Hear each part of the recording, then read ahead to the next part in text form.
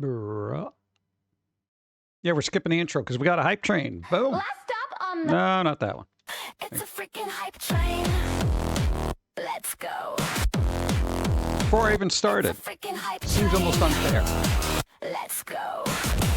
My hand's over here. Let's go. All right. It's a freaking hype train. It's a freaking hype train, chat. What's up?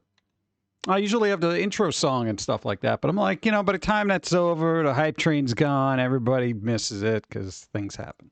What's up? How's it going? Popcat already, man? Dude, we're in a video store. All these are antiques.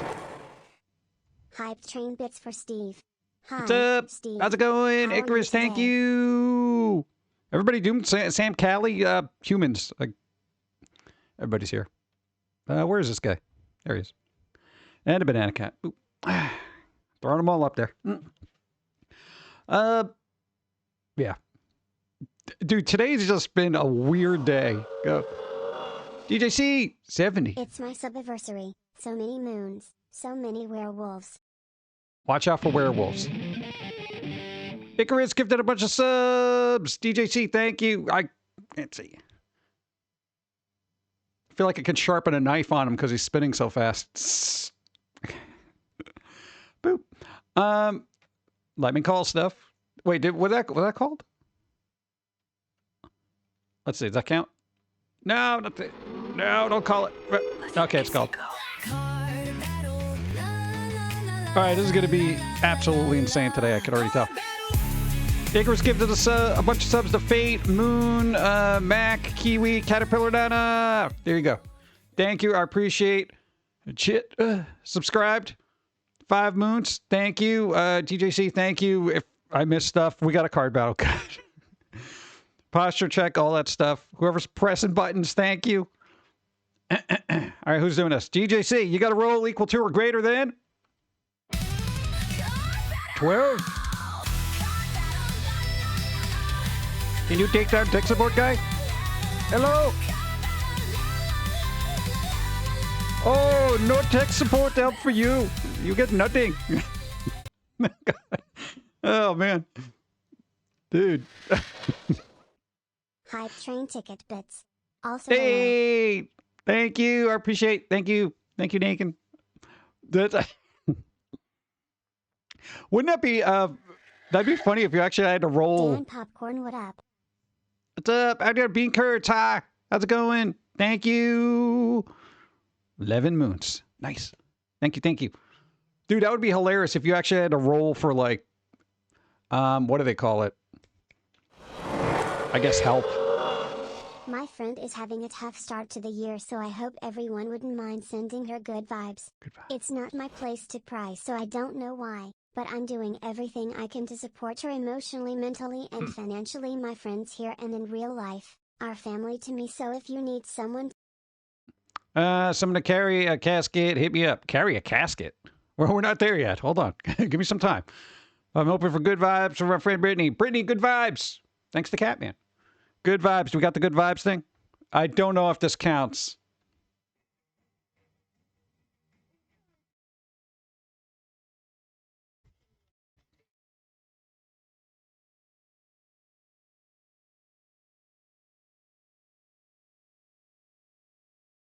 Good vibes.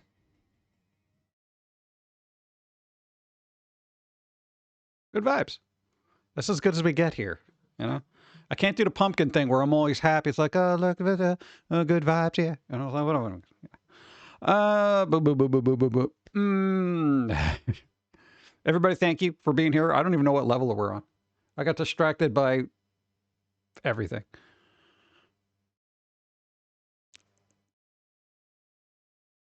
I'm waiting. Okay, good. Oh, sorry. Bro, we got above 30 degrees today. Yo, I was clapping about that. I saw an icicle start to melt. I was amazed. Dude, it's been ridiculous. I don't know if wherever everybody else is, but it's been like 16, 12, -3, that kind of stuff for like 2 weeks. It's been insane, you know? We got little space heaters warming up in the oven. You know, it's absolutely ridiculous. 55 yesterday. I thought I was having a heat wave. I know, right, dude? We're probably going to get 50 like next week or something like that. I'm kind of looking forward to it because I got to see all this snow get the hell out of here. I like snow, but it's at that filthy stage, you know? Kind of like a puppy when it's cute and everything. Then it rolls around in the mud a lot and then it just starts getting everything filthy. That's what the snow is like. It's like you need a bath, you know, that kind of thing. It's so gross, dude. Up from 6 degrees, yeah. Well, that's the weird thing. Once you get acclimated to it, like 14 degrees seems normal, but then when you get like 50 degrees, it's going to feel like a heat wave. And you're going to be like, oh my God, why is it so hot? You're going to be moving your collar and be like, oh, dude, it's so warm in here. Yeah. I was sweating yesterday in Walmart. Every time I go to Walmart, I sweat. I don't know what's happening around me most of the time. People staring at me and stuff. Plus the beaming lights from above. Dude, I don't like it. I think that's just anxiety. It's over here dying laughing. Why? In the 50s. If it is. I'm actually looking forward. I'm looking forward to the 50s. And then that 3 days of spring that we have before it hits like 80 degrees and I'm miserable. But I got ice cream. We'll be making ice cream all summer. Boom. You're anxious. That'll be what? That you'll be a person of Walmart? Nah. I know where I'm at. It's beginning to look a lot like F this everywhere I go. We're still on the ground and everyone around me doesn't know how to drive. Nobody knows how to drive. I think it's a rule of thumb that universally 90% of people don't know how to drive anymore. I see it. I see it. It's crazy. Snow is just at that filthy stage. Oh, it is. It's filthy. It's literally dirt. It's cold, frozen dirt now, you know? The thing is, if anybody's ever been to a New England town, it looks very nice in the snow. You know, you got that nice little kind of fluffiness around it and everything, and it's all wonderful, and it's a Christmas in Connecticut type feel, you know? But then it just gets dirty. It gets absolutely filthy. It's the mud, it's the dirt, it's the people walking their dog, and there's like frozen poop everywhere because nobody wants to pick it up. I'm like, just pick it up. Because now I'm going to be slipping on frozen ice cubes of dog crap because nobody wants to pick it up. Why do you have a pet if you don't pick up after your pet? If there's crapping in your own lawn and you want to leave it there, that's fine. But everyone else has got to walk on the side of these sidewalks and stuff like that. You know, God. Timmy, what's up? I didn't get to say hi to everybody. What's up? Zombie Snow White, hi. What's up? Go. The last couple of days, I had to wear an undershirt, regular shirt, sweatshirt and jacket, just to try and not freeze out in my SUV, in the mornings. Yesterday was weird though, since Mother Nature decided to give us 60+ degree weather. Yo, that's a mood swing. Holy crap. Dude, that's crazy. All of a sudden, it's like, you got 15 layers of clothes and you're like, oh my God, it's 60 degrees out here. I'm going to die. That's insane. Thank you. Considering John doesn't have a gym, doesn't have a license, I assume the map is starting to get closer to that point. There more people don't know how to drive than actually do. At least John, you get him where he needs to go, haha. Oh, we're just going to be, I'll do Ubers. I don't go out so, dude, I am very infrequently out of doors. So it's just like, I'll Uber it if it's an emergency or an ambulance. Everything else is like, I think delivery at this point. Get Twinkies sent to the P.O. box. It'll be fine. What's up? Meow stick hi. What's up? So you've been gone for so long. Yeah, I know you got things to do. I don't expect you to be here every day. You know, I hope you're doing well. What's up? People driving between 2 lanes. Dude, somebody drove up on like the sidewalk the other day. I'm like, yeah, that's not something you should do. It's like, oh, you know, it's like they just realize it when they hear the thud. I'm like, oh my God. Let me say hi. You man, hi. Meow stick hi. What's up? Let's see. Bloody Angel hi. Zombie hi. What's up? Look at how good is into teaming up with a pre-made Catman hi. Pre-made meal kit service. Shipping and groceries free. Yeah. What? Free groceries, bro? Dude, I'm not going to say it was me, but they just dropped the prices of all these potato chips. They literally, I saw them for $3 a bag, and I'm like, nah. No, man, dude, the thing I just posted about the chip prices being too high, It's like, well, I had to go pick up something, and it's like, oh, new low price. And I'm just like, a little late, bro. I'm like, are you kidding me? After the big game, right? Yeah. Let everybody buy their chips for, the Super Bowl, and then we'll lower the prices. Yeah, because everyone's already had all the cholesterol and salt intake that they need for the whole year. It's like, what? So a cube van drive over the corner of a sidewalk, making a right turn today. Yeah. I can see if you clip the sidewalk a little bit, you're not supposed to do that. You misjudge it, new car, that kind of thing. But what are those, like Scions or whatever? I actually like the design of those. That and the PT Cruisers were like the last two cars that I was like, oh, that's a memorable design. Oh. I was so happy when I saw Harris Teeter still had Pringles on BOGO, and one of the flavors was Mexican street corn, which tastes amazing. I never tried that. I don't think I've seen them. I try to stay away from the Pringles because I will eat so many of those. Because to me, it just looks like one little container, and I'm just like, oh, well, I just only had a container. It's not like I ate the whole bag of chips, It's like, God. I only had a pillar of chips. That's it. To me, it's like a pillar or a column. So, sometimes I feel like eating a Pantheon worth of those things. It's like the Acropolis of Pringles. You ate the entire foundation. I was hungry. Oh, God. Let's see. Actual Mexican street corn is great. I'm very leery of food trucks. The only time I got like food truck was Cupcake. There was actually a Cupcake truck. And coffee. I'll always get coffee from anywhere. It doesn't matter. Came up with a neat idea for a piece of Wii homebrew that you install as a channel. There you go. Homebrew the Wii. Yeah. You call it Wii Brew. Just sounds like a really nasty beer. Some Black Rose hop. What's it? Salt, the sand, the dirt does ruin the pretty looking snow. Yeah, it does. It's just mounds of mud now. And then it's all going to melt. And then what I then ever say this every year, we have what we call the sand season. Now, usually you'd get that in Florida and stuff like that, right? The sand season in New England is all the sand that they put down for everything. Ice, snow, all that other stuff. They either use sand or salt, mostly sand/salt. It's all there. And now it's in everything. Nobody sweeps it up till probably like the end of spring. And there's just sand everywhere. It's sand, rocks, pebbles. It is terrible to walk on. Something always gets into your shoe. And if you wear sandals like we do, you're screwed. Every other step is a rock in your shoe. I hate it. Mexican street corn is delicious. I know we got to find a place that does it. But again, I'm a little leery. Leery of food trucks. Yeah.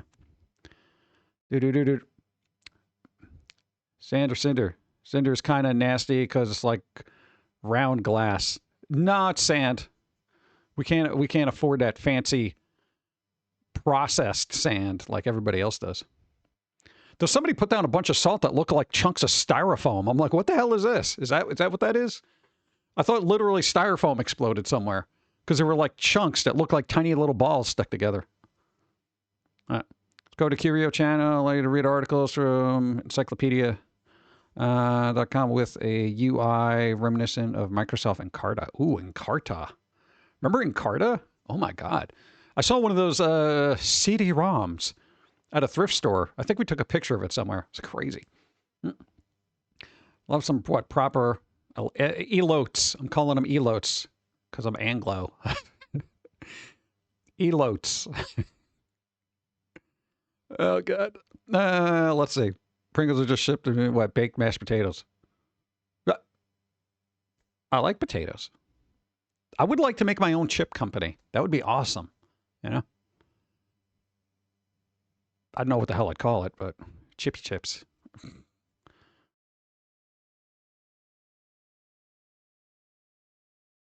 I'm not literally. I'm trying to think of a brand name. All right, whatever. Cinder's power plant waste. Oh, good. That's what I need. Yeah, this power plant waste. Let's just put the radioactive glass all over the snow. That'll melt it twice as fast. What are you doing? Imagine essentially having monitor and Carter for Wii. I don't know if I would need that. Might be fun. Sometimes buy some old software I find at thrift stores. I try not to because we have so much of it already. But, yo, if you ever find an old Microsoft Word, yo, those things still go for money because it has that lifetime key to it, you know? I'm assuming the key is with it, but, you know, you can find a key on the internet, so it's not really a big deal. Coal is only mildly. I'll take the mildly radioactive stuff, thanks. At least now I don't have to go to Cracker Barrel tomorrow after the bus ride. Long as in the morning, afternoon. Yeah, but Cracker Barrel. I always used to call it Crack Barrel. Please make a chip company. We need more RAM. Oh, no. They got to be edible. That would be funny. A chip company, like actual chips, that makes chips that look like RAM, GPU, memory, and all that other stuff. And you call it chips. That would be good, man. And people will be, it'll look like you're actually, you could use blue corn. You know the blue corn they use for the things? And make it just put like, I don't know, weird little printings on it. You're like, dude, I got a 128 megabyte. You know, it'll be fine, whatever. Use LibreOffice because it's free. It does what I need for it. Yeah. There's always a free alternative. We went through that with Photoshop. Edible RAM. Functional copy of Mahjong Master from trash. As a main game disc. Bonus disc. Regular solitaire games adapted Mahjong titles. I never got into Mahjong for some reason. I was like, yeah. Nah, even Steam has got a lot of Mahjong, games with spicy ladies in there, and it still doesn't get me into it. I'll be working, 6 gloves? Hey, Catman, grab this thing. Thank you. After being up at 4:45 in the morning, rushing from the bus to the store through traffic. Oh, my God. Don't run through traffic. I've seen recent videos of people doing that. Yo, getting hit by a car can launch you pretty far. I know for us it was only a couple of feet, but this person went flying. I was like, oh my God. Did not need to see that, but there you go. Timmy, what's up? Being distracted by Blizzard announcing new class. Really? New class? Ooh, intriguing. Intriguing. Yeah, Blizzard was going to be doing something else. I think we got an article about it. Something interesting. Boop, boop, boop, boop. Let's see. Read that. As the highest graphic settings, literally called my PC is worth 2 cars. Really? Wow. What's up, Blue Moon? Hi. Let me get some coffee because I don't want to say I'm running low, but there hasn't been enough caffeine in the day to keep me awake. I don't know what it is. It's like I went to bed late and, I kind of got into the whole Guthrie thing. You know, the newscasters, whatever, mom got kidnapped or whatever. It's time to get some caffeine in your system. You might have had too much, but nobody listened, so you buzzed. Buzzed. Not buzzed enough. Yeah, so it's kind of weird. Plus there was the ring cam thing that everyone's freaking out about. Apparently they managed to pull off data from it, even though it wasn't connected to anything or subscribed to a service. Everyone's like, everybody on the planet that has a ring camera just created this surveillance net in the United States. And I'm like, what, you didn't think this was going to happen? Hey, everyone, let's get these corporate-sponsored cameras and put them all over our neighborhood. There's nothing that could go wrong with that. Must be Pokemon Lazarus. Did they come back from the dead? Boop. Zombies! All right, where's my coffee? This better be good coffee. Oh, God. It's adequate. Oh, that's really borderlining, too. Oh, man. Dun, dun, dun, dun. Amazon Echo Net. I don't know, whatever the Ring ones are. We have different stuff, but, look at Palmer turned grilled chicken.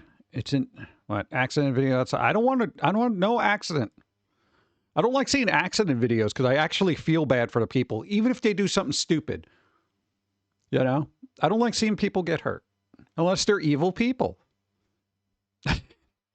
But I want to see them do the evil thing first. I don't want to be people, well, you know, they're a bad person. I need to see proof and evidence. And then if they run in traffic and get hit, I'm like, all right, well, they were kind of stupid. But late again, ADJ, what's up? Particular region, which is based on Greece. Greece? People still basing stuff on Greece. You feel bad for people? Well, good people. You know, I generally, IRL, you're not a big fan of people getting hurt. Because we've been in pain many times. We understand what it is to be in pain. You know, that kind of thing. Yeah. Who wants people to go through pain? Yeah. Even if they're stupid and unconscious and not even awake enough to see what they're doing. Still have sympathy for them like you would. I'm trying to think of a lesser creature that would be less aware than a dumb human. And I'm like, I was going to say puppy, but then I feel like I'm insulting the puppy because I've met more aware dogs than I have people. God, that's scary. Think about that. Honestly, I guarantee you, if you're around pets, you've probably met more dogs and more cats that have been more awake and aware and respond to what you say more than actual people. You know, the thinking people. Yeah, like NPCs, you know. Sorry I missed last Wednesday. Hospital kept me overnight and took a while to get out of there. Yeah, hospitals always take a while to get out of there. Dude, last time we knew somebody in a hospital, not only did it take them 3 days to get a room, it took them like, what was it, 7 hours to get out of there. Every 5 minutes, somebody's coming in. We're going to be checking you out soon. And it's like, good, because I want to get the hell out of here. You know? Just kept going and going and going. Like every 35 minutes, somebody said, yeah, we're working on it. Are you? God. Chickens are kind of assholes and even they care about others, right? Chickens are jerks. We went to this flea market. For some reason, somebody had a chicken that was just roaming around. I don't know. But I'm going to tell you, I came real close to being a chicken kicker, okay? Because this thing was just pecking the hell out of everybody's foot. Like people would go look at the booth because I think this guy was doing like farm fresh something or other. And I guess they wanted to show proof. Look, I have animals. But find a more amiable chicken because this thing was just pecking everybody's. We had sandals on. You know, this thing runs up to you and it's like, you know, and just like, you know, it's like, I'm like, bro. I was chatting with a classmate yesterday during training, and had to listen to her rant about radiation from the TV keeping me up at night, after I mentioned that the noise from shows helps me sleep. Conspiracy theorists scare me, and this is someone who's going to be around little humans. Cheer 10. Yeah, conspiracy theory people are fun, though. I look at them as entertainment. It's like listening to Art Bell from Coast to Coast AM back in the day. That's another thing. Somebody posted an article about that. Well, I read it about it. I want to see what it was. Sound alert used. Thank you. Pressing buttons. I'm not keeping up with it because I'm an idiot. Ah, God. My dad grew up on a farm. Some chickens get ornery. They get downright pissed off. What? I've never had a cow get pissed off at me, but I don't. No, except that one lady. But generally, you know, the splotchy ones I'm usually pretty good with. Horses seem to be all right. I respect them enough not to get close, so I don't know what their dispositions are. I'm trying to think of other foreign creatures that you generally won't see in Manhattan. Goats. Their eyes are awesome. I love that. But I can see why people think they're like, you know, some kind of weird devil creature merely because of the eyes. Plus, they're loud as fuck, man. Damn. Horses are giant dogs that can crush you. That's anything bigger than me. I have a healthy respect that it will kill me. You know, this is why when I hear stories of people cow tipping, I'm like, one, you guys need a bowling alley or something of interest in your lives. Do people still do that? I really hope not, because I'm just like, that used to be an old timey thing. And I'm saying pre-internet, hey man, let's go tip over the cows, you know, because they sleep standing up. Some of them do. And I'm just like, who the hell does this? Yeah, I know. And goats are like pugs. They'll bump into you like bulldogs. Pugs. Bulldogs are super head buddy. They're just like, hey, pet me. I'm just like, what the hell, bro? Yeah, people are like, oh, he'll do that. Oh, he'll give me black and blues on my shin for affection? I didn't think we had this kind of a relationship. What the hell? First time chat, what's up? Kim Possible. What's that? Watch Foamy squirrel stuff on computers at school. You weren't supposed to do that. But you did it, so it's okay. Too late now. I didn't know you streamed. We stream every Wednesday and Sunday. Every Wednesday and Sunday.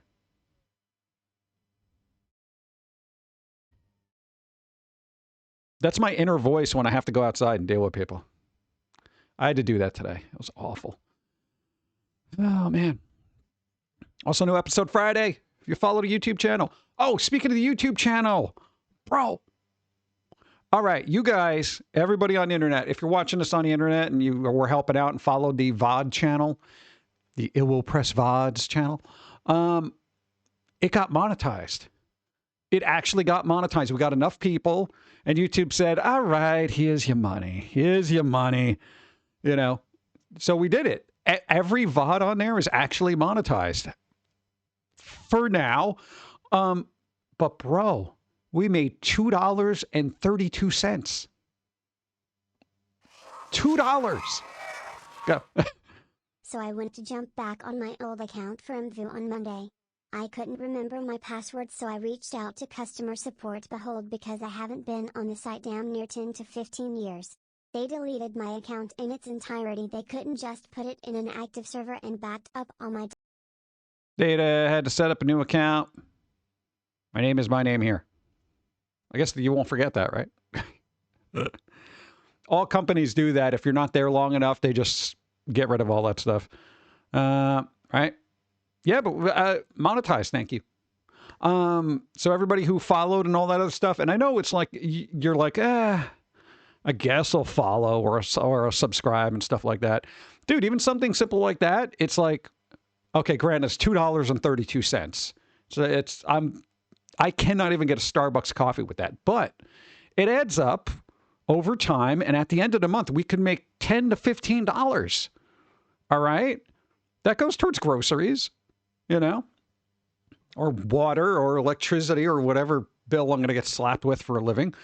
It still, even you going over there, everybody out there, even going over there and just pressing a button, just saying, yeah, I'll subscribe. It does help. You know, especially when you're on that cut. It bothered me so much because we got like, they're like, hey, bro, all you need is 500 people. I'm like, 500? We're like a little bit away. All right, everybody, come on, let's help out. And it was just like, we got the 500 and they're like, yeah, but if you want ad revenue, it's got to be another 500. And I'm like, oh, come on. So then I just, you know, we did a post and then everybody like really came together really quickly to get me $2.32 so far. So, you know, I'll just send you $5 just to mock the process. Dude, I know it's ridiculous, but it's, again, I never pass up an opportunity to have some corporate entity just give me money when they're running ads against it anyway. Like Facebook does that. YouTube does it, especially, you know, all the channels that are not monetized, you guys still have to sit through ads. So if somebody can actually make a little bit of ad revenue, it's like, yeah, why the hell not? You know, Google shouldn't be making all the money, you know, because there's no way they don't run ads if you're not monetized. They'll be like, well, we can't make money off their content. Yeah, they're using our bandwidth and everything else, but God, because then YouTube would essentially be ad free at this point, you know. It does add up, but yeah. So I'm just, you know, that's cool. I know $2 doesn't seem like a lot, but bro, I'm happy about it. Yeah. Thank you again, seriously. So at least I know for all of the VODs that we put from here over to YouTube, the effort is worth it, you know. And some people don't have the time to show up live, so you know, it's appreciated. Hi, YouTube. Thank you. I think the Pum'Kin gets more views than I do, but you know, whatever. $2.32 is enough for a bag of peanuts, but not enough for a bag of chips. See, hey, Doritos, this is what we were talking about. Lower your prices. I know you're at $2.99 a bag. Bring that down. I'm a YouTuber. I don't make that kind of money. Oh God, that is so sad, you know. But no, it'll happen. It'll happen. Before you know it, I'll be able to get one of those $2.99 bags of chips. Yes, I'm gonna do it. Should that be the first thing I buy with my internet wealth? That'd be kind of cool. It's not much, but something, which is nice. Yeah, dude, anything. I don't, you know. Dude, every once in a while, somebody sends snail mail monetary support. Sometimes it's just $1, and I'm just like, thank you. I literally go through the trouble of like sending them a Foamy card and just like, of course, with the postage and everything, I'm probably making like 30 cents, but still, I appreciate it. Self-addressed stamp envelopes are important. Damn it. Vietnam is going to legally require all ads on all video platforms to be manually skippable after 5 seconds. Oh. So I would say if you have a VPN, go through Vietnam. Because then those rules would apply to your IP, right? That'd be pretty sweet. I would love that. I don't know if that would fly here in the States, though. But YouTube said they were rolling out stuff where it's like if you pause the stream, it'll pop up an ad, basically like everything else does now. And I don't interact with anybody anywhere on social media because, one, I don't have time. Two, I don't really want to get into an argument, you know? At least not with that type of mentality. But whatever. We took a chance. They were talking about ad stuff. Everybody had their feedback. Woohoo. I got my return today. Thanks to changes, the largest one I've ever gotten. Hey! Picked up my 3206 today. A good Savage Model 111. Sadly late for deer season, but I got a whole while of range time to practice my shots. Also, new pistol ammo. Critical defense. One of the cool things I like about Thinky is you can create your own avatar and actually chill out with your friends online in a virtual universe like you're actually hanging out in your friend's basement. They have some really neat rooms and they have a peer review website where you can go coins used to buy anything you want for your Avatar pet line. Think you and Don will love it. We won't love it because we don't have the time for it. And that hurts our soul. What? Zombie Black Rolls. Bruce. Like I said, rolls. Oh, I'm tired. Catman, thank you. A Zombie Black Rose. You got a roll equal to or greater than? 15. 15, bro?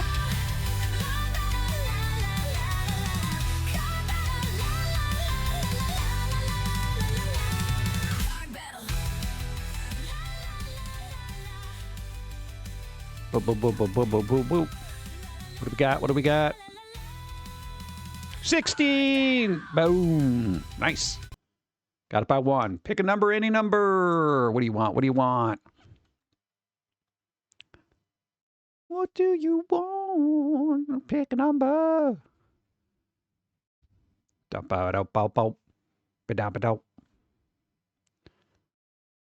that was random singing, wasn't it? Yeah, good. Sometimes I don't know when to keep my mouth shut. Let's call that. You don't get to pick the number. Number 42. Let's see what 42 is. All right. Yeah, call it. Boom. Got it. Boom. Boom. Oh, wow. None of that helped me. None of that helped me. Damn it. I tried. It's not about me. All right. We'll leave off. Roll that, clutch, should I have taken to go to John Discord, social media, or even in emails? I highly doubt they'd be found in some live chat site. Yeah, I'm kind of like, if I had the free time, I absolutely would. Like, I honestly would. The Amityville toaster. Make breakfast spooky. Let's go. Spooky talk from toaster. Spooky eat me toast. Yum, yum, yum. Human hand. Nice. Thank you. Thank you, Chris. Call 42, the strip hit 75 years. Well, that happens. No, I would do more social media stuff, but it's just like, we're always working. And what if I get into a conversation and I have to engage? Speaking of which, supermarket. Had to pick up a few things today. Ran into somebody that we kind of know, right? So, of course, they have to say hello. The conversation just didn't stop. They just kept talking. And we're those type of people that we'll listen, but we'll take a couple of steps back. You're a little bit of a close talker. But every time I took a step back, they took a step forward. And so on, and so on. And before I knew it, I was up against the freezer trying to just look past them at whatever it is I wanted to buy. And I'm just like, they just keep talking. In my head, I'm just trying to calculate the way I'm going to escape this. I can't go back any further unless I open up the freezer, insert myself in the freezer, and then close the door. And then maybe they would take the hint. But God, I hate not being able to be rude to people. You know, just part of me just wants to be very civil to everybody. But, you know, close talkers, I got a problem with, you know. It could be like Adam Sessler, what? Crap on your audience on X, Twitter? Why would I do that? Is that what Adam Sessler does now? I don't follow them, so I don't keep up with it. Plus, that's the other thing. I don't want to get into drama with other YouTubers, Twitch streamers. We went through the ringer on Newgrounds with that kind of crap, and I'm just like, yeah, I'm good here. I'm like, everybody could fight amongst themselves. I'm done. You know, I'll find the individuals I can converse with, you know, and just keep it that way. Just I can't deal with it. Got to wander into comments and get your hands on the sriracha peppers, right? Just be like, hey, have you tried this? We'll say, like, I stand away from people. Yeah, but if they keep going closer and closer and you try to back up and then you're literally, my back was against a wall. And I'm just like, oh my God, what are you talking about? And they're just, you know, it's daily conversation, the weather, you know, this thing, the fun thing that they found in the aisle that they haven't had in a while, you know, that kind of thing. And I'm just like, oh, cool, you know? I don't know how to respond because I generally don't talk about stuff with people. I do here, okay, but IRL, it's different. They have completely different interests. I kind of know them, but not really. I'm not going to be talking about books, movies, you know, the last good anime I watched. They're not those type of people. So I don't want to get into computer stuff. I don't want to get into the how's work conversation because that's just another 28 minutes. Yeah, right. But wait, I didn't tell you about the cyst, right? There are those people that'll just go on about their medical stuff too. Like, oh, you haven't seen me in a while? Well, let me tell you about all my health issues. And I'm just like, and then you just feel bad, you know? But I don't know. Like, I don't know what to do in the situation. So I politely listen and hope they tire out, you know? I'll tell you, IRL, I have never met a person that I couldn't zone out so long that they finally stopped talking. I could do that. I could just shut down and just be like, go ahead. Blah, blah, blah, blah, blah, blah, blah, blah, blah, blah, blah, blah, blah, blah, blah. There was one person I had to literally freeze out, though. There was one. And I guarantee you they were on full spectrum. It was a long time ago in a galaxy far, far away. It was like 15 degrees outside, right? This guy, we're talking, blah, blah, blah. And I'm like, all right, I'm going to head out now, blah, blah, blah. No, just kept talking. We have a high tolerance for cold. They don't. But like an hour and a half in 15-degree weather, this person finally realized he was just talking about nonsense for an hour and a half. Just kept going. And he's starting to shake because he's probably getting hypothermia. And they're just like, I'm like, are you cold? He's like, yeah, it's a little chilly here. Maybe we go to the diner. I'm like, nah, I'm probably just going to head home. I'm like, no, but keep talking. So, you know, and they're like, they're so cold that they can't keep track of their thoughts. And I'm like, I could do this all day, bro. Yeah, maybe I should kind of go home too. I'm like, yeah, you know, it's getting kind of late. You've been out here for like an hour and a half. It's probably gonna get colder. Oh God.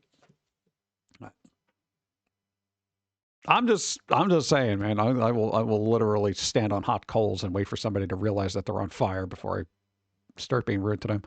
I have to make an effort to make small talk. You could probably just say, hanging in there. I'll have fulfilled my social obligations.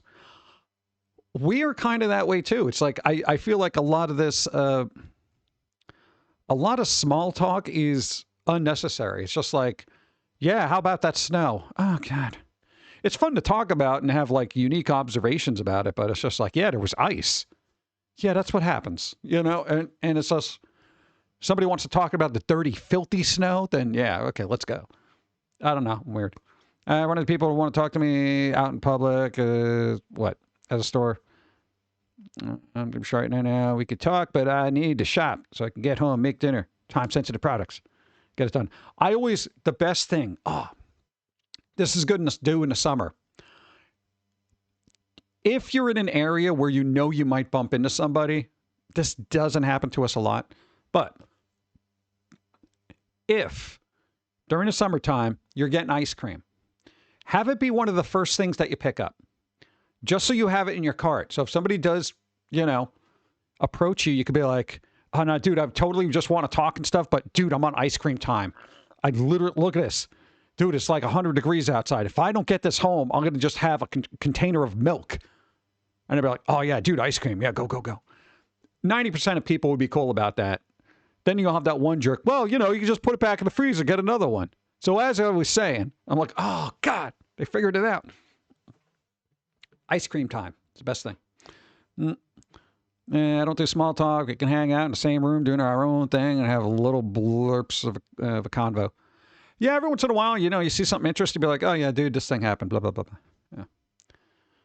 I don't know. I've gotten to the point where I don't want to have idle conversation about the nothing that is society, you know? And it's hard to have a conversation with people because they kind of want to get into politics at some point. It doesn't matter what you're talking about. Somebody's going to be like, hey, yeah, but I'm like, oh my God. It's like they look for that opening to inject politics, and I know when it's coming too. Even IRL, I'm like, yeah, I don't get into politics. Very divisive, and then people start hating each other, and I feel like we should all get along. Even the differences of opinion can unify us in some way if we just see, you know, and make an effort to reach across aisles. Yeah. Yeah, but you know, they're not going to do that because all right, yeah. What did I just say? If it's not about gaming, game design, or coding, I'm at a loss anyway. Ask about those topics and you're in for info dump. Even stuff that I know a lot about, IRL, I generally won't discuss. Somebody asked me, oh, you're into computers, right? I'm like, yeah, a little bit. I mean, I can literally navigate a computer blindly. But yeah, I know a little bit about them. You know, that kind of thing. I don't want to get into it. At a certain point, I feel like, and this happens as you get older, you know, you're just like, I don't need to be saying this again. This conversation isn't pertinent to me, you know, that kind of thing. But it is what it is. I avoid politics because I don't follow it, so I'm not knowledgeable enough to speak beyond that. But then there's that person is like, well, let me educate you, you know? And then they're just like, dude, you don't realize what's happening in the world. You got to keep up with everything, you know? And then they start getting into conspiracies and the alternative media and, you know, that kind of thing. It just goes on and on forever. That's sometimes worse, you know? And I've done that too, where it's like, yeah, you know, I don't keep up with this, but you got to. Why? It's important, is it? Think of the future. I'm going to be dead. And then, listen, I'm going to die at some point, so I want to enjoy my life, okay? The thing is, politics for me ends with the casting of a vote, and I wave to everybody and say, good luck, and I just move along, okay? I'm not going to spend the rest of my existence writhing in turmoil about the state of the world and what's going on here, what's going on there, okay? I'm not doing that. Life is too short to be filled with angst about the state of the world that you should be enjoy living in because you only get so much time. All right? So, then it's time to set a true cursive digits. Cursive. Cursive? Or is anyone going to be able to read those? Like, what's with all the squiggles? Hey, new follower. Thank you. I appreciate it. Thank you. Thank you. Nobody's going to be able to read that. Freedom Ghost, hi. What's up? People try bringing the politics into conversation and just say, rip you to evidence to back yourself up, please. Yeah, that never happens too. Because then they're like, yeah, but this source isn't going to tell you the truth. This one does. So even a concept of relevant source has become very subjective because a lot of people don't trust, mainstream media. And then other people don't trust alternate media. So then it's like, okay, who do you trust? Absolutely nobody. You collect all the information. You can, to the best of your ability, figure out what the facts are, and then, vote accordingly. That's all. No one under 25 will be able to read your digits. I can't read any of these things. Well, that'll be the cool thing. They'll have to, use Google Translate for cursive to just... Isn't that sad? Is that an option in Google Translate? Because I never even thought to use from English to English. I'll do that for a manga where it's like Japanese to English. Oh, well, that was okay. That's what it meant. Okay, that kind of thing. But I've never done that for cursive numerals that connect like cursive writing. Yeah, I know how to write them. Dawn is really good at writing cursive, just all squiggles and stuff. I got the kind of the Dr. Chicken Scratch kind of stuff where I'm just like. It's abysmal, But I can read it and I can write it. So, I mean, that's a win for me, right? Never lift a pen. Yeah, don't lift the pen. Said the angry nun that slapped your hand with a ruler. Constantly worrying about things beyond your control is a waste of energy. It really is. And I try to impart that to people, but some people like to make their lives about what's going on in the world. It gives them a purpose. It gives them a cause. And, that's good because everybody should have a purpose. But be mindful of the purpose and how much misery it's causing you. If the purpose you define yourself by is causing all this turmoil and angst, and you wake up miserable every day, angry, sad, depressed, that kind of thing, it's probably not something you should be defining your existence by. Yep. Hey Steve, I'm late to the party. There's no party here. We don't party. I'm not a party person. Does this look like a party to you? I am in a video rental place looking for a movie that isn't on Netflix. I feel like I'm going to get Brewster McLeod or rewatch Harold and Maude again. Bud Cort passed away. He did. It's weird. We got a thing open about that, but yeah. Other people did too. This was like last 2 weeks, a lot of important people that, at least acting wise, that I like just kind of dropped off. Yep, definitely my kind of party. Yep. I almost bought pizza today, but I didn't. I was good. Oh, God. Start caring about politics about a month or so before next vote. Just enough time to read up on what's on the ballot at my pace. Isn't it? No, I'm not going to even get into it. I was about to say something, but I'm just like, no, because that's going to be divisive too. And I just figure it shouldn't be, but it is. Farrellin gifted a bunch of subs. Thank you. Yuzu Medic got one. Ultra Squid. TMG Loki, I knew, and Mac Booyah. All got subs. Thanks to Farrellin. Thank you. I appreciate collecting the subs. I'm collecting them. They're like Pokemon cards. Dude, I just got a Mac Booyah. Oh, yeah, well, I got an Ultra Squid, so. Oh, man, you got an Ultra Squid? That's like a shiny. But I really wish we had that kind of time. My God, that would be amazing. Here's where I would love for this to happen. And somebody please make this a program. If you're into, this will be a very good app or add on a plugin for OBS. Have it work with Twitch. Here's what you do. This is a good idea. You have an AI be able to read chat, right? And every name that gets a sub or is a sub, the AI generates a Pokemon-like card based on their user profile image. It could be fun, similar, whatever. It gives them random stats and stuff like that. And you could just like have it appear on the screen, like as if you're opening up like a pack of cards. I feel like that would be awesome because I love opening packs of cards. But, you know, be like, dude, I got to make booyah, blah, blah, blah. You can have cool sound effects and stuff like that. That's that kind of AI automation that would just be tremendous for me, you know? James Vanderbeek passed from cancer today too. Yeah. I forgot about, like, I know he was in Dawson's Creek, but I never watched that. I actually knew him when he kind of self-parodied, well, he did a self-parody of himself as an actor in Don't Trust the Bitch at Apartment 23, I think it was. That had, what's her face? Kristen Ritter, I think. She was awesome in that.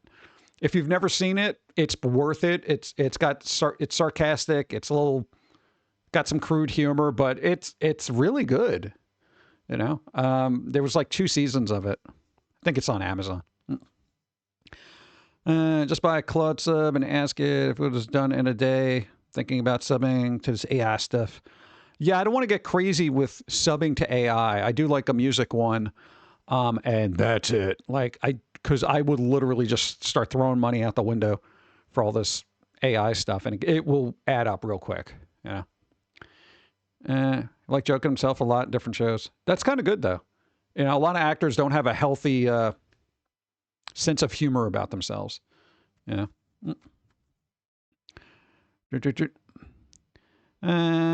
Just gonna keep tinkering with local stuff I can run. What's up? Down's here. Bingo.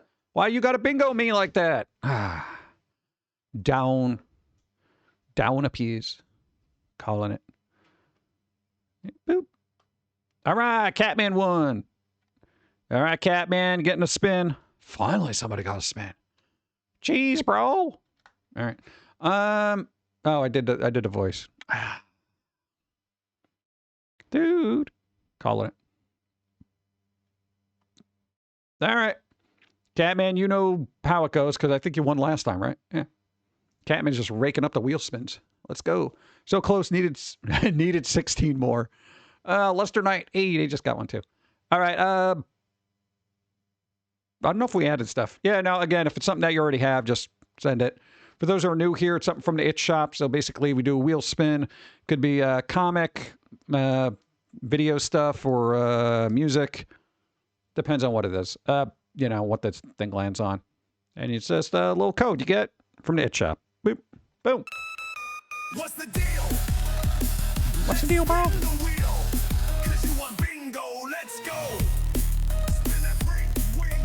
Boom, boom, boom. Spin that freaking wheel. All right, spinning the freaking wheel. All right, what have we got here? Let's see. We're almost there. We're spinning. A lot of fire on this screen. What do we got? Boo. Ooh, little Halloween book. Hey, there you go. Nice. Boop. Again, if it's something that you already have, feel free to pass along to somebody who may not. Boop, boop, boop. It's just a code that you can give to anybody. Download keys. Create a key. Boop, boop, boop, doop, doop, doop, doop, doop. Boom. Send in the key. Let's see if... Did that go in?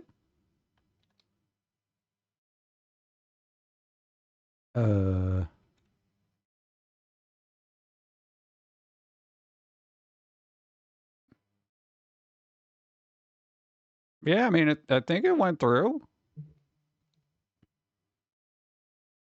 Doesn't look like it did. You know what? Let me send it again.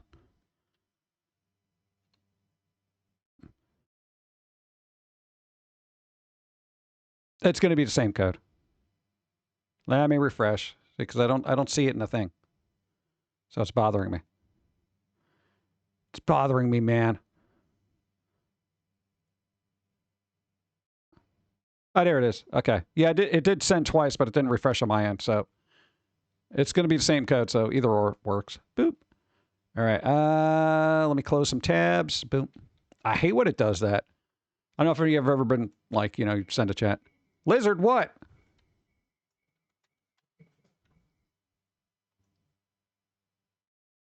Nah, moth. There you go. It's like I got to do it. Wait 3.5 times for it. That timing bothers me. It's so off. Ad starts in 10 seconds. Yeah, let it run. We'll just talk. Twitch Whisper's been weird. It did that to me yesterday as well. Oh, okay. Because I'm like, dude, they didn't get the code. I'm like, bro, why are you blowing up my chat with the same code 15 times? Finishing the apple and sipping a banana cream soda. Banana cream soda? Is that a thing? I've never heard of banana cream soda. Anyone else hate the lizard meme? I'm indifferent to it. I appreciate the off timing of the lizard thing, So that's kind of interesting. But yeah, that kind of blew up. Almost got to like Pepe Frog levels. Yeah. It tastes like banana cream pie. I've never had a banana cream pie. I don't think I ever have. I've had coconut cream. I feel like all the other creams. But banana cream, I don't think I have. Because I feel like if I have bananas, I'm going to eat bananas, or I'm going to make a banana split with a bunch of ice cream, or I'm chopping up bananas and I'm putting it in ice cream, or I make banana bread. Or I have a fruit salad with banana in it. I don't know. It feels so manufactured. Yeah.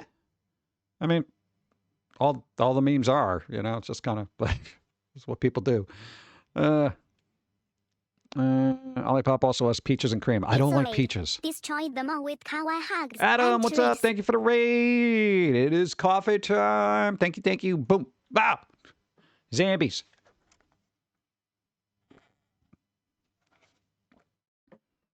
That's all right. I feel like the coffee is going to get weirder as the ice cube melts. So we could have bad coffee, but probably not for another hour. Bum, bum, bum, bum. I don't know what 17 is. Do we drop any frames? No, we're still good on frames. Oh, we're doing a break. Let's see what's going on. Didn't do any of that. None of that. Technical issues. Drop frames. Fancy. Haven't really glitched. No spicy card. No shiny card. No supersize emote. Mispronounced somebody's name. Probably. I'll call that. No acting. Hits mic. Nope. You're pretty good. Yeah, I think we're right. I might eat on stream later. We don't know. Lemon meringue pie. Dude, I've had that too. That's good. Every once in a while, I get on a lemon kick, usually around summertime, because it's a very lemony, summery kind of flavor. But what the hell? These like weird lemon cookies. Dude, lemon drop cookies. I could eat a whole bunch of those. Forget about it.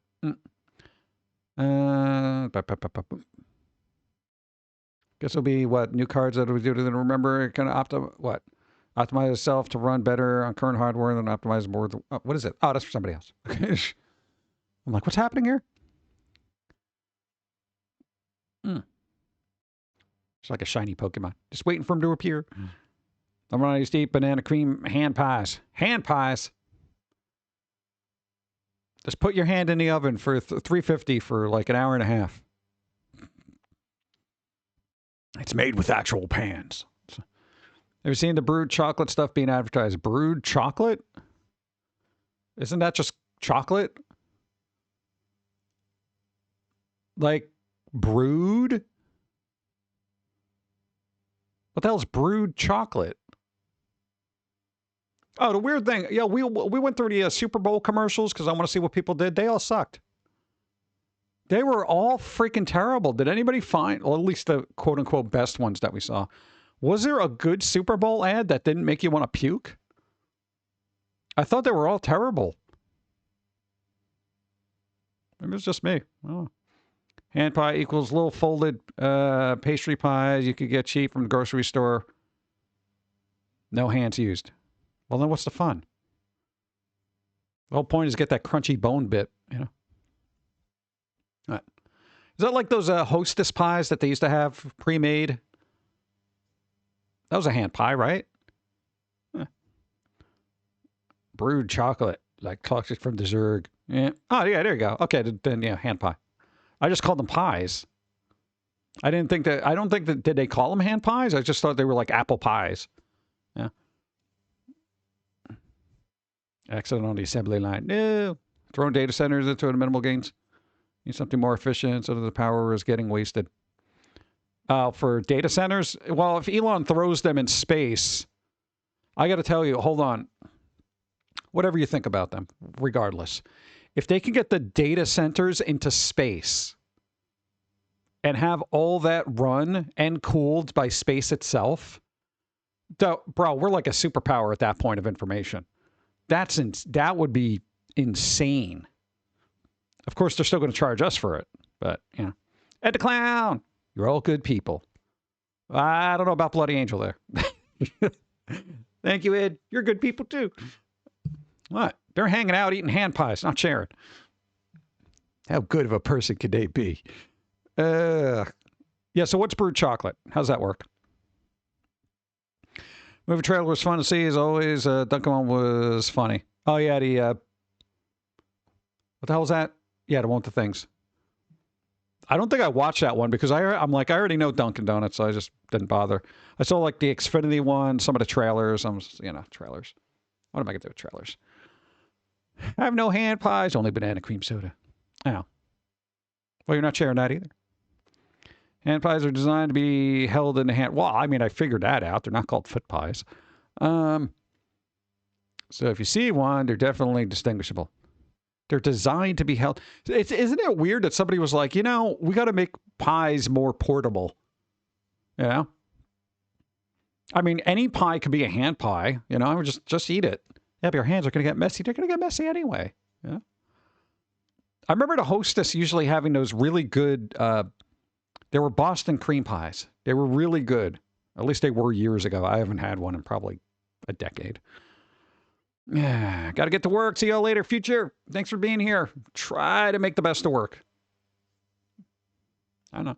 Hand pies were originally made for workers to eat on the job. They're mostly savory instead of sweet.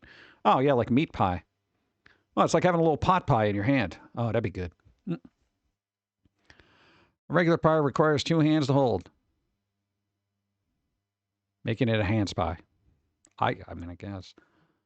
Assuming you would take a slice off. The whole pie just folded in half like you do a pizza. What? I've done that before where I've gotten like, a couple of slices of pizza and I'm like, yo, I got to get going. I just slap those things together and fold them and just start stuffing my face on the way to wherever I got to go. Calzone pie. Dude, calzones are good. Like those. Pasty? Why would they call them pasty? Dumpling, pierogi, all technically hand pies. A pierogi is a hand pie? That doesn't make any sense. That's more like finger food. That's an hors d'oeuvre for me. Pierogies are so tiny. What's up? Thanks for the follow. They're so tiny. They're like little. If you want to stop a killer, just throw a pie at them. And they can't hold the knife gun. What? What if you miss? Then you're wasting food. What if that makes them angrier? The reason I was going to murder you was for your money so I can get a pie. All you had to do was share. Then you get her make mini pierogies. I think all the ones they sell in the store are mini. I don't make things. That's the thing. They're like, make pierogies. I'm like, who? What? That's what the factories do. And it would be too busy holding the pie. Yeah, but what if they're really good with their feet? And they got those little foot blades like the guy in Kingsman. That was such a cool movie, I like Kingsman 1 was really good. 2 was pretty good. Not as good as the other one, but yeah. What if the murder was on a keto diet and ignored it? Then you have to throw a burger at him or something. That was a chick. No, the guy with his foot. He like tapped his shoes together and the little blade came out. You saw the movie. Come on. That's how they took down the lady with the little shoes, you know? Oh, right. That little bit of information. Oh, okay. Let me get some coffee.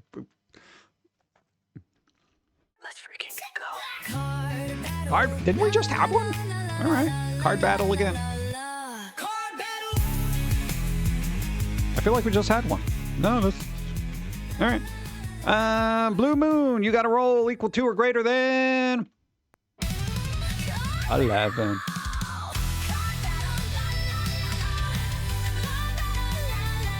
Can I call Stevie for a card? No. Gotta show up like actually.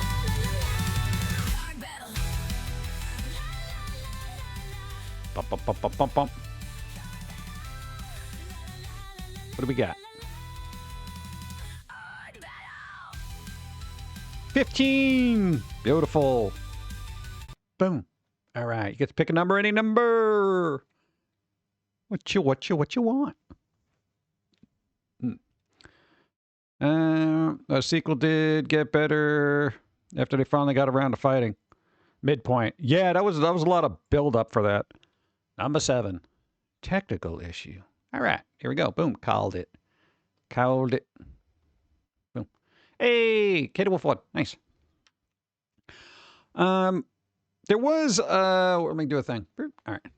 The first Kingsman had a bit of a build up, but there was like action in the beginning that kind of got it to where it needed to be. The second one was a lot of like, well, this happened in the first one and this thing, and here's a recap and blah, blah, blah. You know, it's just like, all right, come on, get to the point, bro. You know. What else we got? If you mean power plants, I'm sure what AI breaking cold fusion is just around the corner too. Yeah, I got to use those power plants for something, you know. Well, there was a thing that, Japan just did this thing where they beamed electricity from space to Japan or some crazy crap like that. And I'm like, bro, space energy, space. Where's our Dyson sphere? What the hell, man? Can we just get to the point where we have free energy? I feel like it's right around the corner, but nobody wants to do it. Big surprise. Yeah, Elton John cussing out the villain. Yeah. It's Elton John. Cold fusion around the corner when I was twinkling my dad's eye. Twinkling my dad's eye. I read that as Twinkie. I feel like food now. It's the second time I mentioned Twinkies. I haven't had one in a long time. So are they still good? Or are they garbage now? Microwave from space to Earth. Been a real thing for some time. Making money, that's the hard part. Well, no, we need a philanthropist to go out there and say, the world needs energy. Put all this crap up there and just energy. You know? Come on, dude. And then you just pay for the maintenance of the infrastructure. Because it's kind of ridiculous. Energy costs are through the roof, all this garbage. It's crazy. Yeah, I gotta rewatch that. I gotta rewatch Kingsman. But I gotta like catch up on new stuff too. It's like there's a couple of movies I want to see, and I'm just like, should I watch this? Should I watch that? And then I got roped into like watching all these weird things that like people on Twitch are doing, and I'm like, I've never seen this movie. It looks crazy. Now, before I know it, I go down this rabbit hole of riff tracks type stuff, and I'm just like, yeah, I need this. Who's that guy? One of the unknown Baldwins in some movie about, was it like there was a gator? Was it Roller Gator or something like that? I'm like, what the hell am I watching? But it's like a car crash. You have to. You know, it's weird. Dyson Sphere. It's a new vacuum cleaner. I know we should make it better than just a vacuum cleaner. We should really have a Dyson Sphere. Yeah, I want free energy, or at least 1p energy. Yeah, if you could just anything to keep the costs down, because it's just like the costs are going to keep going up because everybody's using it for data centers now, and of course they're going to pass that cost on to everybody else, as opposed to maybe making those people who are sucking up all the energy pay a premium for it. You know, they'll be like, no, we'll just redistribute that fee to everybody else. Dyson Sphere is a big ball in space, usually around a star. Like the natural progression of ring world. Yeah, that's what we should do. Let's go. Let's get it done. Hey, Freakster. Hello, everyone. Wishing you a good Wednesday. Good Wednesday to you. I hope you're doing well on this Wednesday. We're doing okay. We got some Biscoff. We got Biscoff cookies. Dude, they're good. I like them. I've had them. What was that thing that I was going to say that was actually good? There was something that I got that I was like, oh, this is pretty good. What the hell was it? It wasn't Biscoff. It was something else. Ah, forget it. Equal distribution of pain. We need free energy for a new AI, world, and robots. Get there eventually. Yeah, but the sooner the better. You know, we're in this, from an evolutionary standpoint, we're in this almost there sort of stage of a new stage of technology and society and all this other stuff, right? However, because everybody's so divisive and arguing, plus you have all these other ideologies, whether they're political or religious, pulling everybody every which way. So there's a lot of conflict happening to get to that next level of, I don't want to say human evolution, but technological evolution. And if we can get past all that and kind of shed all this old world BS that's been holding us back, and we can move towards a brighter future, then I think that would be in everybody's best interest. But shaking off the, I want to say, old habits is very difficult for humanity. There's a lot of really old habits out there. Some of them downright violent.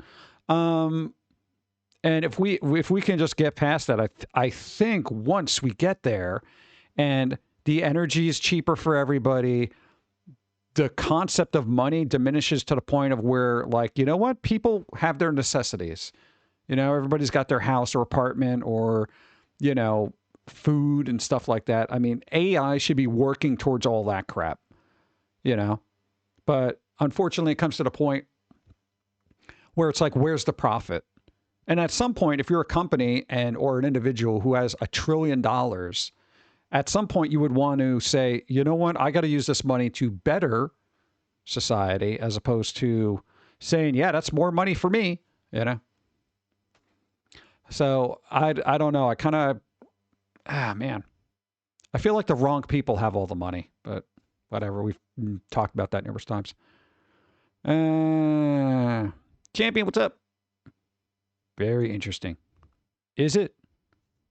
Think once the rich get to space, they won't care much about Earth, and they, idiotic intelligence explosion will help that. Rich trillionaires will run the space frontier, live in the moon houses and such. Yeah, but they're still going to want to do something unless they're able to terraform the moon, you know? It's humans like their amenities, you know? We're creatures of habit. So I don't think, for as much as everybody wants to go into space, I don't know if people would want to live there permanently. People still want fresh air. They want to see sunlight. They want trees. Even going outside and hearing the birds tweet. You know, yeah, you can get a ambient sound recording, but it's not the same. Let's see. I did the Biscoff and Greek yogurt with the Biscoff food trend. That's really good. When you see the cookie butter, I take it and use the rest of it in ice cream treat. Yeah. We knew somebody was like, oh, I found it. It was on sale. You want me to pick you up one? I'm like, yeah, I'll give you the money for it. I don't know when I'm going to see them next, but I got cookie butter somewhere. It was really hard to get Biscoff. They're like sold out everywhere. It's bizarre. I need high-speed internet, right? The only amenities I need is a toaster and a bathtub. Just not at the same time, I hope. Okay. You underestimate how much the rich are willing to hoard past the point of any tangible benefit. That's kind of that old world mentality that we got to kind of shed off. You know, we got to get rid of it. Where at a certain point, hey, they won. Buccaneer squirrel. Yeah. If we can get past the concept of more is more, And we could just say, this is enough, and then have the rest of it go to other people. And I wouldn't even say do that forcefully to somebody like that, you know, aside from paying their taxes the way everybody else should. But it would be good for them to just say, I have enough, you know? I would love to get to the point where I'm like, I have enough. Here, everybody take some money, you know? Help out people, try to be philanthropists and stuff like that. But I don't understand the concept of, like, you say you're Bill Gates. You have like 15 different houses, you know, that kind of thing. You know, what are you doing with all that money? Quote unquote cancer research and stuff like that. Cool. Assuming that's all true. And, well, maybe not him. Let's talk about somebody who isn't an issue right now, apparently. I hear things. Any gazillionaire. You know, you have your houses, you have your cars. And I feel like if you're rich and you work for that, yeah, sure, take whatever, get it. You get your fun stuff. But how much of that do you need? You know, and then you're just like, okay, I'm going to help them out, do this, blah, blah, blah. You know, and I will be the first to say, if you're in the United States or, you know, Western society country and you're a billion trillionaire, whatever, I'm not even worried about, you know, third world countries that almost refuse to develop through education and whatnot. I'm saying within the country you're in, you know, there's people that need help in the United States, the UK, you know, and all that other stuff. You know, that kind of thing. It's just like, let's do this. What if you're like, come on, whatever. Why don't you stop destroying the earth? I think the earth can take it. People don't realize it. The earth can take it. I'm not condoning it. I'm not saying, yeah, destroy the earth, because the earth will eventually throw it back at us, get rid of us, and then we'll go back to being what it is, which is a living planet. So people who want to save the earth have a self-interest in not dying. A lot of people think it's not going to happen because if you're a super billionaire, you'll just move to a better part of the world that isn't engulfed in volcanic ash or underwater. You know, you have the money. Nobody cares. Yeah. But yeah, the earth will be fine. People are screwed. No moon cows. There's no coffee or chocolate in space. What if they can make moon coffee? That'd be pretty good. There's no beaches in space. Yeah. What that would be the first thing they do. They got to make a resort on the moon so they can have like low gravity bikini girls up there. What? Everything will look a lot more perkier. That'd be the first thing on the checklist. Come on, man. We need a moon beach. Astro bikini girls. I don't know. So, rich people are weird. Well, so where do I leave off? Make moon birds. All birds are drones anyway. Should be easy. Think space will be their new attention, and Mars terraforming to the point maybe it would be a thing because they would make billions from each other. That billions for 10% tax will be nothing to them. Yeah, I mean, how do you get stuff from one place to another? That's not feasible. Unless you make a Stargate. How long does it take to get from the Earth to Mars? You know? Even if you could terraform it, there's just so many variables you are not going to be able to consider or take into account. You know? Does it have earthquakes, volcanoes? What the hell is the weather like? Radiation levels? It's you know, yeah, it takes months. You know, it's not like you're getting fresh fruit over there. You can freeze it, but it's going to be frostbite by the time it gets there. Yeah. It's not save the planet, it's save us from the planet. Yeah, pretty much. I guarantee you, if humans did not have a looming threat of the Earth collapsing in on itself and causing our environment to be unlivable, we wouldn't care. It'd be like the 70s all over again. 70s were the worst, you know? Dude, that's when they were doing like all the dumping and all this other weird crap. The Hudson River, you can literally walk on because there was so much sewage. You'd have to wear galoshes. But still, you can get from one side of New York over to Jersey just by walking over it because it was just so much. You just hop from tire to tire like you're playing Frogger. It was ridiculous. You know, and things have gotten cleaned up and all that stuff over the course of 50 years. But, you know. Then you postcard for Mars. Yeah, there you go. Planet deserves to get a few licks in. Yeah, it'll just cause more viruses and get us all killed. Thing is, they feel money is the only goal. Once the space frontier comes, then the space is the goal. They actually have new purpose other than just money. Yeah, but the purpose should be here on Earth first. You know, that's the purpose. If you want to like save humanity, start with where the humans are living. We can get to space eventually. Sun's doing all right. You know, I checked the mileage. We still got a couple of years. You know, and you can work towards space and intergalactic travel and stuff at one point. But you're not going to be able to do that if the human inhabitants and species of people aren't to the level of being able to comprehend, deal with, and endure actual space travel. Like, there are literally parts of the world that if you do a magic trick in front of certain people, they think you're the devil and will try to kill you. This is what I mean by that old world crap, where you're like, yo, we gotta get up to par here. I shouldn't have to do like look, my thumb is disappearing. Wow, you know, and somebody thinks, oh my God, Satan, get him. That it's crazy. There's people that worry about witchcraft right there and will literally try to, you know, murder other people of that kind of magical persuasion. So we have to get past that first. If we can all get past that through education, whatever the hell you want to do, slapping them across the face real hard, just something to push us in that direction of like, all right, we're all better. We're all somewhat educated. We kind of know a magic trick isn't the, you know, mystical powers from the underworld trying to steal your soul, you know? There are people that freak out when they see photos of themselves because they don't, you know, it's kind of that thing, it stole my soul kind of thing.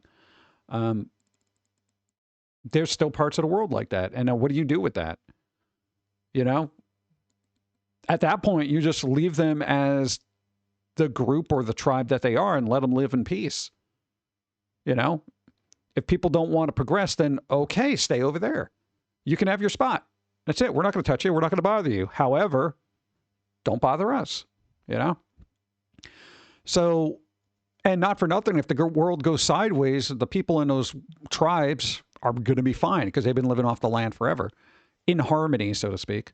You know, people more reliant on tech would be the ones screwed. So, I mean, it's both got its benefits and drawbacks, but we got to either close that gap or just accept that there's a gap and then just stop interacting, honestly. Just society's got to start moving in its own directions. If you want to live in this, you know, the 16th century, you go that way. If you want to live in the future, you go that way. That's what we got to do and all agree on that and stop trying to make sure no child gets left behind. Because much like school in the real world, if they're not prepared for the future, they're not going to be able to adapt and function properly within it. So it's all right to get left back. Gives you more time to learn. Let me get water. Hydrate. Boom. Boop, boop, boop, boop. I like that one. It's like 80s anime. It's cool. Oh, now it's gone.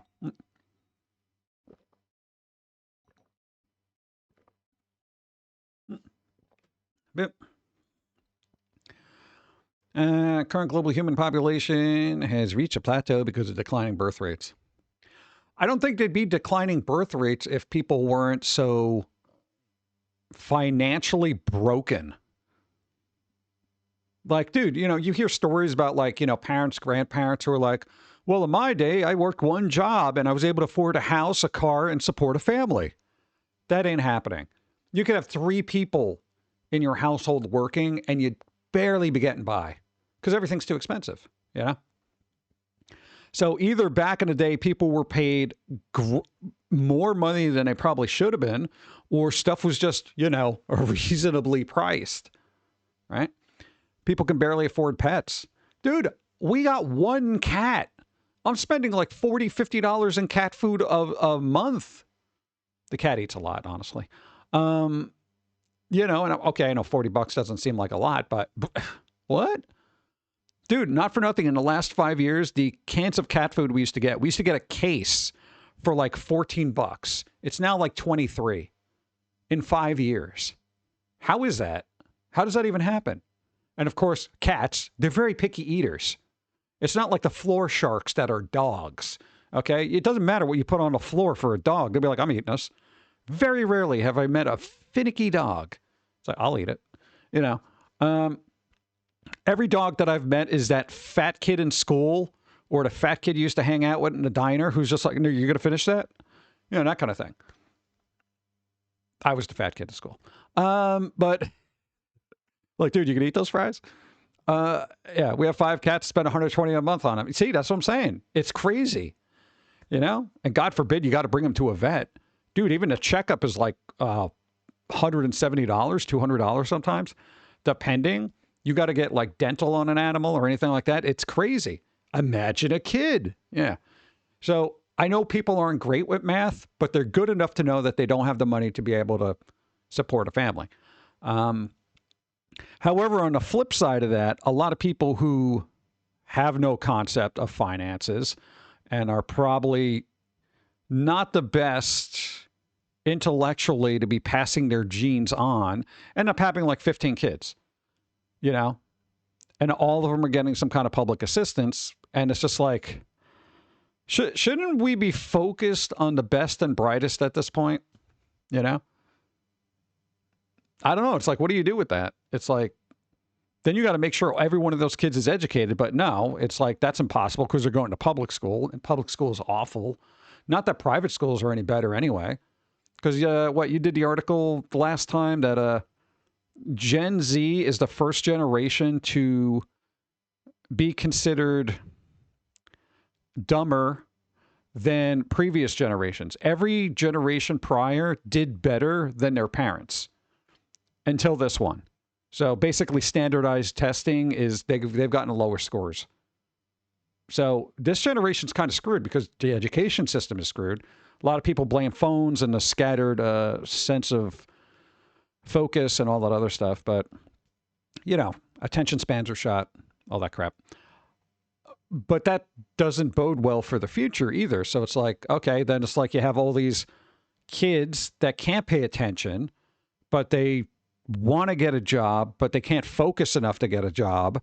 So they don't have a job. They end up just being on unemployment, but they're probably going to have more kids, not have the attention span to take care of those kids. Those kids are going to be stupid because they're going to be hooked up to phones constantly.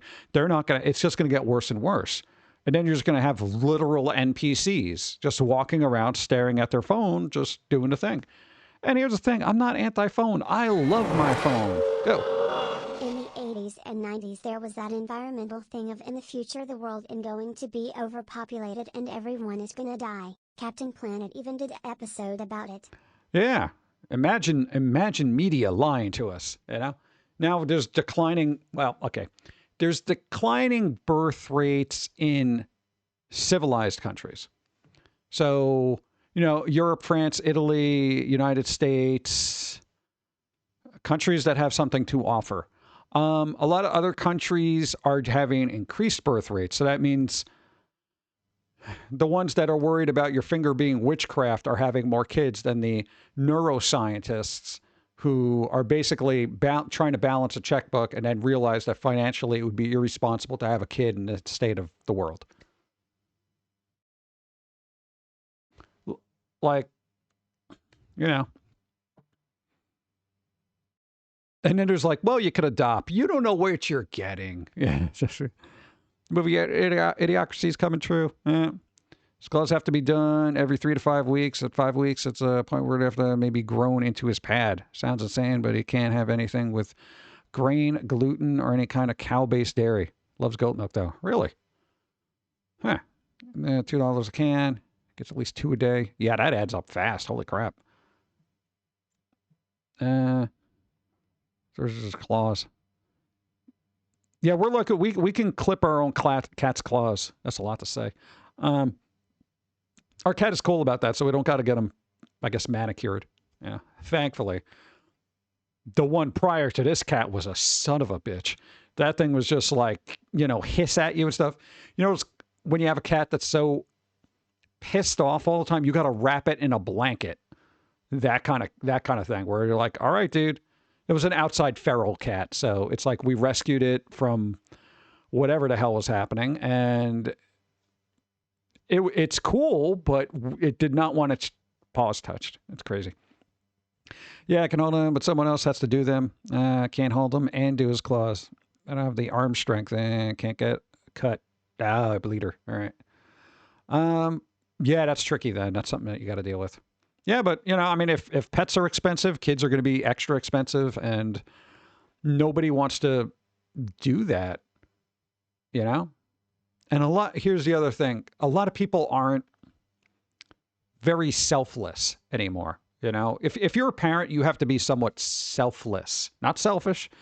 You have to kind of think of the kid's your world, et cetera, et cetera, et cetera. And I feel like, at least from what I've read, current generations are very full of themselves. It's about them because they're the center of their world. And most people think that way. So for the most part, and for them to say, yeah, let me have a kid, it doesn't register because then it's like, well, then I got to take care of something. Forget that, man. I got stuff to do, you know. And it could be work, it could be personality. Who knows what it is that's stopping people to do it. But I guess, why don't we, can we get like, you know, because we do have all sorts of welfare programs and stuff like that for people who have kids. Can we do that for people who are smart?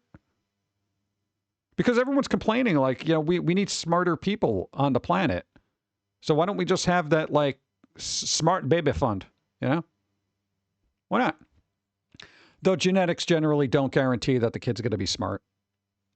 So it's a crapshoot. You know, dude, I've met some quote unquote poor kids that they're exceptional. And I'm just like, my God, I really hope somebody figures this out and gives them a shot somewhere. I mean, technically you grew up poor. I mean, like you had clothes, a couple of toys. Never had cable, didn't have a lot of toys and stuff. Got comic books every once in a while. You know, it was like, but you didn't know that because it was just like, you know, when you talk to your parents, they'd be like, yeah, you don't realize how tight stuff was. And I'm just like, what? They're like, no, it was awful. I'm like, you know, they were good parents. So it's like, you didn't really know. You had shoes. That was cool. But they cut a lot of corners because they were more selfless. You know, they were very like, you know what? We can get another couple of years out of the car because the kids need this, this, this, and this, you know, that kind of thing. So it is what it is. But I don't know if you're a parent, just instill critical thinking. I think book smarts and all that other stuff, it's nice. It's like the cherry on top. But if the foundation of critical thinking isn't there, all that's book knowledge, internet knowledge, and all that other stuff doesn't mean crap. It really doesn't.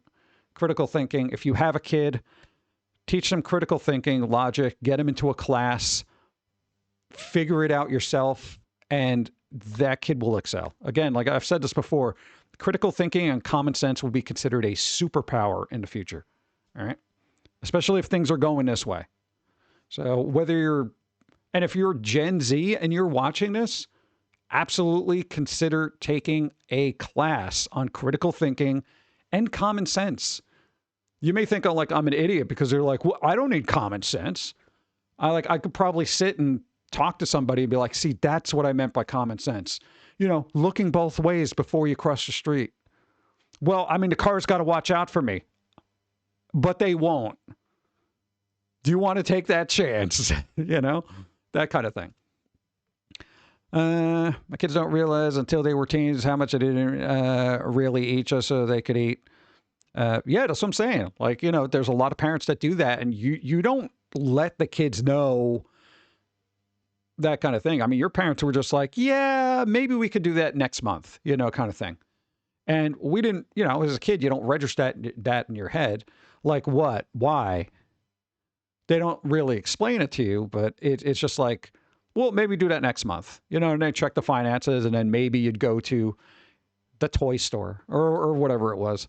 You know, but they were usually pretty good, you know. I don't know. Whatever. Yeah, not eating Tide Pods or doing cinnamon challenge. Yeah. That's what I'm saying, man. I would love for a proper common sense and how to socialize class in middle of high school. I feel like that would be more important. And dare I say it, it would be more important than math. It would definitely be more important than math. You know? And maybe instead of everybody preaching and doing whatever they do about the current state of the world in school to get kids angry and upset and be on their side, drop all that crap, leave it out of the classroom, and get those kids to critically think about stuff. But we've discussed this numerous times. Schools are not a place that manufacture critical thinkers. They don't want that. Yeah. Nothing's more important than math. Oh, I thought you said math. Yeah. How to do long-term thinking and focus on cause and effect. Yeah, I mean, that's kind of just one of those things. There's a lot of that. Because if you could get a kid to think long-term, logically, you know, mental chess, as it were, it would kind of tamp down on that lack of impulse or, impulsive nature of people because they'll think before they act kind of thing. And you would be like, you could destroy a large portion of your life by acting impulsively, which we thankfully did not act impulsively on numerous occasions because we thought ahead. You know, and if you could just teach kids that, you know, that's gonna, you know, save them a lot of trouble, avoid a lot of problems, and I don't know, I think the society we would be better for it. But good. Burp, burp, burp, burp. Nothing's more important. No, read that. Yeah, what is with the spoonfuls of cinnamon powder? They stopped doing that, I'm assuming, because that was a thing for a while, and then all of a sudden people realized, oh, it actually just really messes you up. We're going to do a cinnamon challenge. Why? Because it'll mess you up. Okay, no. You know, it's not like this stuff was, like these challenges and stuff like that, pre-internet, a lot of people probably don't remember this. But pre-internet, there would be kids in school that would do stupid crap like that. Dude, I remember people literally choking each other out as challenges. Like, dude, let's see if I can make you go unconscious. I'm like, no. Somebody else was like, I'll try it. I'm like, yeah. What happened? They ended up getting into a chokehold, losing oxygen, and passing out on the ground. I'm not even joking about that. You know? I knew enough that it's like, well, you know what? Choking doesn't sound fun. I know certain websites will tell you that it is, but it's not. And that happened on numerous occasions. And kids would just be like laughing, like, oh, dude, look, he actually passed out. Oh my God.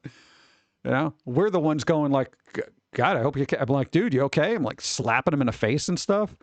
You know, I'm just like, wake up, you know? Ah, God. A no rat poisoning challenge? I'm sure it'll happen. They did a cinnamon challenge for the same reason, did a Tide Pod thing. Internet. I gotta get more internet points. Well, that's the whole thing. It's also the, we saw something that somebody like literally jumped off a building into a bunch of snow just to see if they'd survive. What's 20 meters in feet? I don't know what that is. And I gotta, assuming this video is even real. I mean, my God, everything could be AI at this point. Yeah, so basically they jumped into a bunch of snow just to see if they survived. And they did. But are you kidding me? Yeah. Remember Racing Birds back in middle school? Yeah, what about that game, Mercy? Anybody remember that? People broke fingers because of that. And then all you got was, oh, sorry, dude. You know? Yeah, I remember Mercy. Yeah. Dude, that's like, I saw people doing that and I'm like, oh, hell no. Yeah. I was okay at that, but realized how dumb it was later on. Yeah, no, there's, you know, because there's always that one aggressive person that literally has to try to break your hands doing that. I'm just like, But even as a kid, you were doodling and you're like, I need these.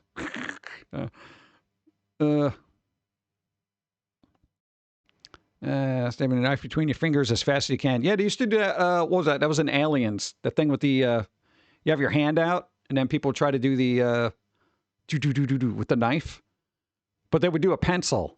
Dude, you don't realize how many people are not good with judging spatial awareness. Dude, you know how many kids got stabbed in the hands with pencils? A lot. We didn't have knives, so it was just like, not till later. That wasn't until high school, you know?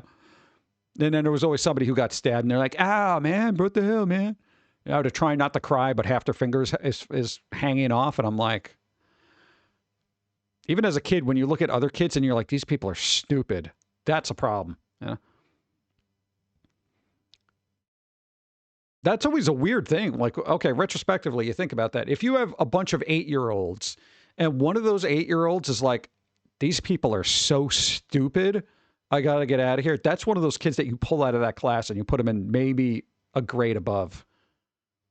Or 2, depending. You know, have them hang out with the 9 and 10-year-olds and see how they go. To be like, well, what do you think of these kids? They're slightly better, but they're still stupid. All right, let's get you another class. You know, before you know it, you're like Doogie Howser in med school because everybody else is an idiot. I used to make quarters with my friends in the lunchroom. It's where you flick quarters into each other's knuckles. Well, that seems easy enough. Yeah. I had these people do kind of slingshot things. You roll up paper, you can make it really, really hard, and you would just hit people with it. Yeah, it's the definition of being able to take your eye out with it. They were incredibly painful, but then somebody had the bright idea that if you stick a needle in there, it's literally like launching a needle into somebody's skin from across the classroom. Nobody knew where it came from. Yeah. Everybody got tetanus shots that year. It was insane. So literally school for us was people trying to break your fingers, choking you out, launching literal needles through the air. Technically with thumbtacks, but still, it hurt. Paper, I use paper clips. No, you can... I could give you an example. Ask the Pum'Kin, because he'll have the camera on. You basically fold up a piece of paper, right? It doesn't have to be very big. It could be around 3 inches. You keep folding that until it's a very stiff piece of paper, almost like cardboard. And then you fold that in half, and then you put that half in between rubber bands, right? And then you just flick it. Our aim was excellent with that. But then that little curvature that you have there, if you stick a thumbtack in there, that's where the pointy projectiles come in. School to prison pipeline in one step. Yeah, pretty much. Like literally people were making shanks out of office supplies. You know what never happened down here, thankfully. Yeah, no, we were picking those out of our back numerous times. Let's see. I actually launched a pencil at someone. Still feel bad. It could have done some real damage. Well, if it didn't, then great, you know. But I feel like people don't understand until it happens because it's all fun and games, you know, kind of thing. What's up, Goldie Panda? Hi. How's it going? It's 10-step programs. Steps into a car. I don't think even getting arrested matters anymore because from all the news articles I read, they just keep letting criminals out every other week. Like, what the hell? Oh, you murdered 3 people? Well, we'll give you like 4 weeks in prison. Okay. Dude, I've seen that on like OP Live, like actual stuff where they're like, yeah, we know that guy. We've arrested him like 12 times. I'm like, what? How do you arrest somebody 12 times? You know, either drug possession, traffic violations, all this other stuff. You know, and I'm just like, holy, 12 times? That's insane. Yeah, right. Yeah, let's see. Got quarters, scissors. Went to walk to school. Now my body is like, why did you do that in winter? Oh, God. Went for a walk. Yeah. It's cold out. I'd wait for it to warm up a little bit, you know. The system ain't built to rehabilitate, then stop wasting money on it, you know. Like, there's got to be a way to, if somebody's a repeat criminal of that level, you have a traffic violation. All right. You know, that kind of thing. You get into a fight once at a bar. It's like, all right, whatever. You know, alcohol was the problem. If, like, what happened to 3 strikes, you're out kind of thing? I was like, that's reasonable. You can mess up once. You can even mess up twice. Third time, now you're just screwing around, you know? And then it's like, what do you do with somebody like that? You can't just, if they're not functioning in society, don't keep putting them back in there because they're just causing more problems, you know?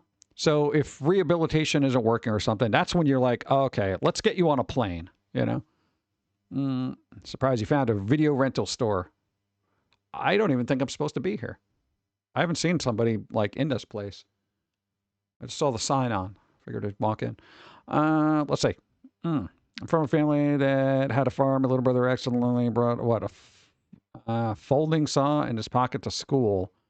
Teacher took it from him until the end of the day. I think it's only because the teacher knew he was from a farm. Yeah, and a good kid. Still kind of scary with the kid bringing a folding saw.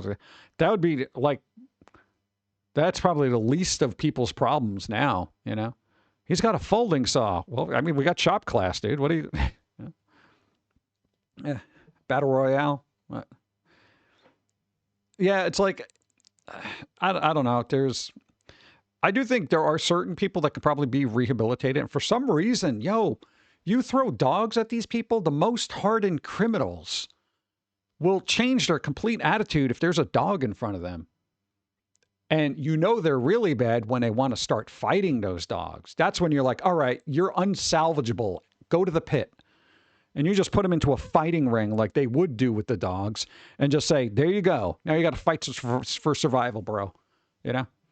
Like that Bane prison in Batman, you know? I was born of darkness. Shut up. Get down in the hole. Oh, man. That's puppy power for you. Exactly. Yeah, but like if you can get somebody to work with pets who's maybe not really good with people, that'd be a good thing. They can learn compassion and, you know, help out a shelter or something like that. That'd be good job placement for like an ex-con, you know? Somebody who's done their time, is trying to get better, but are not terribly great with people. Even if they have anger issues, they're probably not going to take it out on a dog. And if they do, into the pit. You know? Like the movie Escape from New York. I feel like everybody's doing that right now. Even the horrible Birdman of Alcatraz was calmed by, by his birds. Still bad, but it's calmed him a little bit. Yeah. The Boyds. Yeah. Scrappy-Doo is ahead of the curve. Scrappy-Doo destroyed Scooby-Doo. What? It was not a good character. There's always a point where they write in this really annoying character in every cartoon. You know? There's just something. They get to a certain point. Let's add a new character, but let's have him be annoying. And it's like, what are the writers thinking there? You know? It's like, yeah, well, there'll be the new antagonist and that new catalyst that causes all sorts of new problems. Timmy!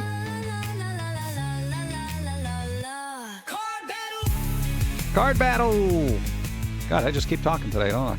Have I been on for 2 hours? Yo, you got to tell me to shut up every once in a while. Holy crap. All right, Timmy, you got to roll equal to or greater than? Uh-oh. This is spicy. You got to do 14. 8. Oh. 8 wouldn't even knock off the bikini. Okay. I think I'll call spicy. Oh, I guess we already called that. What was spicy? Oh. I don't know what spicy is anymore. I've been on the internet too long. All right. Oh, you called it. All right. Was that because of the tech support guy? He had his shirt open. His buff chest. It was from lifting all those servers. Let's see. Who are some enjoyable characters that you like to see? Enjoyable characters. Are we talking about actual humans or cartoons? I miss old Garfield, honestly. I'm talking about like Halloween episode era of Garfield. Lorenzo Music Garfield. He was just so cynical. I really wish there was more Calvin and Hobbes, but it wouldn't work today. I feel like Calvin Hobbes was like that last, hey, thanks one. Well syndicated, wholesome cartoon that was still kind of edgy, you know, comic strip. Been streaming for 1 hour and 56 minutes. Ridiculous. I got swole with my employer. Let me lift those servers by myself. Exactly. They're like, you have to lift all these servers. I'm like, oh. Cartoons and the like. God, there's not a lot of newer stuff I like, unfortunately. Like, I was just thinking about this the other day. I'm like, yo, the inspiration, because, you know, artists work off of inspiration. And, yeah, we were good to grow up in a time when Simpsons was, like, new. Tim Burton was kind of, you know, on his way up. So all that stuff was super refreshing. Had a lot of cool indie comics, Calvin and Hobbes era, even Opus and Bill, Far Side, all that other good stuff. And then as things happened and things progressed, it kind of started dipping, you know? I haven't watched another good Batman cartoon since Batman the Animated Series, you know? And it's kind of like, I don't want to keep looking to like 90s era stuff being like, well, this is as good as it got, you know? Plus there was stuff like, you know, even the shows that they had, like the TV shows, like Married with Children, stuff like that. They were edgy. They were funny. We were lucky enough to watch unedited versions of Sanford and Son as reruns. I forget what channel it was on. But my God, that stuff that flew out of their mouth. You're like, yeah, even the reruns, they've just cut that crap out now. But has been as many things, but not wholesome. Yeah. Has Been Hotel's all right. I mean, it's like, I can't deal with some of the singing, honestly. Singing, I'm very particular about singing. If I don't like it, I don't want to hear it. Like, it's just, I can't tolerate music I don't like. That is one of my things where if I hear something and I don't like it, I will have to turn it off. I will have to. Yeah. Time for a walk. Walk away. Walk. There you go. Enjoy it. So it really kind of depends. I mean, I have a mute button, so I could do that. Even some anime stuff. I do like the slice of life anime stuff. I still got to watch the new Panty and Stocking. I'm behind on that. I didn't even get to see like a freaking episode of that, which I'm a little bent out of shape about because I'm like, oh, cool, it's back. And it's like, what, a year later? I'm like, yeah, I still got to watch this. We got really sidetracked with our own work, and it just gets ridiculous. And I like that because it was like edgy and weird for an anime. And considering anime, that says something. Yeah. Have you seen A Fox in Space? Nope. Again, I'm behind on everything. I'm literally, I was trying to catch up on the Marvel movies, and I feel like every time I watch one, I'm like, I just want my 2 hours back, you know? I saw Thunderbolts, and I'm like, it's all right. And then the Marvels, I'm like, bleh. And there was some other movie we watched, and I was just like, I don't care, you know? I'm definitely losing my passion for the Marvel crap. I'm really hoping, like, you know, Doomsday is good and stuff like that, but I don't have my hopes up for that. You know, we're getting to that point in our, I want to say, content consumption where I'm just not finding the new stuff clicking with me. You know, and it, you know, comedy evolves and stuff like that, and there's a change of pace, and people find different things funny as stuff evolves or devolves. But it's hard to grow up with good stuff like, you know, Batman the Animated Series, reruns of weird, edgy comedies and stuff like that. You know, I was lucky enough to catch Faulty Towers when it was being rerun on, I think it was like PBS in the mid-90s or whatever the hell it was. We did grow up on some pretty smart humor that wasn't geared towards idiots. And a lot of the stuff that I find now when I watch it, I'm like, this humor is too dumb for me. You know, IT Crowd was good. I found the humor in that to be excellent. You know, but then I watched like certain other shows, especially the American-made shows, have all been dreadful to me. You know, I watch some of this crap and I'm like, fuck no, dude, I can't waste my time on this. And I know some stuff is like, some people like dumb humor. but I need something more. And there's not really a big market for that. Nobody goes out of their way to make really, smart, multi-layered humor. I found Shaun of the Dead to be great, but I hated Zombieland. It's that kind of thing. So if you needed a comparison for my humor, I'll take Shaun of the Dead over Zombieland any day. Absolutely any day. If somebody said, look, you can only watch Shaun of the Dead if we obliterate every copy of Zombieland, go ahead, do it. Go. If I never saw a clip from that movie ever again in my entire life, I'd be perfectly fine. I need my Shaun of the Dead level, But, that's just me. Fatty Hours on PBS. I also liked, Gravity Falls was good. Like that was, and I really wish, and it bothers the fuck out of me. The Summoning. If you ever saw that, it was they did one fucking short cartoon, and it was on YouTube. If you've never seen it, look it up. It's called The Summoning. Thankfully, the creator of that came out with a book recently, which we did order, and it's just sitting in the Amazon package because I haven't gotten to that either, and that came out in October. It's ridiculous.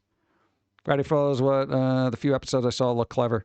They were well written. Besides, I would actually recommend watching that whole series because it all intertwines. It's kind of like a Adventure Time in its complexity. You can watch the episodes here and there, but if you're paying attention, it all works towards something. And you don't get a lot of shows like that. There's some that try to do that, and it kind of works. But again, now I don't have cable anymore, and streaming services I subscribe to are nil, if any. Like Dawn is literally in charge of that because I'm like, I don't watch any of this. I don't care. Gravity Falls is amazing. Watch it and buy it. Yeah, we did get the box set for that. Spooked by an ad. But yeah, I should watch all Gravity Falls. Yeah.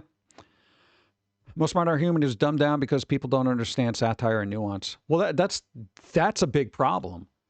And again, if we're going back to that article that says, the current generation is dumber than the last by standardized testing goes, then it would make sense that other articles say the more you understand sarcasm, the smarter you are.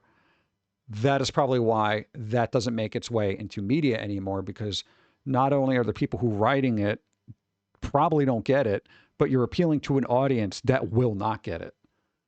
So right now you're dealing with an audience of people who listen and watch stuff, wait for the big yell and explosion and the screechy, streamer or VTuber or Twitch streamer or whatever. And they laugh because it's loud. And I'm like, this is not humor to me. This is an audible punch to my face with no meaning, I'll listen to loud music if it has a point to it, that kind of thing. But I will not listen to a loud person if there's no point. I feel like we're in the era of just shouty content. Everybody's got to yell at you. Everyone's got to, be in your face and say, bro, this is happening. They have a handful of catchphrases. Let's go. Let's do this. Yeah. Bro, that kind of thing.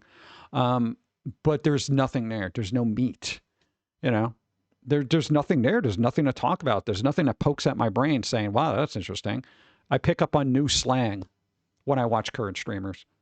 That's it. I get a couple of words here and there, I learned about the word chud. Yeah.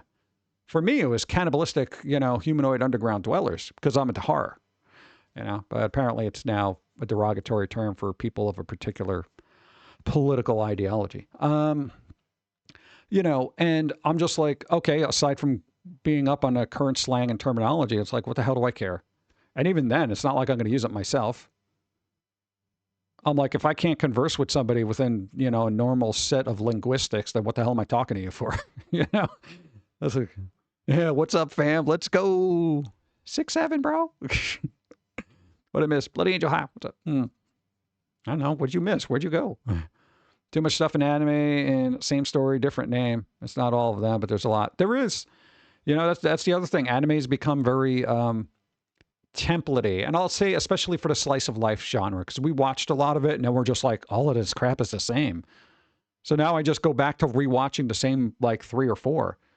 So if it's like Kimi no Chidoki, Komi Can't Communicate, Watamote, at least that one's quirky and weird, and Umaro-chan, those are like the 4 staples that I go back to, and I'm just like, yeah, this is good. Yeah. If I want something different, I'll watch the live action Komi Can't Communicate, you know? Or the live action movie Kimi no Chidoki, which I'm mispronouncing, I know, but whatever. I was washing dishes. What? Dude, you just leave them on top of the roof of the car when it rains. Come on. Enjoy Bocce to Rock. Yeah, I wanted to see that. Oh, what was the other one that I saw? Marketplace? What? God, like, I have a stack of them here. And that's the other thing, too. When I find an anime Blu-ray on sale that I have an interest in, I'm like, I'm going to buy this. And it's sitting here sealed. You just resell this crap at some point. Yeah. Shawn did that over many other options. Like, that's kind of weird when a movie is good enough for me to say, you know what, I'll just rewatch this because it was good.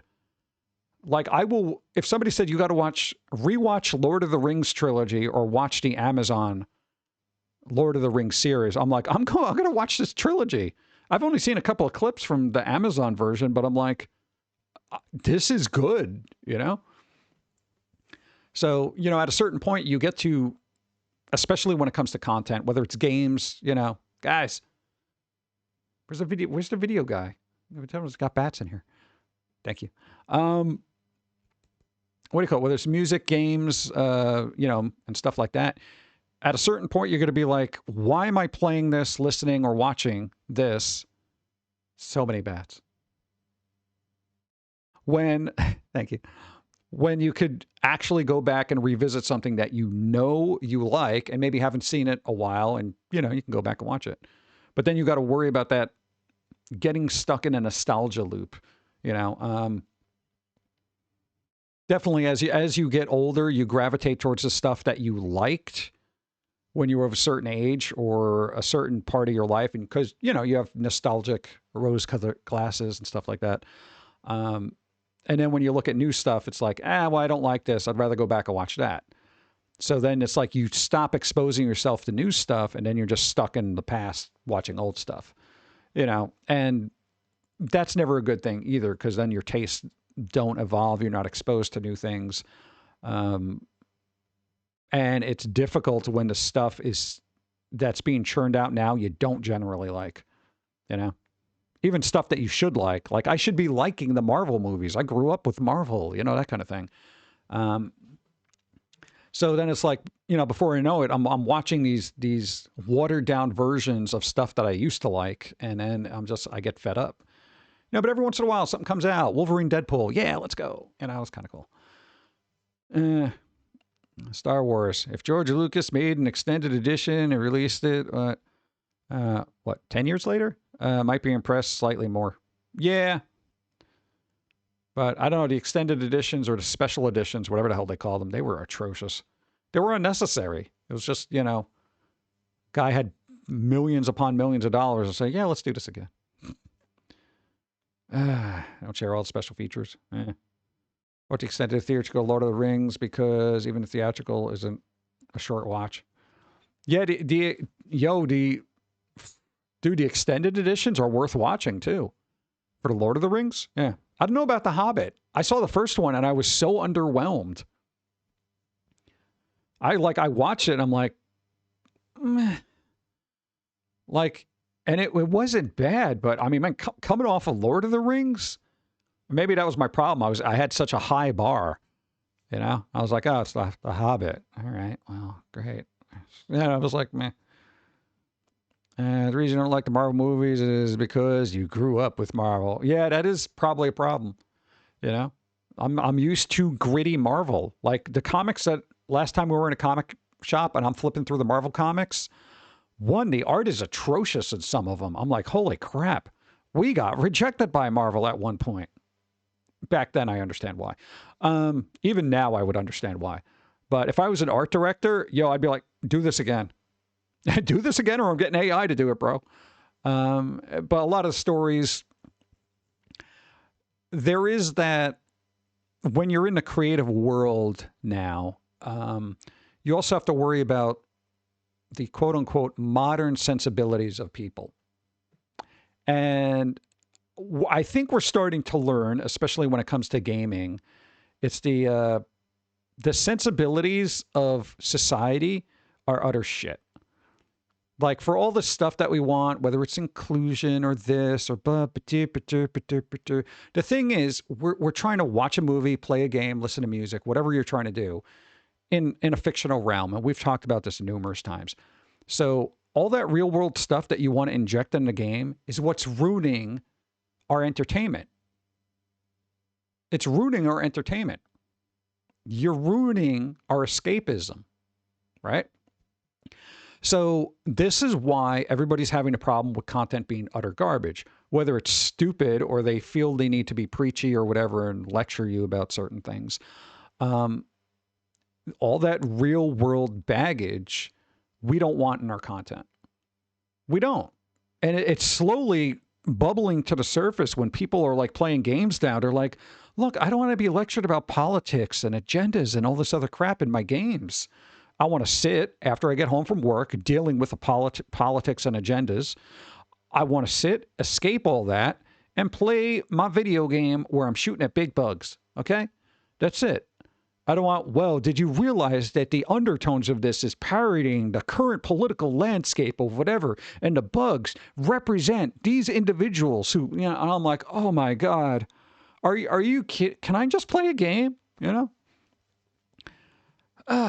The Hobbit should have gotten one movie at best. They could probably stretch it out to two, you know, but come on, dude, it's The Hobbit. Even in the book, all the, exciting parts of The Hobbit tend to be after they got to Mirkwood Edge. I mean, it's hard to make. I should actually read those books. And I feel like I didn't because I saw the book and I'm like, this is big, you know? I should actually go read this.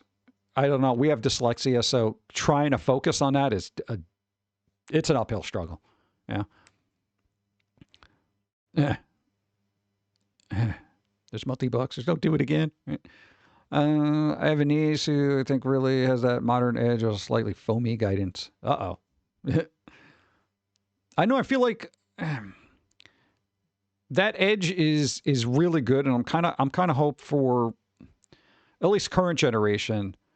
They do have a particular, and this is going to sound weird, the self-confidence of somebody who doesn't know any better.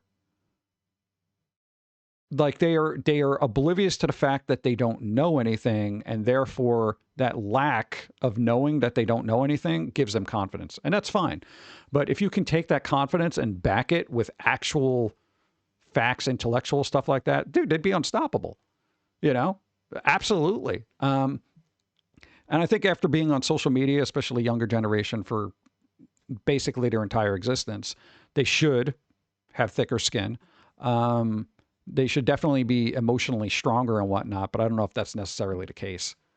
And if you can meld those two together, you know, basically thinking and confidence, I feel like the world would be in a better place, but education system doesn't really want that. But come on, man, we need smart, edgy shit. Damn it. And it's going to be super hard to read with dyslexia. Yeah, I know. I could be throwing all languages and stuff in there. God. You found Hobbit and easy to read. Do you have dyslexia?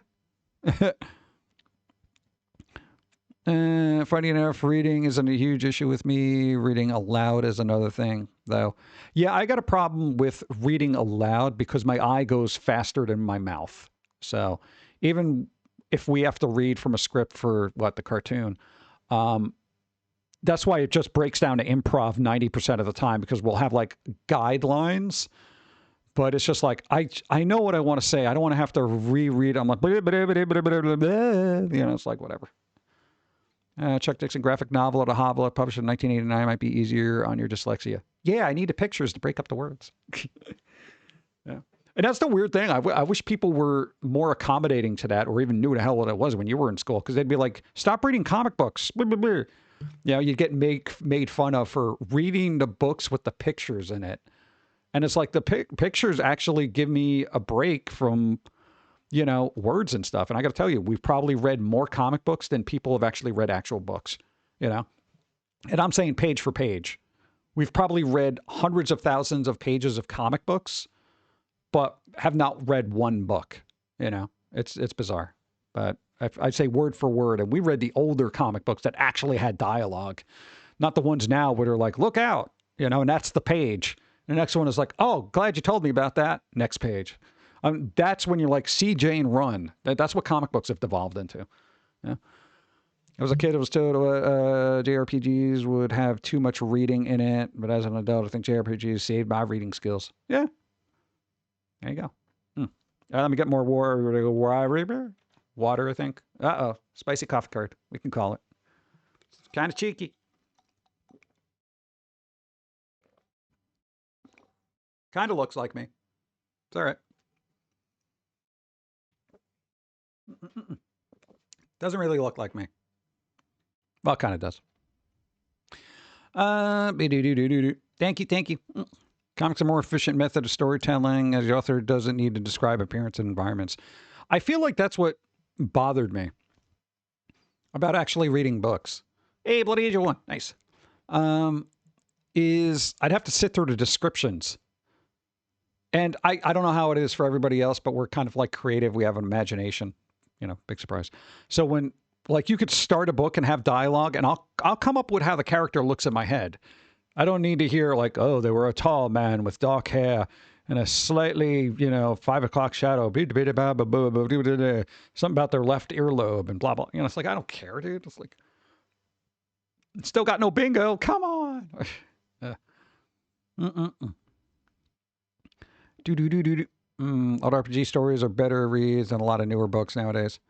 Yeah, that's kind of sad too. So that goes back to the quality of current content. And I'm going to say, look, when we grew up, it was during like this weird era where things were written well. Plus you had your parents watched a lot of, I'm not going to say highbrow stuff because they weren't snotty, but it was more edgy, artsy kind of stuff. Same thing with music. We had a different exposure to music and stuff like that. And we learned a lot from the arts, you know, whether it's comics, movies, music, and stuff like that. And we cared enough about those forms of entertainment when if we heard a song and they were talking about something political, believe it or not, one of the bands we used to listen to almost all the time was Bad Religion. And that band was very, you know, political in their lyrics and stuff. And then it's like, okay, they're talking about this. Let's look it up. Same thing with Dead Kennedys. You know, all right, let's look it up. We would actually take the time to do that, especially when we got the internet. We're like, okay, what's this song about? What are they talking about? What are the circumstances? Nobody's doing that now. Nobody's doing that now. So then it's like, I could still listen to the song and be like, well, I don't agree with this. It's not what I read, you know, kind of thing. And yes, even bands like that are misinformed about certain things they sing about. Rage Against the Machine. You know, that kind of thing. But it's like, if you care enough about the entertainment that you're absorbing, you'll take that extra effort to not only learn about what they're talking about, but it makes it more personal too. So, you know, whether it's a movie or something like that, it means more and it pushes you to do more. And if you are creative, it'll push you to try to be a little bit better at what you do, because what you're inspired by is something of a higher quality. Like the stuff now that I see, I can't really get inspired by it because I'm like, this isn't improving on anything that's been done. You know, animation might look better. It doesn't. I'm going to say it looks better, but it's not as fluid. Older animation is still better. I don't know what the hell it is, but older animation, hand-drawn animation is still better. You know? Cuphead got real close. Like Cuphead is an example of current animation that's done really well. But a lot of the other stuff, it's static, janky, drop frame shit to me. You know? And I'm not the best animator, so it's just, but my eyes do still work. Ebenezer Scrooge took 3 pages to properly establish. 3 pages. Cuphead was hand-drawn. See? That's what I mean. It was done really well. Final Fantasy 6, RPG. Yeah. Take a page, describe a lamp. Yeah, I know. That's the thing. It's like, I need a, 500-word essay on the description of a lamp. Yeah. Let the reader's imagination do the work. Yeah, because I feel like everyone's got a different experience then. If the reader is making up their own visuals, But then, of course, we also read a lot of comic books that had the character right there. Nobody had to describe it. Wolverine looked like Wolverine, They very rarely changed it. They're reading a sci-fi, and they went on for a page and a half about the wall texture and color. Comic book or a game would be much faster. Yeah, there's an efficiency that is surpassed descriptive terminology in books. Reading traditional books now almost seems like a liability as far as time consumption goes. So I like comic books. Okay, that's the character. Cool. Let's see, read what's going on with the story, blah, blah, blah, blah, blah. Yeah, that's kind of cool. It's a freaking lamp. All right. The warlock curse you, a reoccurring nightmare when you're the eye in a Pixar intro. Point-and-click adventure games are best storytelling method. Those are fun, too. Yeah, Dawn is going through, Data Tentacle. They're having fun with that. It's funny, Timmy's back from the walk. Bum, bum, bum, bum, bum. Did that go well? Was the walk fun? Did you find any money? Bum. Yeah, so what the hell else was I saying? I don't know. Content needs to be better. Society needs to be better, man. And content needs to be better. We need better movies and all that stuff. Smart people need to be having kids. We'll see. I can't help but be disappointed. I'm sure you feel something similar. I didn't see any money or bombs, but plenty of trash. Plenty of trash? Did you go through the trash? Nah, man. Dumpster dive. Let's go. A decent walk earlier through the neighborhood to burn off some of the buffet food I ate. So, you get me in front of a buffet, I'm going to eat so much, I'm not going to be able to walk, okay? That's the problem with buffets. I'm just going to sit there and be like, until I go to food coma. More movies is coming at the end of the year. You should see the current video AI stuff. It's insane. It is, actually. And we got an article about this other AI thing they're working on. That's how most humans are. I don't know. Again, I hope for humanity to kind of elevate their intellectual levels. And again, I'm never in reference to like book smarts and all that other crap. It's just a daily awareness, And I get it is the world. You don't really want to be aware of it most of the time because it freaking sucks. But, it'd be good if we could just get and writers, if you write stuff, nobody cares about your viewpoints on the world of everything. Stop injecting that into your comics and all this other crap. Okay, stop. We're at the point we don't care. We don't care. Yeah. Like I'm definitely at the point where if some, person is going to be, what's that?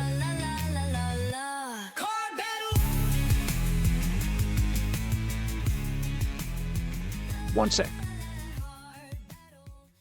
Now I'm at the point with like video games and stuff where if I'm playing a game, if the game starts lecturing to me about some kind of real world issues, I'm literally Control-Alt-Delete in that. Like it's gonna be Alt F4 and then I'm out. All right, shut up. You got to roll equal to or greater than 10. Why you make me a 10, bro? 8. Oh no. I'm sorry, shut up. Stevie was too glamorous. I got one to go. There you go. Oh, you tried. Character development is very. What you mentioned now more so, it's a fluidity between the interpretation of depth that comes into. Well, I don't think people have the attention span for character development anymore. They really don't. They're like, oh, God, like they get aggravated There was this thing in movies that, who the hell was it? There was an actor that was on a podcast talking about it. And they were like, every time like a studio makes a movie now, they want the plot reiterated like 3 times throughout the film. And I'm like, what? They're like, yeah, because studios realize everybody's on their phone when the movie's on. So they got to reiterate the plot 3 times throughout it. Like that's their goal. And this kind of started happening with television shows, like when I had like little documentaries. Every time you come back from a commercial break, they give you a recap of the stuff that you just saw 5 minutes ago, and that's another 5 minutes. So I'm just like, what? I'm like, if you can't, keep track of a plot and need to be retold what the hell's happening halfway through the film, get out of the theater. I don't want to have to be retold. Well, they don't have the attention span. That's not my fault. That's not the art's fault either. And, again, much like the education system, I feel like all the arts are being dumbed down to morons who are just basically dragging their intellectual knuckles on the ground and just scraping up the floors. Like, we got to lift things up a bit, man. Oh, Matt Damon said that about Netflix, how Netflix makes movies. All right, there you go. I knew it was something in the ether. Thank you. But yeah, so if Netflix is making films like that, it's like, do I really need to be sitting through a Netflix film that's going to tell me what the plot is like 3 times in a movie? Yeah, I could pay attention. And you know what? If I'm on the phone, I can look it up. Netflix, make a good movie from beginning to end. Just, I don't need to know, well, we're trying to protect this person from this. Huh? Okay, yeah, I know that. All right, go on. Another 30 minutes later, what are you going to have? Just some regular character coming? What's going on here? We're trying to get her to blah, blah, blah. We got to protect them from this. Again? Come on, dude. I know, bad guys over there. Because I can't understand it. It's not my, that's the thing. It's not my fault, I don't think it's an intelligence. The intelligent audience shouldn't suffer because like a remedial general audience doesn't understand, but I know they're playing to like the masses. But if moviegoers have gotten so stupid that you have to reiterate plots, I don't want to say stupid, but if their attention spans have been so shattered that they can't focus for 2 hours on a film without being told the plot 3 times, it's a sad state for arts in general. Like, what do you even do with that? How do you make content for people just, their attention span is a 20-second TikTok, Like, how? How do you do it? I don't know. Weird. Netflix gender swapping and character swaps really don't bother me. Sometimes I wonder if that's even worth doing, because I'm like, all right, well, are you concerned about what you're making, or are you just trying to appeal to stuff to seem like you're being progressive? There's a difference. Like if you hire an actor because they're really good and they can really do the part, fine. But if you're doing it just for the social media points, and some people may do the casting alterations merely to drum up drama and controversy so it trends and everybody hate watches it or really wants to see what it is, because we're learning that every time they do that, people get more bent out of shape than they need to, and they don't bother watching it. So, to me, it's all fictional content. I don't care. But it's like, if for people who really like the stuff, they're going to call you out on it, and you should be, if you make something for fans of something, you want to make something for those fans, because it became popular because those fans found something in it that they liked. And that is what should be shown when you try to flesh it out and make it a larger production. As opposed to like, well, this is popular, let's gut all that stuff that everybody loved about it and put our own ideas in there. No, because then you just hollowed out what made the franchise important and injected it with garbage, essentially. But Batman and Spider-Man have 2 crossover comics. Wish we could see more of that. It might happen eventually. Yeah. I don't have ADH squirrel. Yeah, I'm Spider-Man. You know the story by now. Yeah, same thing with Batman. Oh, hold on. We gotta see what happened to his parents again. Oh, just 30 minutes of that. Worked when TV shows aired weekly or in theaters. It's obnoxiously annoying. Yeah, it's kind of... I don't know. Again, the attention span is shattered and everyone's trying to cater to it. I know it would be nice to just have that disclaimer. Well, you know what? If you can't keep up, get the hell out of the theater. If you can't keep up, get out. But, you know, nobody wants to do that. I wonder if that would be a good marketing tactic. Be like, all right, before you start the movie, you just have some dude come out like in the beginning of Frankenstein. You know, you'd be like, all right, audience, go. Fun fact, Batman Taz actually didn't show the tragedy of his parents directly until halfway through the first season, and even then it was only as quick flashbacks while trying to save Crime Alley from being bombed. See? That's it. Even back then, everybody knew the story. You know? Now it's like, all right, we got to show this again and again and again. Why is Batman this way? Why? Huh? Huh? Huh? Yeah, it's ridiculous.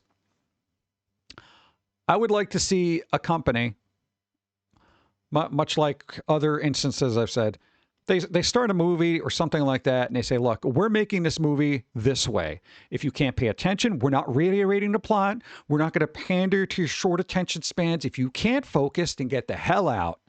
That's the thing. I want a film to open up like that. You know? Same thing with like game developers. When everybody starts, you know, complaining about how a character looks, Overwatch, just be like, you know what? This is the character. This is how we designed it. This is the way we liked it. You don't like it, you know, get a skin to change the costume of the character. Otherwise, get out. You know? Like companies literally have no balls whatsoever. They're just like, oh, sorry, we've heard your feedback. We've said this numerous times. You know, I want the company to say, we've heard your feedback and decide to say, fuck you, because what we did is what we want to make. That's the thing. I want creators to be fucking creators and fucking create. I don't want creators to be like, well, we're making it for an audience. No, because the audience is generally stupid most of the time. Like if they start gearing towards all this stuff to like people who aren't even fans of the show, then it ends up being this bland, watered down Fortnite version of a franchise. So why bother? You know, why bother doing that? Just make it for the people who want to see it, and then, you know, go. Just like the Disney remakes. Heyo. Yeah. I mean, dude, it's like, you know, they kept changing everything into Disney remakes, and then, you know, $116 million later, they realized they fucked up with Snow White. You know, you could have done something good, but no, you had to be super this and super that. We're so, you know, aware of society. It's Snow White. Literally, descriptively. It's in the title. And you're like, no, let's change that. Like, why? What was the point of that? I've seen people do like AI fixes of Snow White. Like when that movie came out, everyone was just like, yeah, I made it better. You know? And the character designs were like more accurate to what the actual story would be. But, you know, again, I guess Disney is in that phase where they don't realize that the things that they made that made them great, they're throwing in the trash for the sake of progress. And sometimes progress isn't what you think it is, you know? You can be progressive, but not destroy everything that you've built, you know? It's weird. Let's see. That's what happened to WoW. They geared it to new players and made it too dumb for those of us who played forever. Dude, I was there a classic WoW, like back in the day. And then, like, I noticed this game started getting way easy. There was no challenge to it. I was basically mindlessly doing, you know, some battlegrounds and stuff to like farm for like seasonal gear. And I'm like, what am I doing here? You know? It became this, like, it became very boring. There was no risk. There was none of that. Classic WoW came back and I was like, oh, all right. You know? But, things like Batman, the only one. Whoa. I think. And you can showcase other non-American cultures without disrespecting one's audience. Brother Bear, the original Lilo and Stitch, and more were amazing stories that showcase those cultures. All right. Because they were stories first, messages third, or fourth. Yeah, there you go. And the problem with a lot of that, like that's a good example, like Lilo and Stitch and stuff like that, where it's like, if they want to have, you know, multicultural stuff, I like learning about cultures that aren't mine, because that's the whole thing. That's the point of being on a planet, learn about stuff. But when you come out the gate, they come out hot, right? They're like, this is the culture we're representing, and you're a bad person because you don't know about it, is the impression I get. And then it's like they have to lecture you about it. And then, of course, the antagonist in it is like some dude that is, I guess, not aware enough of this culture. So they got to make them out to be the bad guy and stuff like that. And you literally just create a culture clash there when you didn't have to. You made audiences pick side, but in the wrong way. You should have a hero and a villain and that kind of thing. But the villain doesn't necessarily always have to be somebody who is trying to persecute another individual for whatever. The thing is to have a story and all that other stuff, and then you can work that in. If you're, well, I was going to say, if you're a good writer, you could do that, but I think all the good writers are dead or on the way out. You know, dude, movie writers aren't that anymore. They're not that sophisticated. Old Disney cartoons, stuff like that, Warner Brothers cartoons, they were sophisticatedly written. There was a certain sophistication about how they had certain messages in there. And you know what? Some of the writers were so good that they could put in their little messages of what's going on in the world that were so subtle, if you weren't paying attention, you wouldn't even notice it, you know? But you'd still be able to enjoy the cartoon. And that's how that stuff works, at least in a good way. But if, you know, opening credits, you're getting hit over the head with a hammer about how you're a terrible person for not knowing or being accommodating to a certain, you know, group, entity, ideology or something like that. It's like, yo, here's the thing. Most people who watch movies understand that being a good person is what you should be. You know, I think everyone understands that. Don't be a jackass. I don't want to pay somebody a bunch of money to see a movie to tell me that I'm a jackass when I'm not a jackass. And if they are a jackass and they're being biased and they're very anti-fill in a blank, your movie ain't going to change that. It's kind of like politics. You ever try to argue politics with somebody? We're not doing that here. But you know you can't change their mind. That's it. That's how they are. That's it. The same thing goes for movies. You're not changing anybody's mind with a movie, you know? You really aren't, unless you do it the right way, you know? But again, the writers are not that good anymore. Like, I'll be the first to say it. If any writer would be like, well, I wrote that, you fucking suck. Like, I would flat out, just like at certain movies that I've watched recently, I'd be like, what the fuck were you thinking with this? This is absolutely stupid, and you literally just pissed off half your audience because you feel you need to enlighten the world with your cool little message in this thing that isn't so subtle that everybody knows you're trying to slap them upside the face with your stupid whatever, ideology, agenda, whatever the hell you want to call it. Nobody cares. And people aren't that aloof that they're not going to notice that and understand. Whether people are smart or not, people will know there's something wrong. And they know when they're being scolded. You know, and it's just like, you can't do that in like a Disney film. You know, it's ridiculous. You can't say, here's that fairy tale fantasy that you know and love about Snow White and the Seven Dwarfs, but we're going to change this, change that. We're going to have all the dwarfs be CGI because we don't want to offend Peter Dinklage. Excuse me? Like, so basically we're putting out 7 little people out of work because one other person that has all the little people jobs is upset about it? I think that's a very bad thing to do. You know, like, I don't get it. Just, what are you doing? Whatever. You know, again, I'm not heavily invested in any content that's created anymore, unfortunately. And I'll still watch horror movies because horror movies never take themselves seriously.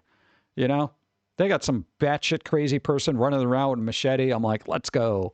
That's the cool thing about a murderer. They don't judge. They just kill everybody. You know? You know, it's like the thing, that old thing, well, you know, I'm not biased to anybody. I hate everybody equally. That's why I like horror. You know? It's like, I'm not biased. I want everybody dead. Yeah. There you go. Writer's strike broke the narrative. Yeah, and they're just like, let's just do reality TV. Yeah. That was the first wave of losing their player base. Which game was this? Oh, wow. Yeah. And it just got worse and worse. It's dumb. The game was fine. New people should have learned it, not had it broken, and the ability to play the character and build could be tailored to them. And the other thing is, like, they would automatically level your character, too. It's like, if you get a new account, new WoW account now, we're going to level your character to whatever. No, let them work for it. That's the important thing. That's, you earn what you get in WoW, or at least you used to. Started at level 1, had to go through all the level 1 to 10 areas and all that other stuff, blah, blah, blah, blah, blah, blah. You know, and you worked for it and you cared about that character because you invested the time into it. And that's what kept you playing that game. But, you know, they appeal to people who are like, I don't want to like work. In Helsing Abridged. You might have had a point. Except my boss is a woman. I was a chick in the 40s. I hate everyone equally, and there's no one alive who can comprehend my ass preferences. There you go. Oh, man, that's crazy. But I don't know. I just kind of, I kind of wish just stuff would get back to that. It may at some point because, you know, if the socials are any indication of what's happening, a lot of audience people are just, they've had it up to here with just the narratives, the perspectives, and all this stuff. We just want to enjoy stuff, you know?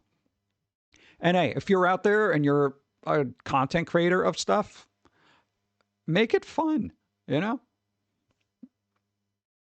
But no, that doesn't go for the squirrel. The squirrel hates all the humans and just wants to yell at them. But, you know, it's like if you're making content out there, whether you're Disney or Bill, dude, just do something. Don't lecture your audience if you don't need to, if that's not your thing. You know, you can just make a goofy anime, make a goofy movie, whatever you want to do, have fun with it. You know, you can, if you're a good writer, you can have your little messages somewhere, you know, but whatever. Let me get coffee as I've been rattling on for 2 hours and 43 minutes and 55 seconds. Ah, boobs.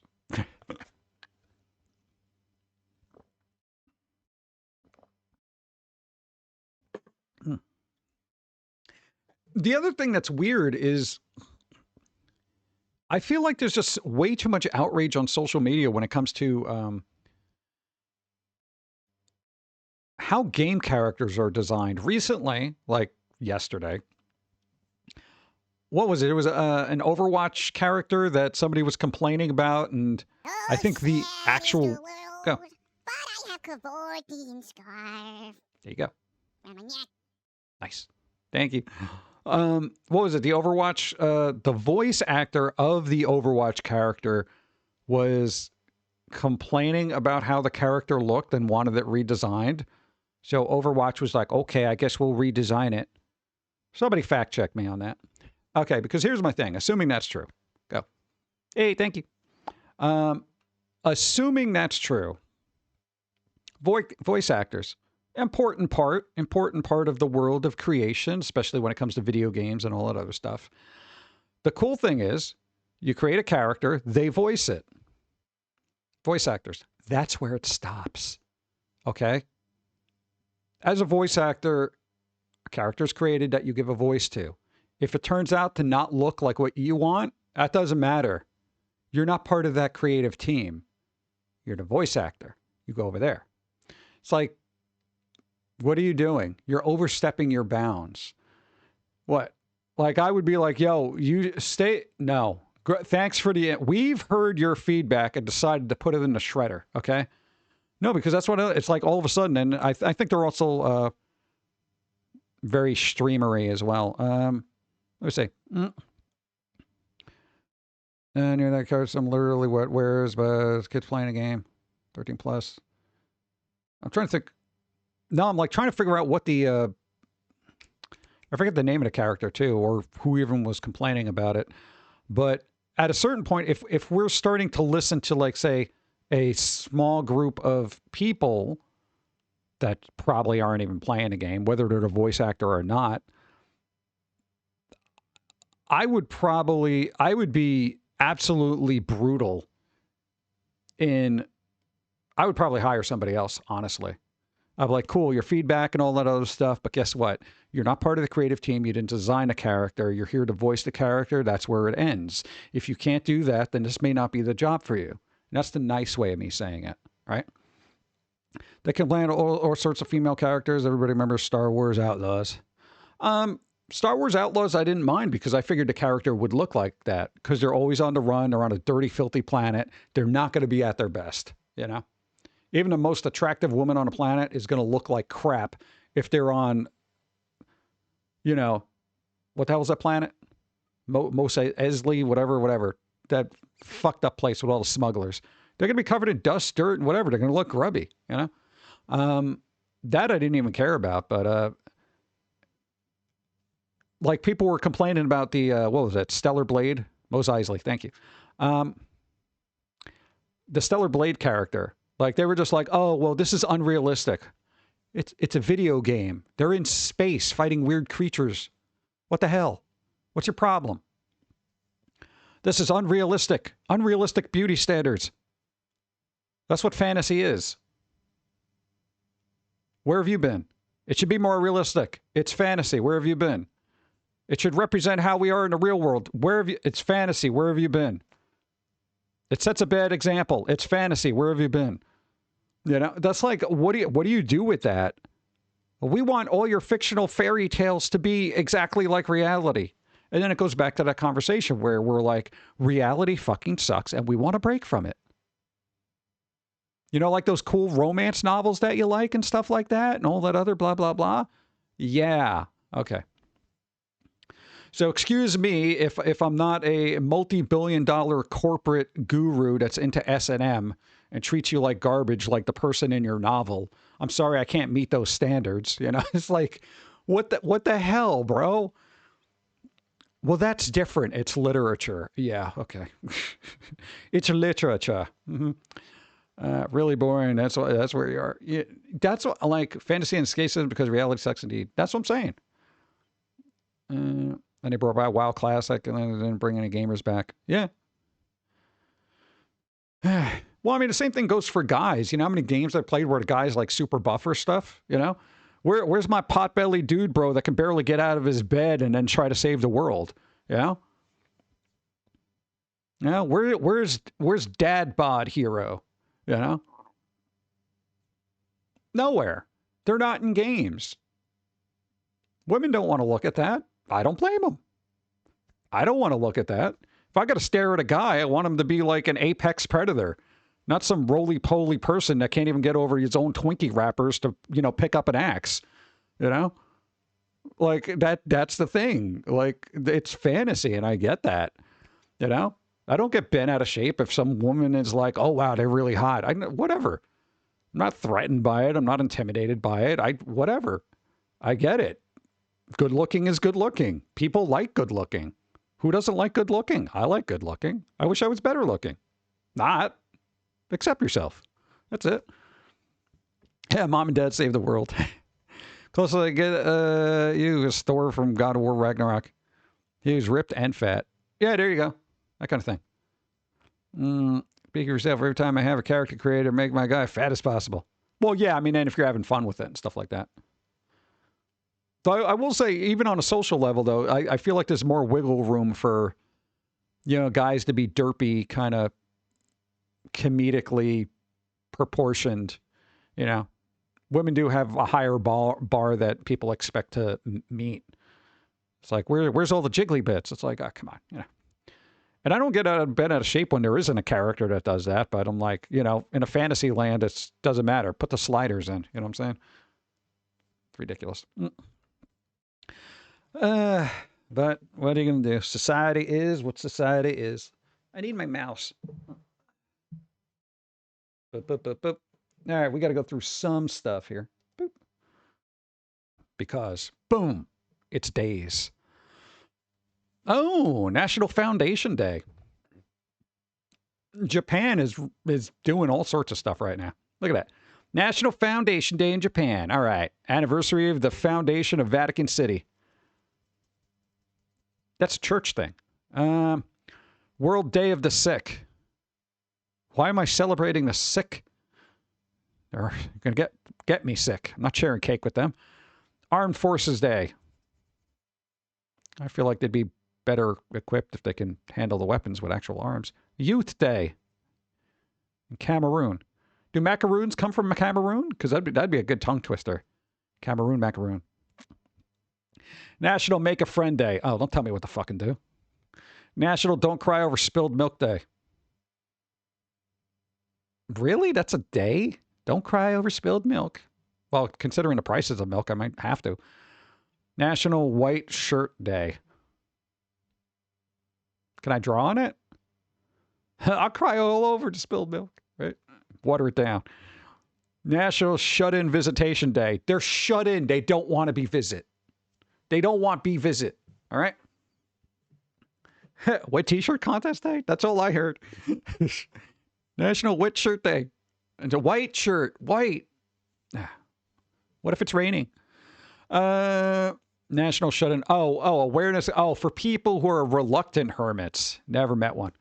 National Peppermint Patty Day. Are we talking about the groundbreaking character in Charlie Brown or the actual food? What? I think Peppermint Patty was ahead of their time, you know? What? They had that other friend of theirs, you know? They tried to be attracted to, you know, Charlie Brown merely because he was kind of beta material, I guess, you know? But anyway, National Inventors Day. Yeah, can you invent something better than what's on planet Earth, please? Fuck. International Day of Women and Girls in Science. Could you invent something that's better than on this fucking Earth, please? Yeah. Also, stop wearing high heels. It's stupid. Revolution Day. Oh, that's going over well. Iran, really? Okay. Satisfied Staying Single Day. See, there you go. That goes with National Shut-In Visitation Day. How about just National Shut-In, get rid of visitation, and day. National Shut-In Day and Satisfied Staying Single Day. There you go. National Get Out Your Guitar Day. You don't want that. No, don't tell the old grandpa about that. I used to write songs. You want to hear something? And then you start breaking out some tune that has some questionable lyrics, you know? National Latte Day. Oh, I could get behind that. National Latte. I like lattes.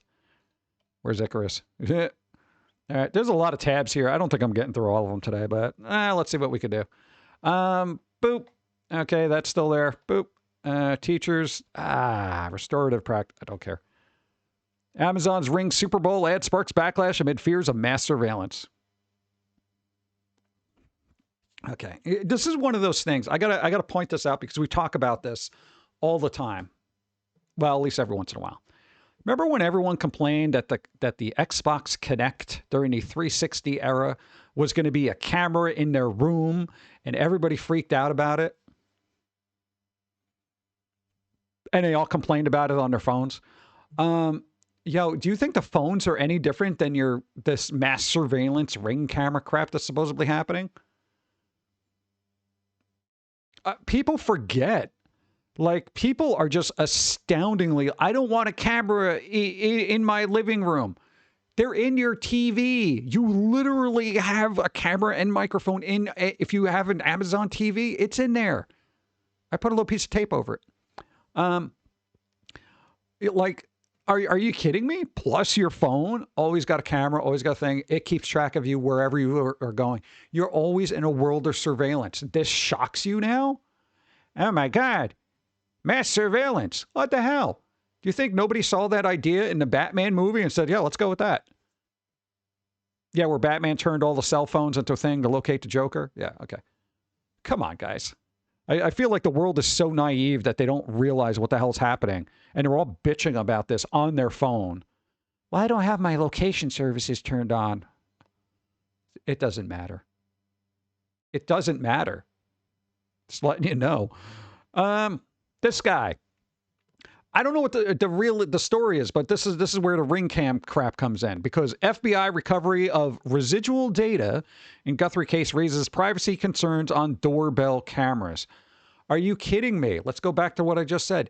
Privacy concerns for your doorbell camera. You're lucky they were able to do this, because this person that got what do you call it? Kidnapped, the Guthrie person. You're lucky you got this much out of that. And you're lucky somebody figured out a way to do that. This is pointing outside.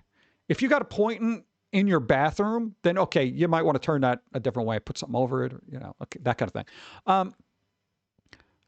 But in this case, is surveillance good or bad? Now, because they pulled something out and, you know, everyone's worried about privacy concerns, at least they got some kind of lead. Otherwise, they would have had nothing. Go. And this is the climate in which Discord wants us to give them our IDs. Right. We're getting into that. See, this is that's a tab. That's a tab. Yeah, so it's weird. Everybody who's complaining about privacy, it's been gone probably since the last 15 years. You just don't realize it yet. And if it's not the ring cam or Discord or whatever else, it's over. You've lost your privacy. VPNs, they don't even matter anymore. Good job. AI doesn't reduce work, it intensifies it. I will say yes. I kept this up because people don't realize that just because people are using AI, it doesn't make it like they're not doing work. I say we've actually added another 2 to 3 hours a day adding AI to certain things that we do, like music. It ain't easy. It takes forever. Shadov will vouch for that. Oh, God. Boop. All right, there we go. Here's a dick cord over here. Apparently, Discord will require a face scan or ID for full access next month. Beginning in March, all accounts will have a teen-appropriate experience by default.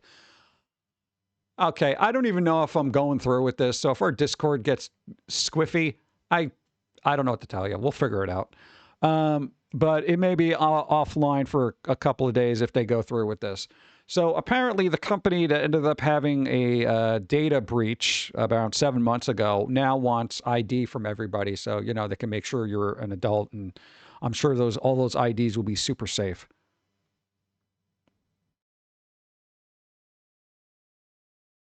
Yeah, 758 edits later, I got a song to use. Right? God, it's unbelievable. I don't know if you're musically inclined, but if you are, hypothetically, even if you can just hum a tune, it works a lot better because then you can upload that file and it'll build off of it, and it's a lot more effective. Just keep that in your head. Let's see. So yeah, apparently everybody needs to know who you are. Yeah. How many times do I have to tell you, Discord, that I'm not interested in you? Right? I don't want to screw you, bro. All right. So this is going to happen. Boop. Me, IRL. Cry all you want, but almost any two franchises can be connected via crossovers. Specifically, Discord trusted a third party with their trial age verification from UK and Australia.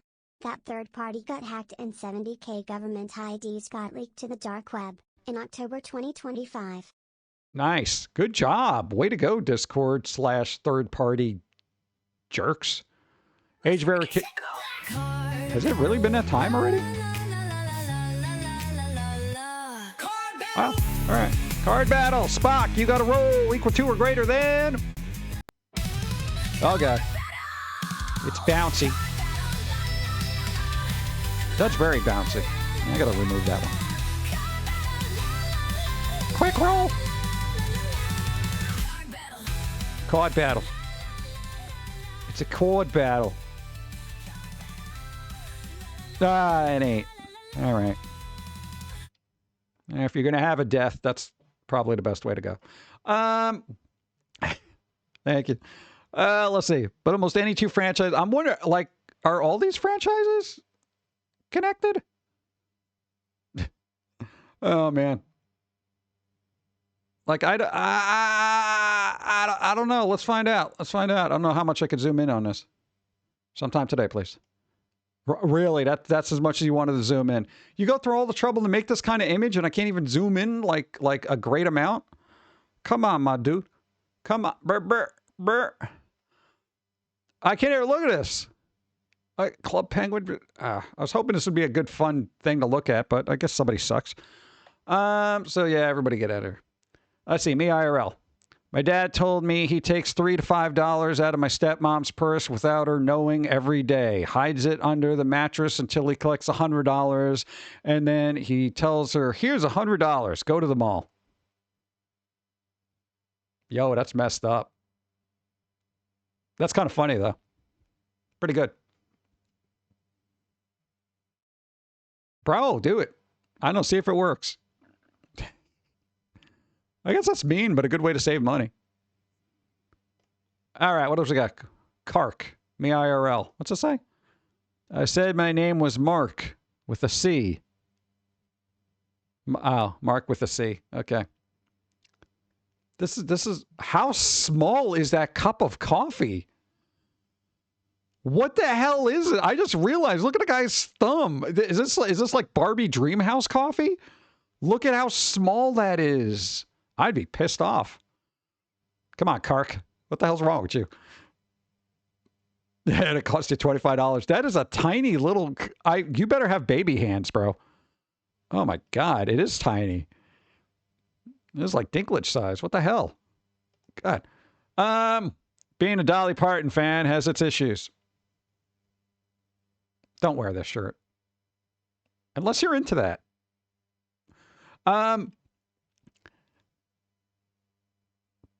Yeah. It's interesting that there is that innocence out there. Dr. Pepper has that same problem. Yeah, Dr. Pepper. All right, just be mindful. Let's see. How to tell you're an adult. You gain 30 pounds overnight. Okay, I've done that. You'd rather sleep than go out. Well, I'm always like that. Everything hurts. Well, I've always been like that. Comfort comes before style. I've always been like that. You have a favorite spatula? I think I do. We have an old school metal one. It's amazing. Everything feels like a chore. Oh, it always did. College students look like 12-year-olds.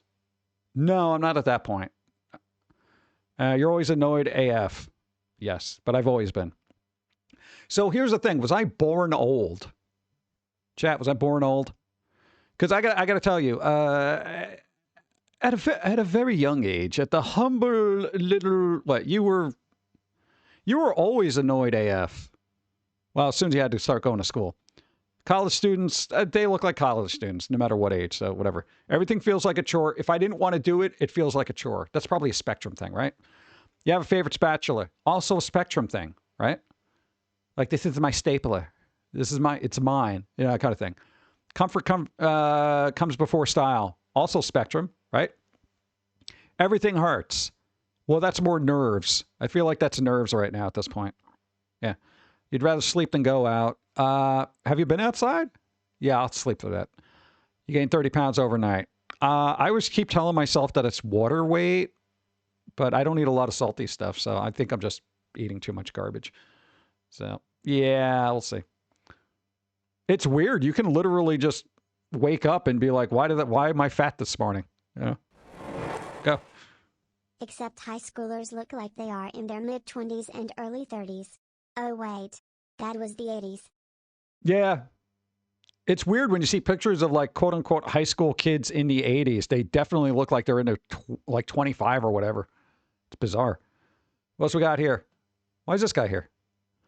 When someone is talking to you, but you are concentrating so hard on the appropriate eye contact to looking away ratio that you have no idea what's being said to you. That happened to us today when we're talking about the close talker. I am not a big fan of eye contact because I feel like my eyes scream, shut the hell up every time somebody talks about nonsense. So I always have to dart over and look at the things around them, you know? Eye contact means ears are ignored. That's a spectrum thing too? Yeah. I just like, I feel like when anytime I make eye contact, I feel like I don't have a good poker face. You know, I have that face that says, shut up, please, shut up, just shut up, just shut up. Whatever it is you're talking about, I don't care about, just shut up. Shut up. I'm not here to talk to you. I'm here to pick up like groceries and stuff like that. Whatever's going on in your day, I don't really care about. I literally have my back up against the freezer right now because you're such a close talker. I can smell what you ate this morning. Please back up a little bit, will you please? Oh yeah, that's interesting. Wow, that's great. Yeah, it is cold out. This is how my conversations go in my head. I wish I could turn that off, but it just ain't happening. Yeah. Just got to work with it. Have resting bitch face, from what I've been told. Well, maybe if people weren't annoying you all the time, you'd be a little happier, right? Anytime somebody says, you know, you always look unhappy. I'm like, well, yeah, because I got people like you coming up to me telling me I always look unhappy. I'm unhappy because I'm here. I'm working at a place I don't want to work at. I'm talking to somebody who I don't want to talk to. You. And I'm actually 100% miserable being in this environment of human idiocy. Go. Dude, step back. I can actually smell the gas leaking from your underwear. Right? Exactly. Some people are gross, you know? I don't know. Some people at a certain point don't understand what personal distance is. And I usually like to break out the ruler and just... About that distance is good. You know? Just have a little retractable ruler with you, and just I'm going to do that next time. A little tiny thing I could. Is it still 6 feet? Okay.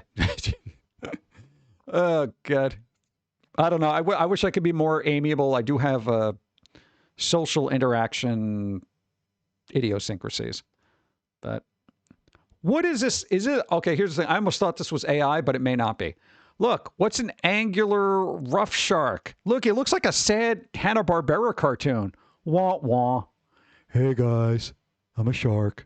Look at him. He's got a big nose. He's like the Jimmy Durante of sharks. Hey, let me tell you something. That guy. Yeah. Old-timey actor. Look at this. If I show my teeth, it looks like I'm going to eat someone. Yeah, it's that thing where they're like, well, you should smile more. You know? Then you do that weird Sheldon smile. It looks like a little shark puppy. It's a shuppy. Look at that. He's cool. I want to pet it. Is this a real shark? It looks so sad. Like, I just want to go for a walk, guys. Yeah, he's cool, though. I don't know. I never knew about the shark, but I saw it, and I was like, that's some interesting ocean stuff. A lot of people come into my store, reeking of either weed or perfume. They probably bathed in. To the point you could smell them from the other side of the store. If they step up to me, I step back instinctively and say that I'm getting over a cold. Whoa. Hold on. Something went squiffy. Something went squiffy. Wow. Something went squiffy on my end. Hold on. That's a technical issue I've never seen before. Are we still live? Can you hear me, chat?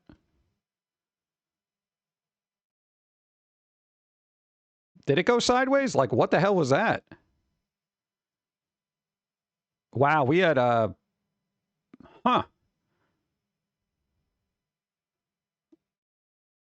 You broke it. Bloody angel. You broke it.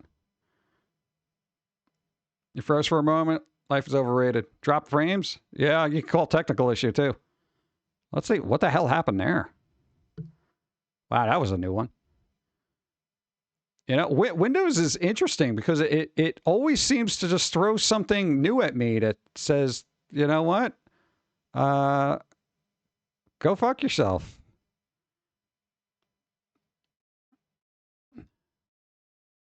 Let's say, why you got to blame me? It was your alert that made me go, bah! It's like, you know, Max Headroom having a seizure. Let's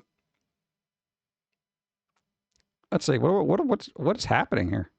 Let me go back to here for a second. Nope. Boop. All right. Now let's get rid of that. Huh. Get rid of that. Oh, I don't even think that needs to be open here.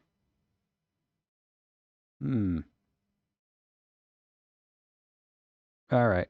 Let me see things here. Because that was audio related. I'm just assuming my... One sec.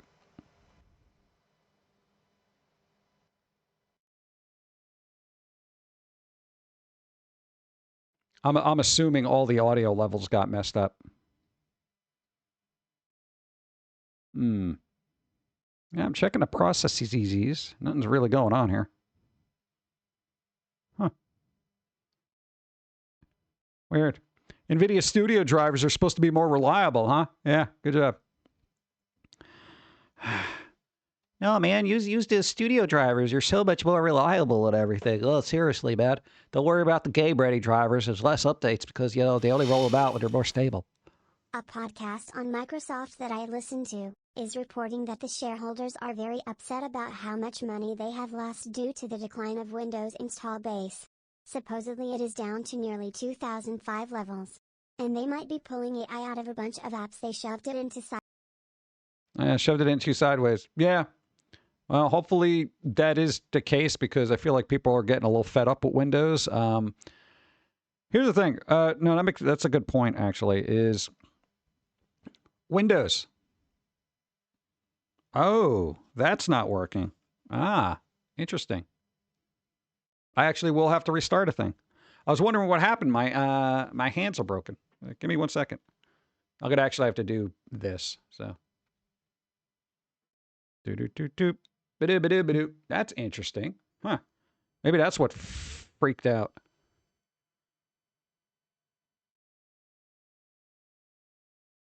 Not actually. You know what? I can do a costume change. All right. Give me a second. What do we got? Let me get my Memorial Bud Court shirt on. See what we got here? Yo, did that crap out? Oh, man. That's not cool. All right, 1 sec.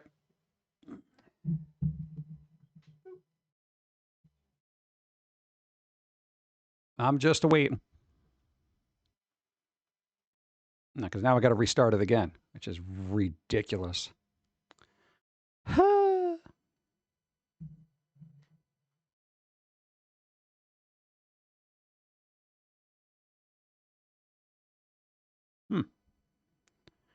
I guess we're not dealing with hands. Oh, wait. No, there it goes. Huh. Oh, come on. Just load up, you prick. Boom. All right, we back. All right, give me 1 sec. Cool. Freaking pissing me off. Boop. All right, do that. Do that. Might as well call costume change. Got my Bud Court shirt on. No, they passed away. I really liked a couple of the movies they were in. Like, you know.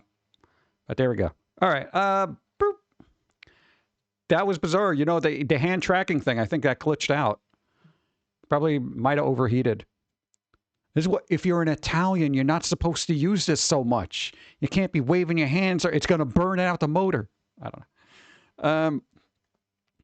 So yeah, that's, I guess that's what called it. That's bizarre. All right, whatever. Sad shark. Look at this guy. I pulled this up merely because of the, let's go with structural integrity of the sentence.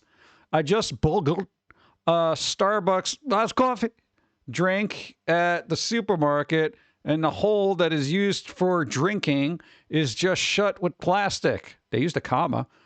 It's also fully mounted and can't be removed, like it's molted shut. Like a bird, it molted. It's molted shut, chat. And it's mounted as well. It's like Mountain Dew with a Minute Maid in it. It's mounted. Oh my God. Spell check, you know?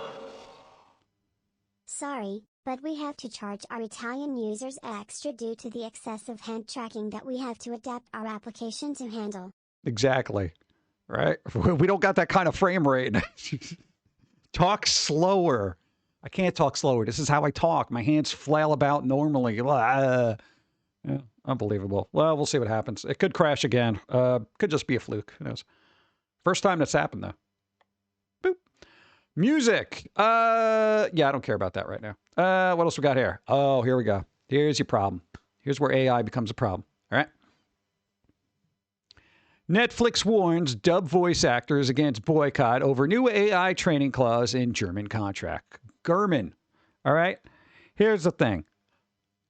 Netflix, you have the money. Pay these people. Okay. 2, apparently there's a clause right there.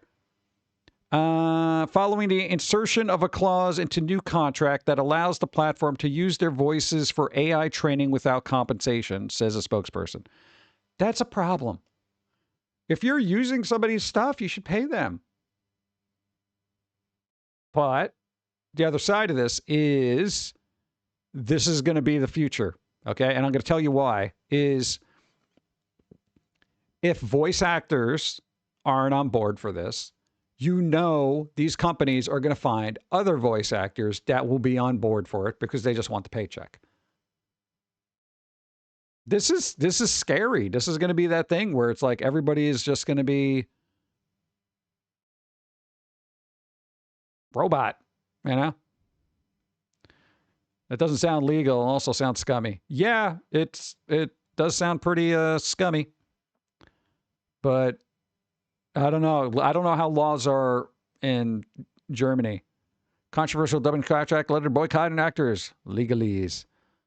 Performer hereby authorizes studio, its successor, so licensing to edit, cut, change, arrange, and alter the results, and proceed using analog or digital methods, including using generative or other types of artificial intelligence for purpose of incorporating into the version and exploitation as contemplated herein. Can I get an English version of this? Holy crap.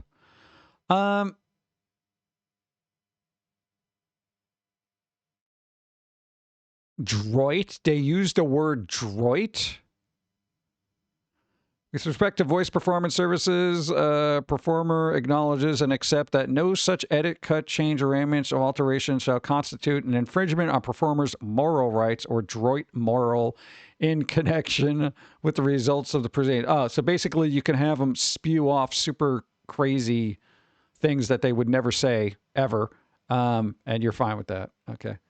All right. I guess Netflix, you can pay them. You can pay them. All right. And here's the thing. I part of this clause I can understand, like if they need a last minute change for dialogue and they don't want to call the voice actor back in, but pay them. Because this sets a very standard precedent. If you do it per episode, like, okay, this is your contract for this episode. Just in case we need to do a generative AI thing, we're not going to give you extra money, but if we have to change a line or something because something happened, we want to be able to do that. That's a reasonable use of AI to me. Because, you know, you fly somebody in, they got to do the voice work, blah, blah, blah. They leave, and then it's like, all right, no, we got to change this because something problematic happened in the world. All right, hypothetically. All right, well, get the voice actor back in. Netflix can afford that. But, you know, just contracts like this should be per episode base. All right. And only used if in that episode, a piece of dialogue needs to be changed. And that's it. You know, that's it. Like, oh, we need a version where you're not swearing. All right, well, I can make it there next month. No, you can't do that. So they'd have to do it, change the word and that kind of thing. I would be okay with that, you know, but because it's within the contract for that one singular episode. When you just say like, yeah, we're just going to use your voice forever. It kind of depends on the other circumstances here, but it's not looking good for voice actors, you know, or artists or anybody creative at all. Speaking of which, oh God, AI manga creation tool Hanasi launches in closed beta as TV backed X Crossroad raises $1.5 million. People want this. Okay. Here's what this is. According to the company, Hanasi is positioned as an AI agent-based manga creation engine designed to accelerate IP discovery and adaptation by transforming novels or screenplays into manga. All right. X. Ross Road describes its goal as addressing fragmentation across the IP pipeline, spanning novels, manga, production committees, and distribution, which often slows or prevents promising stories from being adapted. All right. Now, the cool thing about this, right? Wait, not own creation. What? Okay. Hypothetically, this would be amazing for us. Okay. We are of one people, right?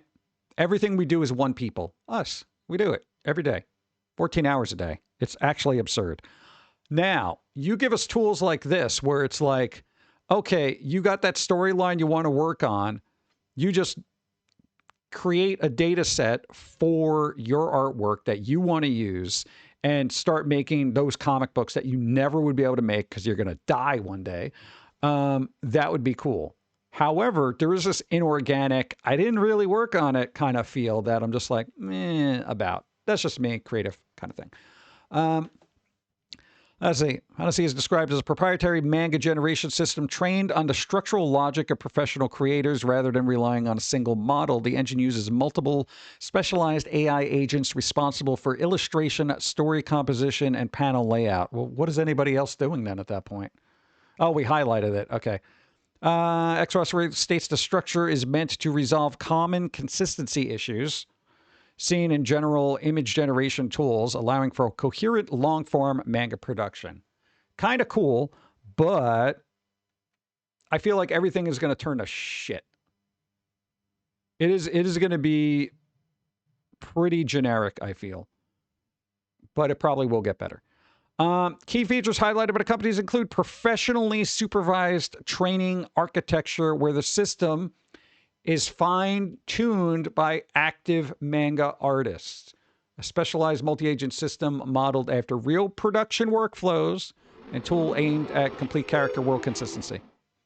Well, I feel sorry for the AI agent responsible for inking the drawings and then getting edged out by the writer AI agent. All right, there you go. So, but the thing is, remember what I was saying about the... God, yeah, I feel like ever since that glitch, everything's a little bit wonky.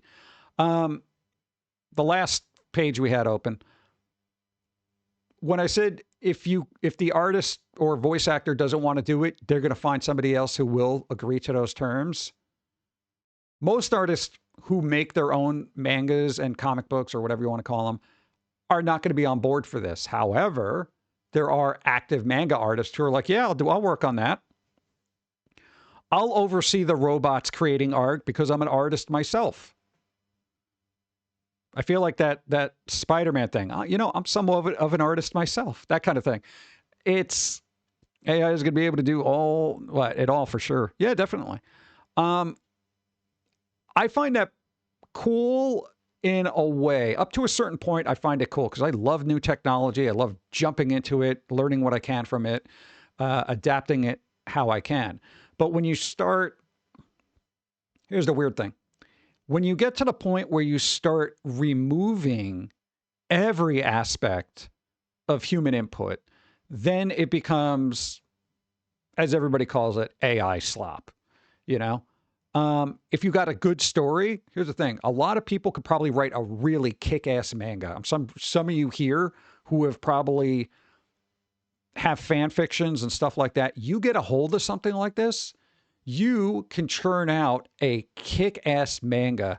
Consistency, everything's going to look nice, it's going to look professional and all that other stuff, right?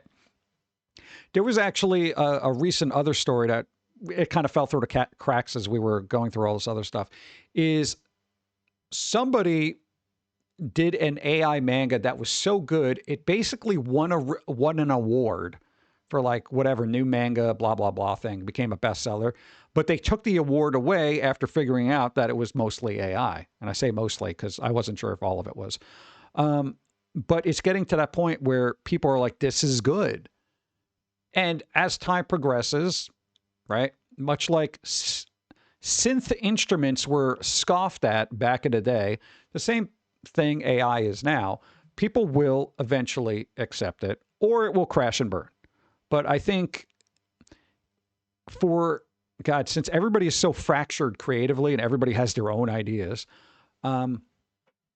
if you write manga, I feel like something like this is going to be awesome for you. Think of all the cool fan fiction that's going to be out there, you know? And the other thing is, like, not every artist wants to work on every storyline that they have. For us in general, we've been doing this for 25 years, right? We have so many stories, we are never going to be able to get them done.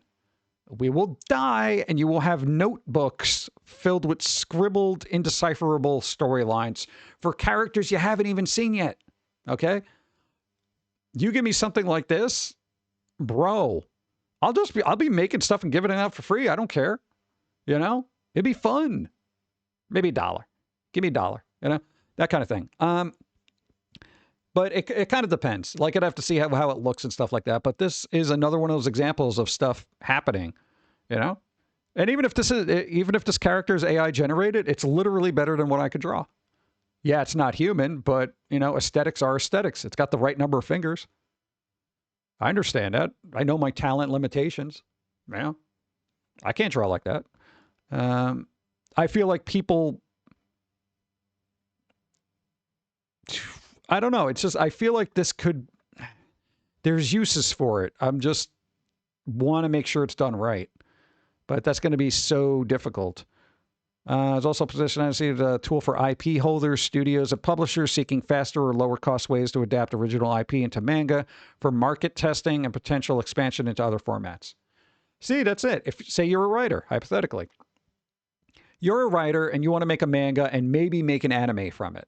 You got to hire an artist. You got to do all this other stuff. You have the story, right?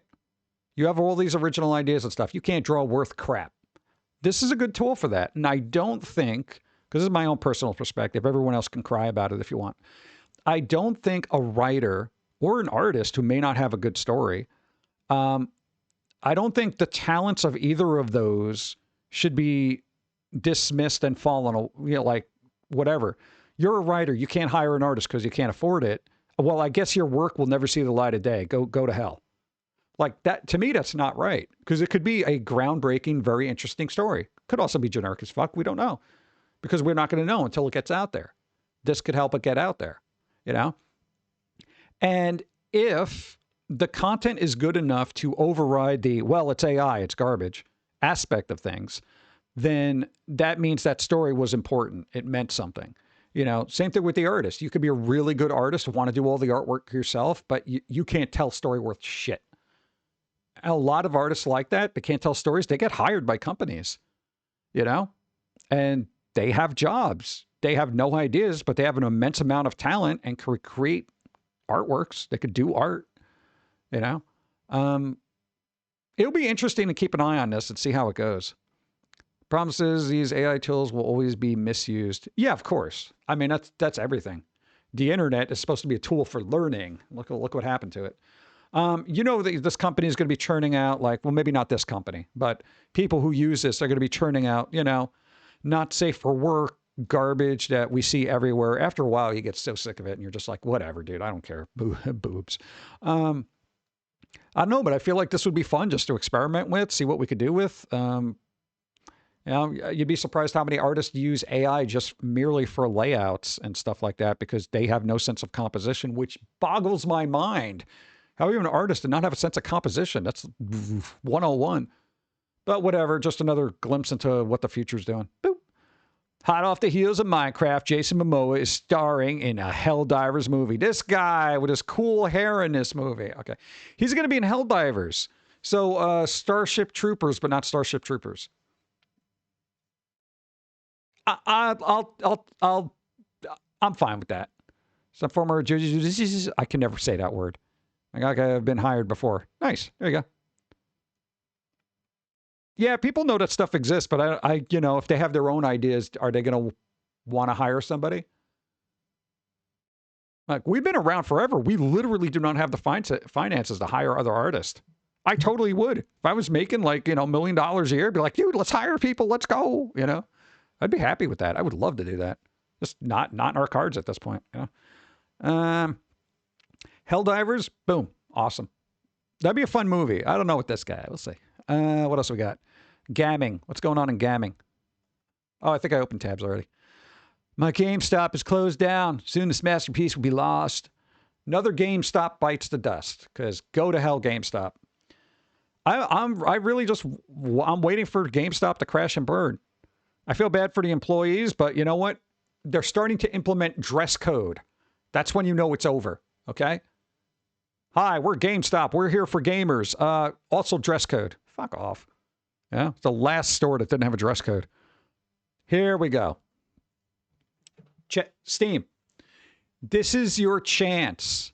This is your chance to take over Discord. I'm surprised GameStop is still around. Yeah, me too.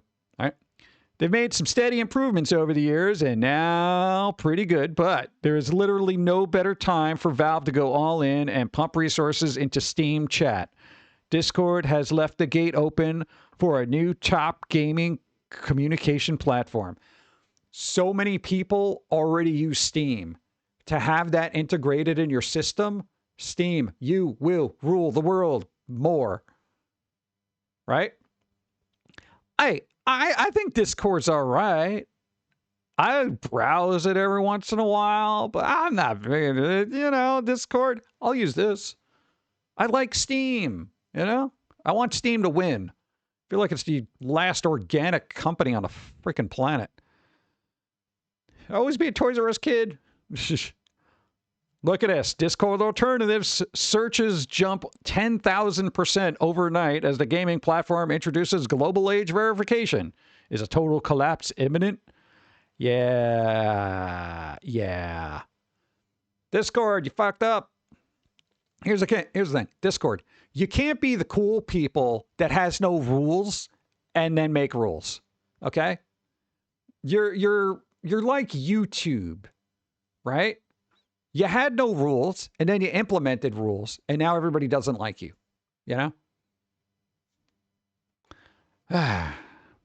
God. I know. Gavin also does marine research and tracking of global future epidemic that are carried through the oceans. Oh, yay. This thing. We agree that she could be even better. Overwatch director vows to redesign Anne Ron following player and voice actor backlash. What's wrong with her? What's wrong with this character? What's wrong with this character? The character looks less younger and mature than she did in her original design. Making rules isn't Discord's fault. They're being forced to include age verification in order to keep access to countries like the UK. The problem is they're choosing a method that makes cybersecurity a serious problem. Yeah. Well, again, if it gets implemented here, here's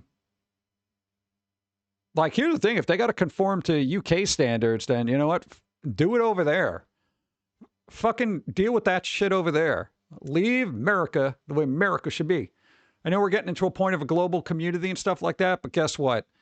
Not every country has to interact with every other country, okay? Let's all get our houses in order first, and then we'll all play nicely together, okay? Unbelievable. Let's see, what is this?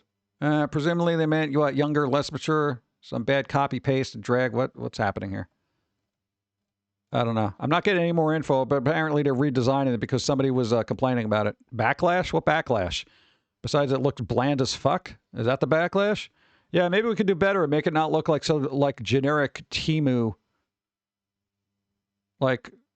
Whatever. I don't care.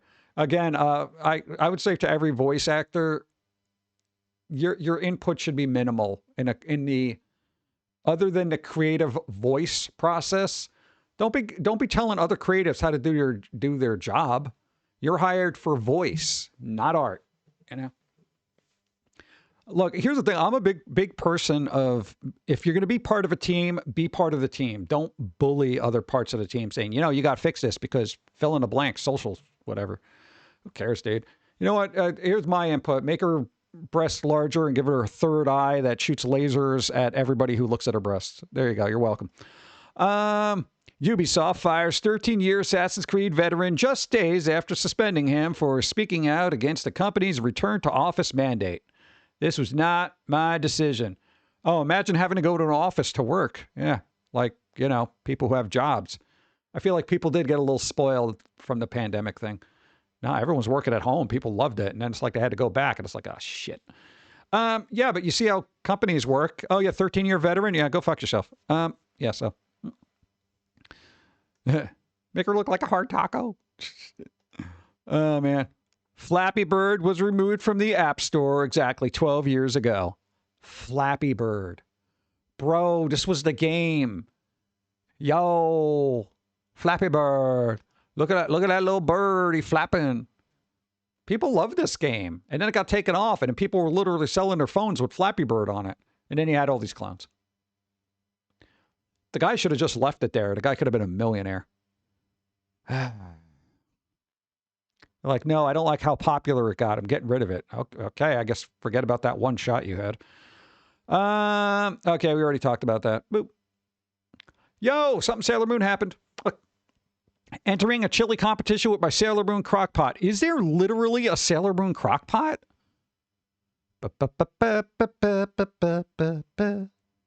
Chili. Like, it... Who has a Sailor Moon crockpot? When did this come out? What year? What decade?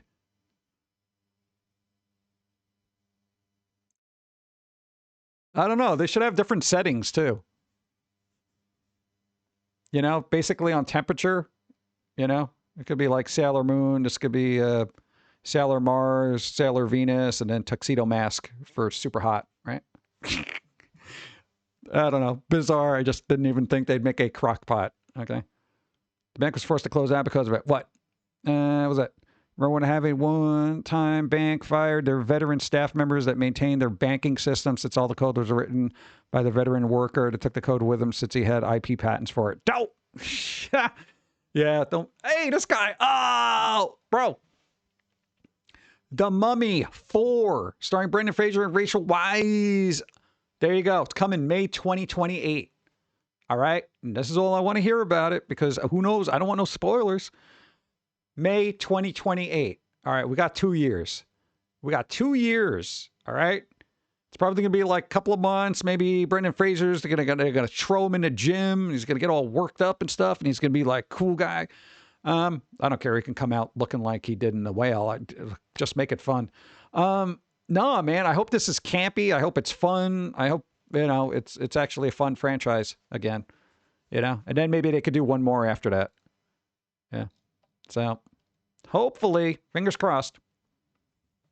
Happy to see Brendan Fraser back in a movie. Yeah, they were in a bad spot for a while. I'm glad people are reappreciating them, you know. Only took them 25 years, right? God. What is this? Geek Awards, Tech. I don't know if I want to go through that. I think that's a long list. Hey, point that gun elsewhere. Shoot her. She's evil. Okay. This one. Blizzard reportedly reviving StarCraft shooter with Arc Raiders Nexon. I don't know if this is good or bad, but if I had a gun to my head, maybe I'd play it. I don't know. Reviving StarCraft? Are they kidding me? I don't know. It could be good. StarCraft Ghost. Oh, God. That's old school. Oof. Let's go. Your daily coffee might be protecting your brain from dementia, a new study suggests. 2 or 3 caffeinated cups a day may help keep the cognitive condition away. I am set for life. Speaking of which, yo, I'm fighting dementia right now. There you go. But I'm out of coffee. God, I forgot to get more. This card is good. The art one? Oh, it's gone. Who's this pixie bitch? Get out of here. Let's see. Thank you. Thank you for calling stuff. I appreciate it. Thank you. It helps. So yeah, apparently you have to drink coffee. It's mandatory. Assuming you remember. I wonder if that works for people who are starting to get it. Can you just say, here, have some coffee? Boop. Smoking Sensei. They won. Nice. All right, there's a bit of disparity here. How come Fruit Basket's Prelude got 42% on tomato meter, but 95% on the popcorn meter? Huh?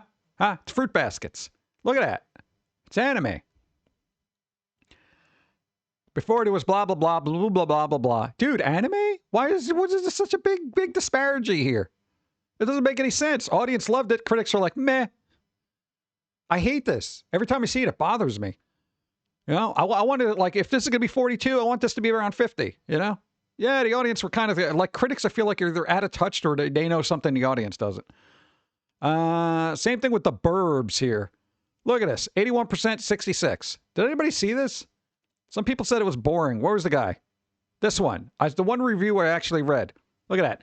If you expect something sharp and layered, it will likely disappoint. If you approach it as a modest, character-driven mystery, it holds your attention even if it never quite lingers after the series ends. Are you kidding me? Okay, for those who don't know, Peacock decided to make a series out of the Tom Hanks movie, The Burbs. Unnecessary, if you ask me. I'm kind of interested because I would like it to be good, but if somebody is making it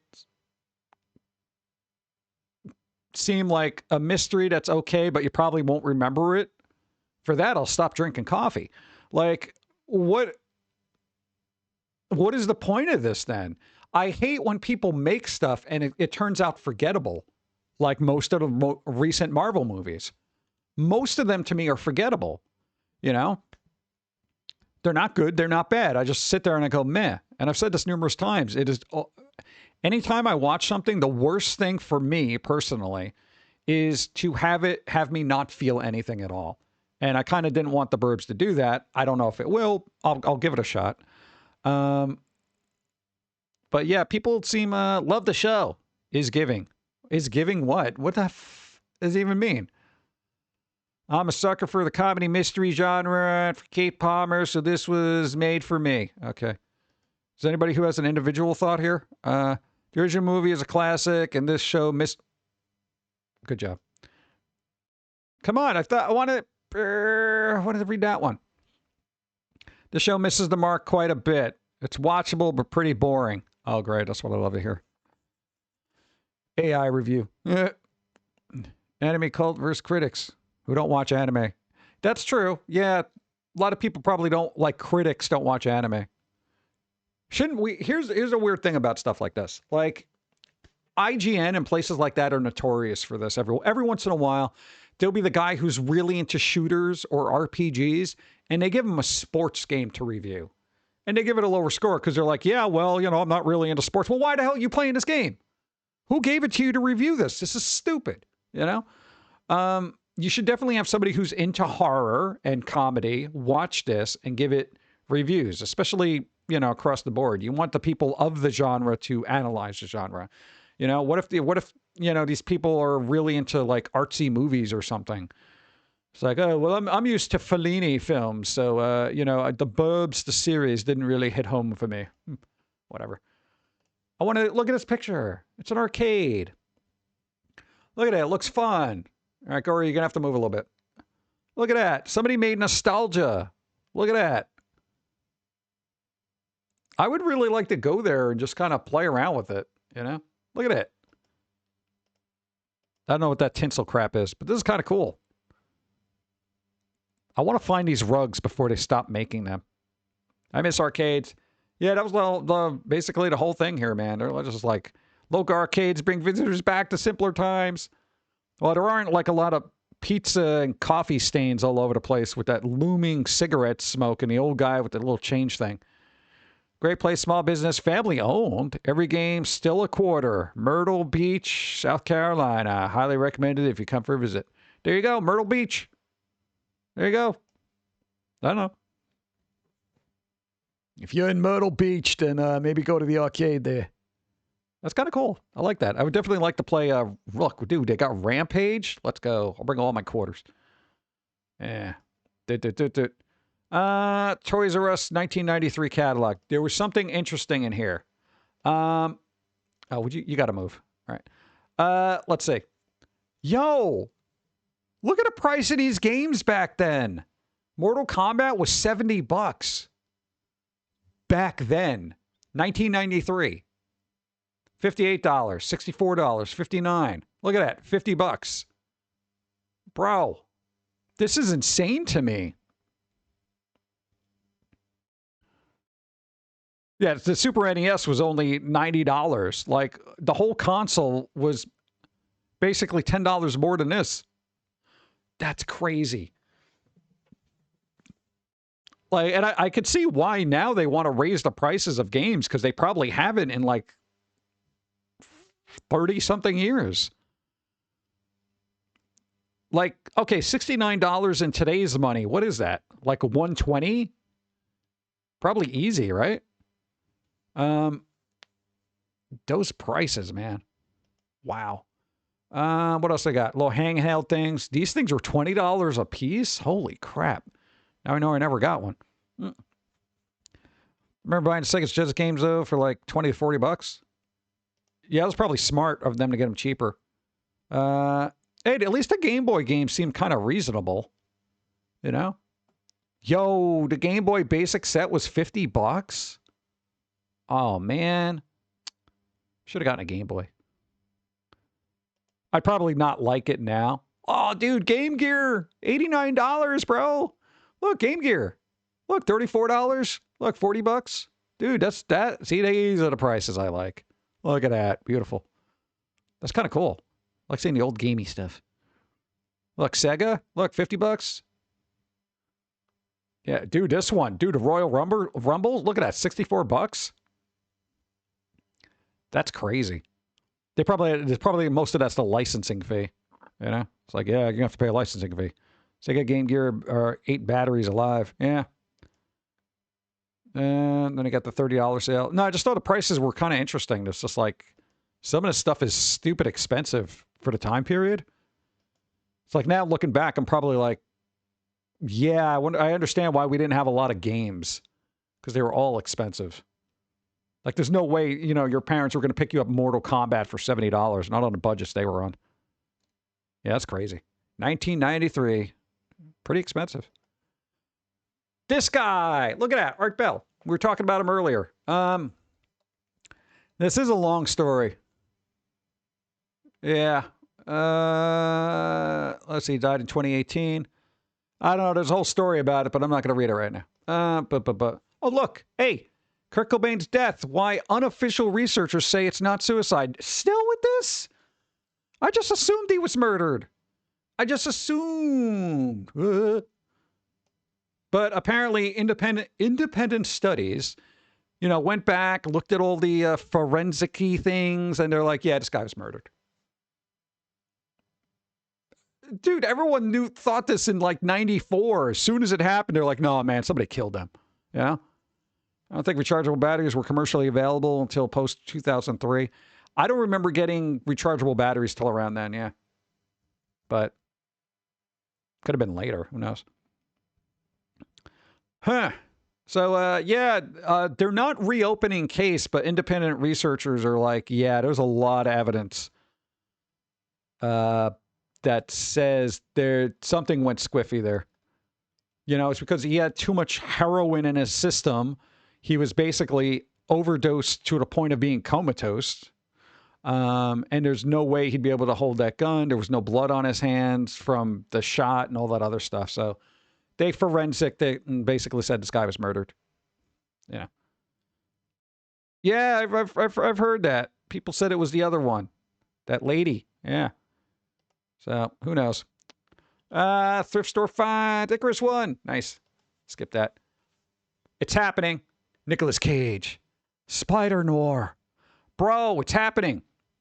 There's a couple of pictures on the internet of Nicolas Cage, some of the other characters and stuff like that. You're going to have 2 different versions. They're going to have the full color one and the authentic black and white. It is on Amazon. All right? But Nicolas Cage. Dude, Spider Noir. They're going to be Spider Noir. You know? That's kind of cool. All right, they got that guy. Got a little poster. Amazon Prime, Spider-Man, look, in color. Ooh, look at that. Look at that. The show, look. Ooh. Then he's in color. Look at that. That's kind of cool, though. That's going to be interesting. I don't know. New York State only started selling them here around 2003. Oh, there you go. Nice. Take my fucking money. Yeah. I'm hoping this is good. I really do. It should be a fun watch regardless, so. Don't cancel your Amazon Prime quite yet. When is this coming out? New series coming soon. Oh, that's a little vague. Okay, so eventually it'll be here. All right. Mummy, we already talked about that. It's official. Official. Look at that. Beautiful. Mugenics. All right, for people who ever played Binding of Isaac, Mugenics came out. Yo, I think they said in the first 3 hours it recouped all of its, what do you call it? Studio cost of making the game in 3 hours. That is insane to me. Good for them. They did Binding of Isaac. It's a turn-based game where you're basically making cat warriors. It's kind of cool. But, I don't know. Good for them. But, dithered. Here's the fucking thing. Since EA sucks and is not allowing Alice, America McGee's Alice, to be in existence because they're cheap fucks. Indie developers, what's their name? Bugged Games. That's probably a really bad name. Yo, this game better not be bugged when it comes out, or this name is going to be just dragged through the mud. Okay, I'm throwing that out there right now. I'm trying to help you here. All right, this game called Dithered. This has got that spooky Alice Madness everything kind of vibe. It's got a weird style. It looks dark and spooky, and I'm excited about it because dark and spooky. We don't have enough dark, spooky games, and I hope this is going to be good. I don't know anything about it. I really don't. But, you know, if you want to keep up with spooky stuff, I'm probably going to get in trouble for doing this. Dithered. All right. What do we got? You're going to a school. All right. What do we got here? I like the style. It stands out. That's probably not going to be an easy game to stream. I'm going to tell you that much. Like, I feel like that game is going to be like... Brr, brr, brr. All right. You know, it looks like it might be fun. I don't know. Hopefully it is. I'm probably going to be that person that says, shut up, take my money, because I just want dark, spooky stuff to be made. The thing is, we don't have enough of it. The bad part of this is there's a lot of IPs that have just kind of languished and they haven't done anything with. And, you know, American McGee's Alice being one of them. I kind of wanted to just, we got to get this darkness back. And I feel like it's a good time for it too. Yeah. I know. You figure with, you know, Sandman did pretty well when the Wednesday series did well, and you had that dark vibe coming back. And then it's just like, all right, let's start making games. You had Lost in Random, which was pretty good. And then you had the sequel, which they came out independently with.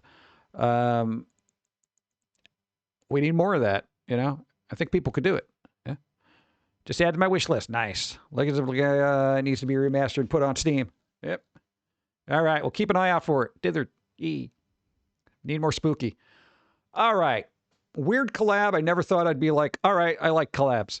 Napalm Death and Melvins announced collaboration. See, they call it collaborative LP. Just say collab, bro. Get with the times, Revolver. I'm just going to call you Rev now. God, really? They spelled out collaborative? God, that's clunky. All right, Melvins and Napalm Death. They're oldie bands if you don't really know them, but each one of them have a very unique take on things. So it'll be interesting to see what happens. This video is age restricted. Oh my God, I'm not old enough. Conversion of Conformity. They just, I don't know what the hell's going on. Megadeth just came out with an album. You got Corrosion of Conformity. Melvin's Napalm Death. Who's the other one? New Corrosion of Conformity. And The Hue and Apocalyptica team up for North American tour. For those who don't know Apocalyptica, they're very dark gothic-y cello-y band. Think Metal Rasputina. If anybody doesn't know who Rasputina is, look them up. Basically, 3 ladies playing dark cello-y music, doing weird, crazy stuff. We got to see them live. They were excellent live.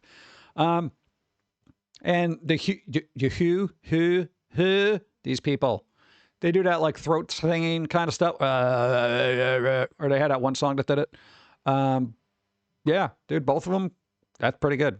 There you go. Let's go. I don't know. Could be cool. What else we got? All the Stephen King adaptations currently in development. I don't think I have the stomach for that right now. What's this? GoFundMe launches. Oh, this is sad. Look, GoFundMe launched to support Phantasm star Reggie Bannister. Hospice. This guy's in hospice. He's sick. Reggie Bannister. He was in like a bunch of stuff. This guy was in a ton of horror movies. He was even in Ghastly Love of Johnny X, which is like a weird little musical thing. He was good in that too. So yeah, that's kind of like sad. Look, he entered hospice care last year. GoFundMe has been launched to support. What has he got? Diagnosed with Lewy body dementia. What's Lewy body? What's Lewy body dementia? And Parkinson's. Oh, geez. Since 2016? Yo, this guy was sick. Nobody told me. Oh, man. All right. Good vibes. Good vibes to Reggie. I don't know. GoFundMe. I have to look at that later. I feel bad when I see stuff like that. I don't like when actors I like are getting sick or passing away. Out of memory. Drink more coffee. Baby Metal. They're doing a theme for One Punch Man. Look at that. They're doing One Punch Man theme. They're doing an opening theme for One Punch Man. I like Baby Metal. Last album with all the collabs I could do without. Okay, here's the thing. Baby Metal, I like when they're not doing collabs. I don't want to hear other people. Sue Metal's good enough. Okay? No, I mean, some of the collabs are all right, but they're like all skippable for me. Like, I don't need it, you know? But, you know, they are what they are. So, yeah, there was like 2 songs off there I liked, which is like, yeah. All right, so no, that's happening. One Punch Man. Boop. What's going on here? I don't know. What's going on here? As a backlash to Discord's age verification grows, Cubby insists changes won't impact majority of adult users. Yeah, okay. Go die. What else we got here? Fortnite follows Call of Duty and Battlefield with new anti-cheat requirements. Oh, dude. Here's what's going to happen. All the kids. Oh, come on, man. Dude, I need my chicken dinner. You can't do anti-cheat. How am I going to get my chicken, bro? Dude. You know, that kind of thing. You know, God, here's the thing. We wouldn't need these systems if people were civil and played nice, you know? We need anti-cheat requirements because people suck. Stop cheating. We won't need this. I don't know, and I don't understand. It's not like you really are winning. You're not really winning. You know, you don't win. You're just getting a robot to be better than you are because you are not good. Here's the thing. Generally, if I'm not good at a game, I either get good or I don't fucking play it. You know, just good. Whatever. So know that the anti-cheat system is rolling out and is probably going to cripple everything. With Kiwami, look, Kiwami 3, Yakuza enters its George Lucas Star Wars remake phase. Oh, good. Here's the problem. The Yakuza series, they're doing the remakes, but they changed apparently this installment of it a lot. Kiwami 3. So a lot of stuff got ripped out. They changed a lot of things, and that's not good for gaming in general. I don't like when gaming rewrites its own history. There's no need to do that. You know? I don't know, man. It's just like kernel level anti-cheat opens your system up even more than what? Yeah. Turning on secure boot. Yeah. It's bizarre. All the anti-cheat systems are just, you know, again, people just need to be nice. Yeah, so they changed a bunch of stuff here. What's happening here? Mega Squad. there's probably a lot of differences here that they're citing, but I'm not going to get into the details of it all. Because I've been literally talking for 4 hours straight, and I still got tabs to go through. Boop. But no, that's happening. What do they do here? Gen Z is the first... Oh, this is from last time. Gen Z is the first generation dumber than the parents, neuroscientist claims. Yeah, I already saw that. What do we got here? It was open from last time. Goth. Cute. Oh, no, where's my thing? That's what I wanted. There we go. Cute. That's going to be our ending thing. That's why I had cute in there. I was like, what's cute? Look. James Vanderbeek from Dawson's Creek. Dead at 48. He died. Yeah, I think it was like a colon cancer thing or something like that. If you're older, you got to get checked. I know it's not fun, but bro. No, when you had the stomach problems, which you had like surgery for, they literally had to do the scope to make sure there was nothing going on there that would be affecting you. So it's not a fun thing to do, but neither is dying. So yeah, 48. Damn, right? That's crazy. Like 48. Like I'm like, my dude, you know? And again, he was a fun actor. I never watched Dawson's Creek because I didn't care about it, but the shows that I did see him in, he was fun, you know? And for anybody to die at 48, that is not old, you know? Nobody should die before getting Social Security, you know? Make it a law. But also another person who died, one of my personal favorites, Bud Cort. All right. Literally, the last stream that you talked about, Bud Cort, you were talking about Harold and Maude, and as, you know, you grew up and the weird content you were exposed to, you know, because his parents loved this movie, you know, and you liked it too because it had that Cat Stevens music in there, which was very sing-along-y like. It was very good for the movie. This guy passed away. He was 77. Yeah, it's getting up there. When you get to like 80, I'm like, all right, that's pretty good. Ad break. Oh, God. All right, there's an ad happening, so let me get some water, I suppose. Water. Ridiculous.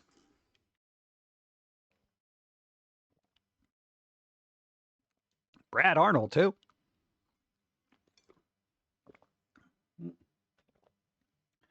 All right, look, actually, you know what? Yeah, I could check the bingo.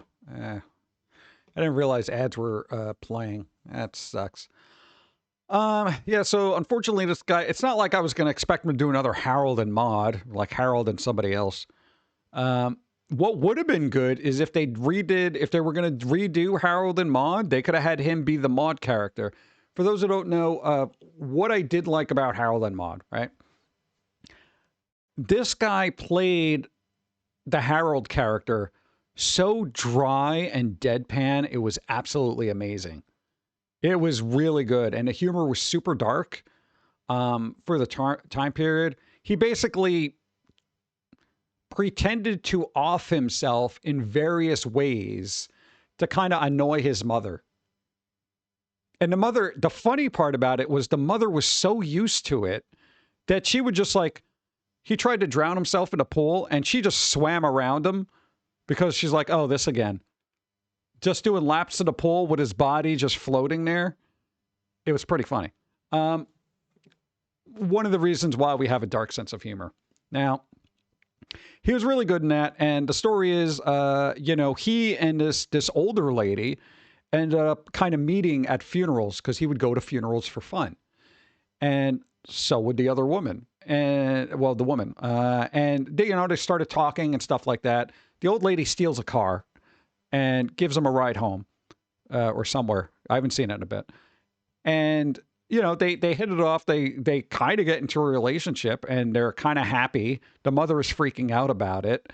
And then I don't want to get into it, but the old lady does stuff. He gets all bent out of shape, but it's a story about enjoying life. If they did a sequel or a remake or whatever you want to talk, he could have been the old person. You know, and then, you know, meets a younger person, et cetera, that kind of thing.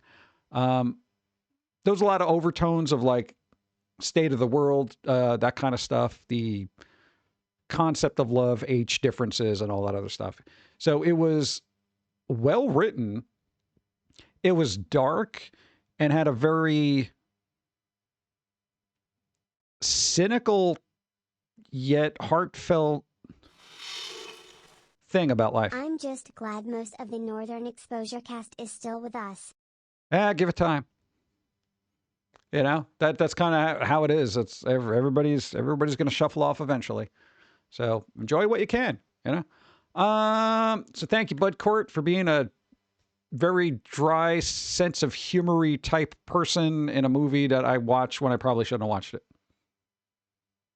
That's one of those films you don't sit a kid in front of because they may not understand it, but I'm glad your parents thought enough of you to be able to understand it because it was such a good film. Even at a young age, we're like, wow, this is good. So, and if you've never heard the soundtrack, the music is kind of folky, but it's very appropriate. And there's a song by Cat Stevens called Trouble, which is absolutely amazing / gut-wrenching at the same time. But there's a lot of uplifting tunes in there. If you are sensitive to depression and stuff like that, probably don't watch this film. We are as well. But we like to swim through the dark waters. Some people drown in them. So keep that in mind. If you are... Because they didn't have warnings back then about this guy pretending to off themselves in fun ways. Some of the ways are pretty funny. Come on. If you've never seen it and you can tolerate it, go see it. Boom. Cute. This is what we were ending the day with. Yeah. Usually we do stupid food, but forget stupid food. It's stupid. All right? I'm tired of it. We're going to look at cute things. Let's refresh. See what else is cute here. All right. Look at this. I folded immediately. Look at a cute kitty. Yeah. It's a cute cat. I want to pet it. Let's go. We got to look at cute things. You know, we need a palate cleanser from all the wordy word things I said. What's it? Hello, please help me choose a name. It's a girl. Thank you. I'm going to call him Squishmallow. There you go. Slide the picture to the right. There's a surprise. Does it get bigger? That's pretty good. Bro, that's pretty good. I like that. Yeah. Look at that. That's pretty good. That was good. I'll give him that. Look at that. Look at this. This is my grin when I deal with people. Yeah, that's an interesting story. Yeah, okay, yeah. Yeah, you're getting a little close to those flames, dude. You're going to burn your whiskers off. 17 years old. Hey, there you go. 17-year-old kitty. What's up? I missed some chat. What movie was this again? Harold and Maude. Again, it's dark. And you got to have... Ruth Gordon is in it. If you don't know who Ruth Gordon is, you're in for a treat. She's that, like... She plays this... And she's always been this way. She's this older lady that has so much life in her. It's interesting how much energy she brings to every film she's in. It's really good. She's a very good actor. What else we got? Oh my God, look at this. Schmo. Look at him. Look at him. You gotta go get him. Look at him. Yeah, good old Ruthie. She was in, what was it? Rosemary's Baby too, right? Yeah, she was a little dark in that. But she was also in an episode of Columba. She was fun in that too. Yeah, this thing I would have to definitely play with. Yeah, that's cool. Jump. All right, what do we got? All right, we got a cat sleeping here, you know, sleepy cat. We got this cat. I'm surprised your cat can deal with that. Any cat I've ever had hated collars. Like, they get so angry. Look at this one. He's cool. Before, after. So that's what, 1 year later. Yeah, cats grow up fast. Where are the dogs? I look so pissed off. Where the dog? There's a dog. Look at him. Look at him. Come on, I want to pet him. Everybody gets stupid around animals. It's weird. Like, okay, if you see something like this, unless you're part of a group of people that hates dogs for some reason, you will always be like, that's the thing. And I feel like that is the cool thing about pets is they bring out that really good, natural, wholesome quality that everybody has inside. As we talked earlier in the stream, even hardened criminals will go like, oh my God, you know, they'll be like, oh, you're so cute, you know? Even if they're trying to be tough about it, be like, that's my boy, you know, that kind of thing. And there is this, I want to say, ease of giving love to something or loving something that people don't apply to other people. Not that I'm saying you should go up to like strangers and be like, oh, yeah, we'll go back, you know, because that's a little weird. But I would say if you approach people as if, you know, they were, I don't want to say as good as puppies because we all know they're not, right? But you know what I'm saying? Just have a little bit of love in your heart for every living creature, as if you would for, you know, a dog like this, you know? Unless they're evil, then fuck them, you know? Oh my God, look at this thing. Look at him. Look at the size of that tongue. He's like, ah. It's probably very warm where he is. All right. What else we got? Oh, dude, look at that. Look at that. You got a shark. The shark does not look very happy about that. Look at it. It's like, oh, God. It won't let me leave. Ah. That's why therapy animals are a thing. Yeah, but I mean, it's like, I feel like every human should just have that. Apply it without the animal, you know? I prefer cats and foxes. Well, foxes are dogs. Oh, I look so depressed. I just watched Harold and Maude. Let's see. I always find it weird when cats try to eat their own tail. It's like, don't they realize, like, when they bite into it, they're like, ow, what the hell? Like, that confuses me. You know, it's kind of like a dog that chases its own tails. It's like, do you not realize? I avoid dogs personally. I've had some bad experiences with dogs, but that's the owner's fault. Now we actually had somebody recently who has one of those Australian shepherds. They let it just wander around, and it literally tried to herd Dawn and started nipping at her. And I was like, bro, you know, I'm like, you got to get this dog the hell away from us. And that's a bad owner. That's not the dog. The dog is doing what it naturally wants to do. But this guy gives it absolutely no exercise, no nothing. It just sits on the lawn and doesn't do anything. So when it sees things, it's like, I know what the dog wants to do, but this guy is just terrible. I also had another dog try to, whatever, like this was years ago, try to bite your hand off. And again, bad owner. There was like, this dog was just mean to everybody because the owner was mean to everybody. Yeah. Foxes are not dogs. Different tribe entirely. They're canines. Oh, look at this guy. Look at him. He's cool. That's cool. All right. So he's cheering everybody up. It looks so skeptical and pissed off. Look at it. Yeah, whatever. Matching socks. Ah, look at that. Okay. Oh, look at this guy. Yeah. Chihuahuas are usually very yippy. That's the only drawback of Chihuahuas. But, you know, they do their thing. Oh, my God. Rawr. This is like the Wilford Brimley of cats. Diabetes. Diabetes. He's like yelling at you. That's amazing. Diabetes. That's a cool cat. Like that. Yeah, we had a cat like that. It was like this weird little tuxedo cat. That's kind of cool. Diabetes kitty. He's cool. All right, what else we got here? Yo, did you just give him a whole donut? Oh, no, that's a plush donut. Oh, God. Here, the one thing I don't like about dog toys is the dog toys that look like food. I feel like if you get a dog toy that looks like food, when they see the food, they're going to think that's for them. So I try to get them stuff that looks like something that they should be eating. You know, rawhide stick or something like that. You know, I don't know. Oh my God, he's miserable. Look at that. He's like, you son of a bitch.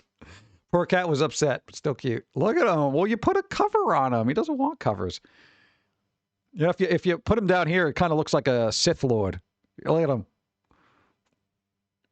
Don't I realize the power of dark side? Good. All right. Bunch of kitties in a bucket. Cool. Look at him. He's so happy. Hey, what's up? I got the sunlight. Cool. See, I like the cute thing. We got to do this every time. Oh God, look at him. This is how I feel like every day after work. 16 hours today.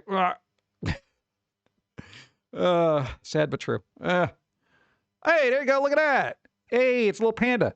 It's one of those red pandas. Nice. Well, you can't own the old. This is a red panda, right? Yeah. No, it's not a Pokemon. Pokemon. Look at him. It's like, yo, take me out somewhere. Is that insulation? Ready for a walk? Oh, that's a leash. It's like, yeah, let me out. We'll go outside. We'll go for a walk. Cool. Beagles are very, very howly. These little beagle type things. Yeah. That's it. Baby versus an adult. What, like in a battle royale? All right, it's a cat. Okay, I get it. Little fluffy cat. What kind of cat is this? These are very indicative of Japan. Like there's these small fluffy puff cats. Like the diabetes cat that we saw. What's that? I was been a little kid. There was a scary dog bite. And my brain has never figured out how to fix. A little. Yeah, when you're a kid and you get bit by a dog, that stuff will, lasts with you. It just lingers. This one got bit by a squirrel. You overcame it. And you were like, you know what? I'm going to have that squirrel rule my life for 25 years. Barking for me, it doesn't necessarily scare me. It's just an auditory issue. Oh, look at a little baby hippo. One of the most dangerous creatures on the planet. And it's like, oh, he's so cute. I want to pet it. Yeah, there's also something about humans that it's like, if it's cute, we'll try to pet it. When it's probably not a good thing to do. Still eating his tail. Yeah. Looks like it's got little hand braces, like it's got carpal tunnel or something. I was at the computer for too long. Cool. Oh, they gave me a little Pokemon hat. Look at that. Pokemon. I wonder if cats are happy with that. Or if this is just all posed together. He's like, yeah, please, could you just take this off my head? Hey, little dog. Yippee. Bup. Oh, look at that. I feel like this is nearly impossible to have happen. This is one of those photos I'm like, is this staged? Were they glued together? Like, what are the chances? Weird. Or won't allow anything on his head like that. Yeah. Okay. How's anyone supposed to survive without just gobbling her up? Look at him. So cute. I'm like, I can feel my sugar spiking just looking at all this. That's kind of funny. Cat in a drawer. Yeah, I've had that happen. Cat feet. Little puffy cat. This cat is just like, God. That and the other one, they just look so depressed. They're like, oh, God, it's Monday. This one's just like, yeah, whatever. Doggy. Kitty. Oh, God. Here's a weird thing. I don't know what it is about dogs and cats and animals in general. The weirder they look, the more interested I am in them. Like, I don't know why I find this adorable, where I'm like, look at this. It's so weird. He's like, because I guess he can give him more of a voice or something like that, where he's like, yeah, whatever, man. I can murder you in your sleep, just saying. Yo, is that an owl? You got a little baby owl. Look at that. Owl. Nice. Small arrow. No, he's pleased with himself. Let's see. Well, what are they handcuffed for? Arrested for cuteness. Doesn't look happy. This is a very, very standard pattern for a cat. Like we've had probably like 5 cats that had this kind of pattern. It's really weird. Oh, look at that cat. He's cool. Got big ears.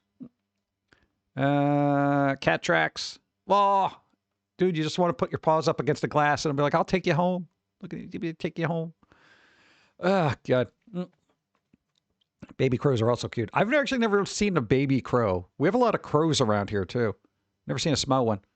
Hey, red panda. Nice. I love my princess. You know, look, cats are very particular about belly rubs too. It's like you can attempt it, but you got to read the cat real well. You can be like, okay, I'm done. That kind of thing. This guy looks very aggravated. Suitcase cat. Nice. Blurry dog. Okay. Bunch of widow kitties. Nice. Boop. That cat. Cool. Come on, dude. The cat is miserable. I know you're doing it for a photo op. You just look at him. I say that. Well, it's an orange cat. I was about to say, yo, that cat's got very, very high tolerance for tomfoolery. And I'm like, no, it's an orange cat. Some of them you could just... Like, I feel like another orange cat is using the processing power of the orange cats as far as brain usage goes. So this one is just a hollow shell right now. Yeah. Yeah, exactly. They did a little lost access to the brain cell. It's like the other hive mind is using all the brain power. I can't move. Doggy, sleepy doggy. There you go. Cake. Hey, Pew's one. Nice. When you're cute, but deeply unimpressed. Okay. Little bunnies. Are these bunnies? Adorable little baby bunnies. Little Bubba bunnies. Bubba bunnies. That's cool. Very rarely get to see baby bunnies. Yeah, some bunnies. There you go. Bunnies are fun. Do. More cat. Yo, that thing's tiny. Look at that. Wow. Hey, there's not a lot of dog pictures here, which is kind of weird. There's only a handful. Most people, like the cat people, are just like, yeah, I'm gonna take pictures of my cat all day. Come on, where's the dogs? Like, I don't take pictures of dog. Gotta walk it. Ah, there's one. Look at it. Cool. 10 or 56. Very schmo kitty. That is a schmo kitty. Trying to reconnect. Trying to reconnect. Chicken. Had access to grass or a dust bath in her previous home, so this is her first ever dust bath. I guess that's cool. Dust bath? That's a thing? I didn't even know birds did that. They're like, yeah, I like dust. Yo, that better not be like clumping litter. It's actual just dirt, huh? Okay, good. More kitties. Little tiny black cats. Cool. Dog. Other dog. That's a weird ear thing. What's going on there? What kind of dog is that? Or is that just like cropped ear thing?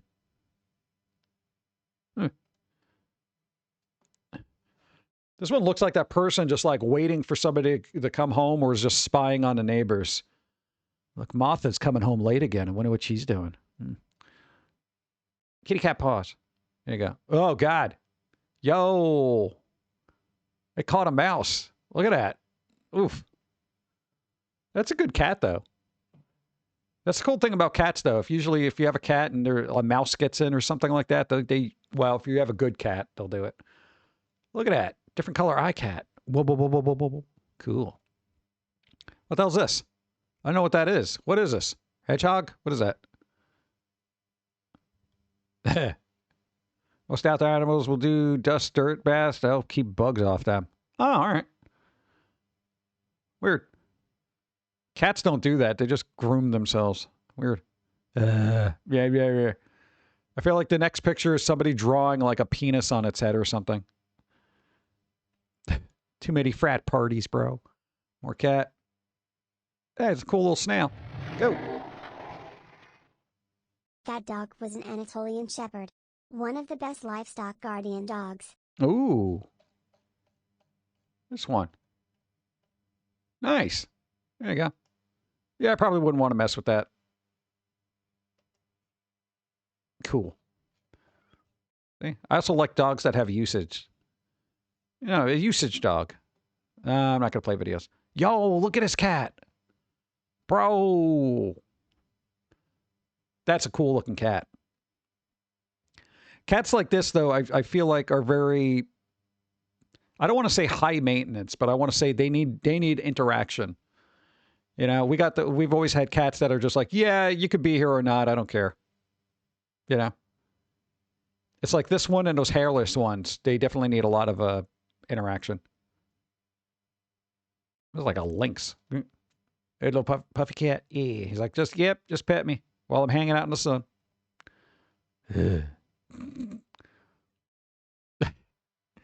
That's awesome. They're like, shut up. You're talking too much. That's pretty funny. Like, he's at the meeting. Yeah. This is your presentation, huh? Okay. Is that what you want to go with? Yeah, you're fired. Oh, look, little fluffy dogs. Look at them. Cool. Those are going to be very fuzzy dogs. Looks very cool. There you go. Hey, look at this. I don't even know what to say. Look at that. That's a good doodle. I like that doodle. Yeah. Those teeth, though. Wow.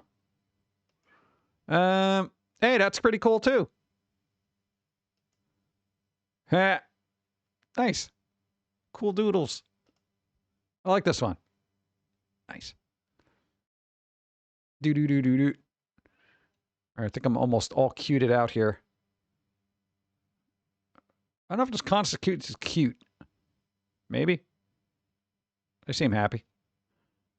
Cat with a flower. Got arrested after had mugshot taken after scratching a police officer during rescue. Where's the evidence? Let her go. That's pretty funny. I remember seeing this in the Wholesome thing. That's actually happened in, I want to say, Korea? I think it was Korea. They literally did a mugshot. It's pretty funny. Baby squirrels. Yeah, no, YouTube videos always get me in trouble on YouTube, surprisingly. They got a birthday party going on. You got a little cat. You got a little dog. Okay, we're weird. All right, go. Did the officer get cat scratch fever? There you go. Maybe. You know, we've gotten scratched by cats numerous times, and we've never gotten cat scratch fever. Is that an outdoor cat kind of thing? I feel like we just built up an immunity to it because, little baby hippo, schmo kitty, doggy, whatever that is.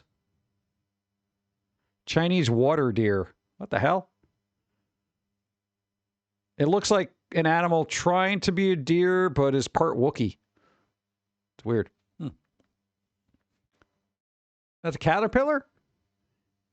Even though he ate my tomato and jalapeno plants, I still think he's cute. Dude, look at a little caterpillar. That's a big cat. That's a big-ass caterpillar, dude.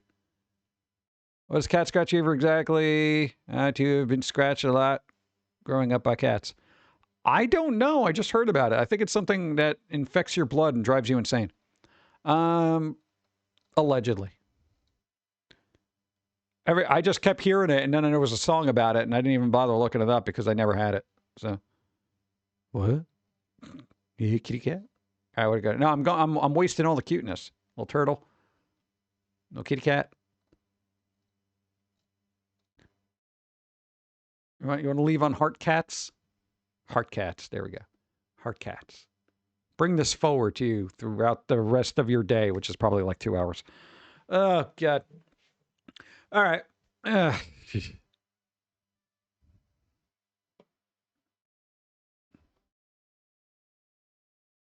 you? Let's see. You still happy? All right.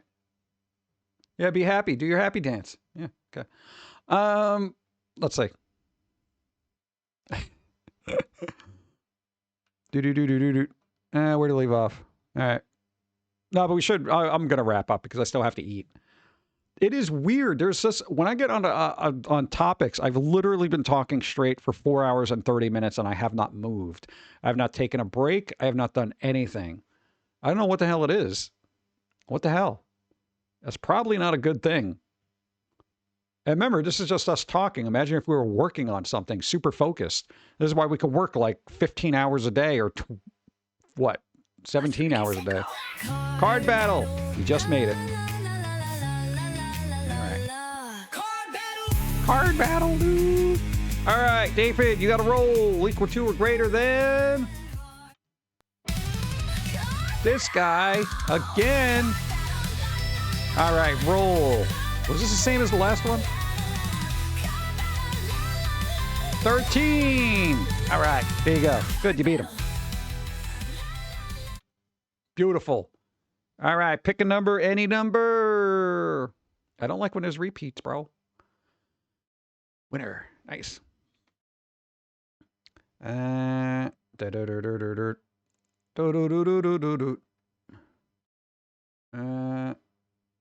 we did do stretch.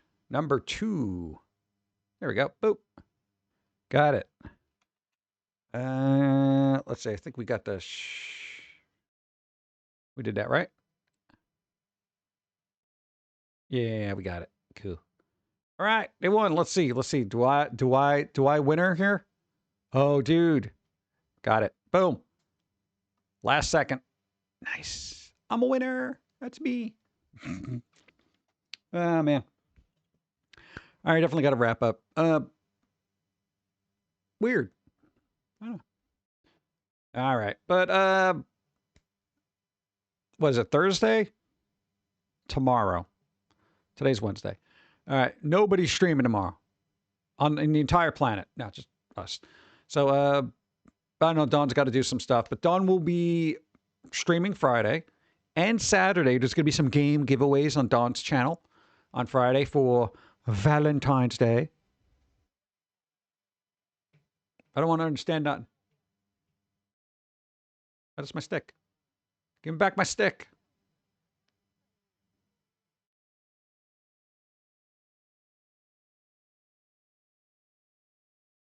He's flexible.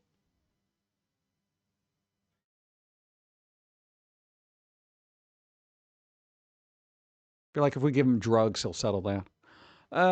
Thank you. What's that? Birthday is on Valentine's Day? That could be either good or bad. I don't know.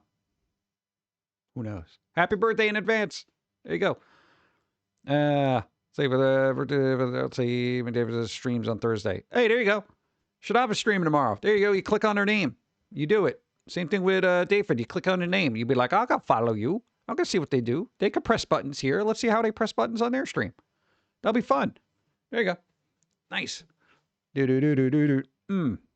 Does dust falling count or what? Technicality. I don't know. Let me go through the rest of the bingo and see what we got here.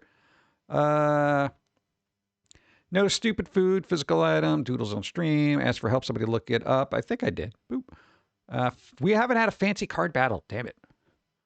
Steve has bad coffee. It's gone. We can do Blood Rain, I think. All right. Called Blood Rain. Where is it? Boop. Blood Rain. Shiny card battle. We didn't have a shiny supersize emote. I don't think anybody did that. Something falls off stream, hits Mike with face. I'm pretty sure it did. Dyslexia definitely jumbled somebody's word. Big boxing, thrift store fine. Makes bad pun? I don't think I did. Maybe. All right, well. See if they got me. I call all that and I got one extra number. That's ridiculous. That's stupid. All right, I'm going to go eat because I have not. I think I had a Biscoff at 3 o'clock. It's weird. I don't eat a lot, but I never lose any weight. What is wrong with me? What is wrong with me? All right. Yeah, what are we going to do? I don't know. Do something fun with the rest of your week. Shadav and David are streaming tomorrow. We got to have the raids. We going to have to raid somebody. Let's see. Who's on right now? Let's see. Whoa. Got to mute the thing. What happened? I didn't see anything. What was that? Oh, would you just refresh page? Come on. There you go. Thank you. It was YouTube sub. E. Let's see. What do we got? Who be on? All right. On right now. Yo, that uncommon ephemera guy that Don raids every once in a while, usually on Mondays. this guy scans stuff all the time. He's literally been scanning stuff every day, I think, this week for like 10 hours straight. He like archives old weird film things. It's just absolutely crazy. It's a lot of dedication and a lot of work. Trust me, we've been scanning our own artwork. It takes forever. Let's see. So Mr. Lobo is on. Where's everybody else? Mr. Lobo. I guess we'll do that. Yeah. All right, they're doing a usual draw along this week, right? I see some Charlie Brown characters. So I think they're doing Charlie Brown and all sorts of other stuff. So we'll see what happens. Yeah, I'm just trying to resituate. No, we got to do the raid. We got to do the raid. Got to do the raid. And I need food because I'm starving. So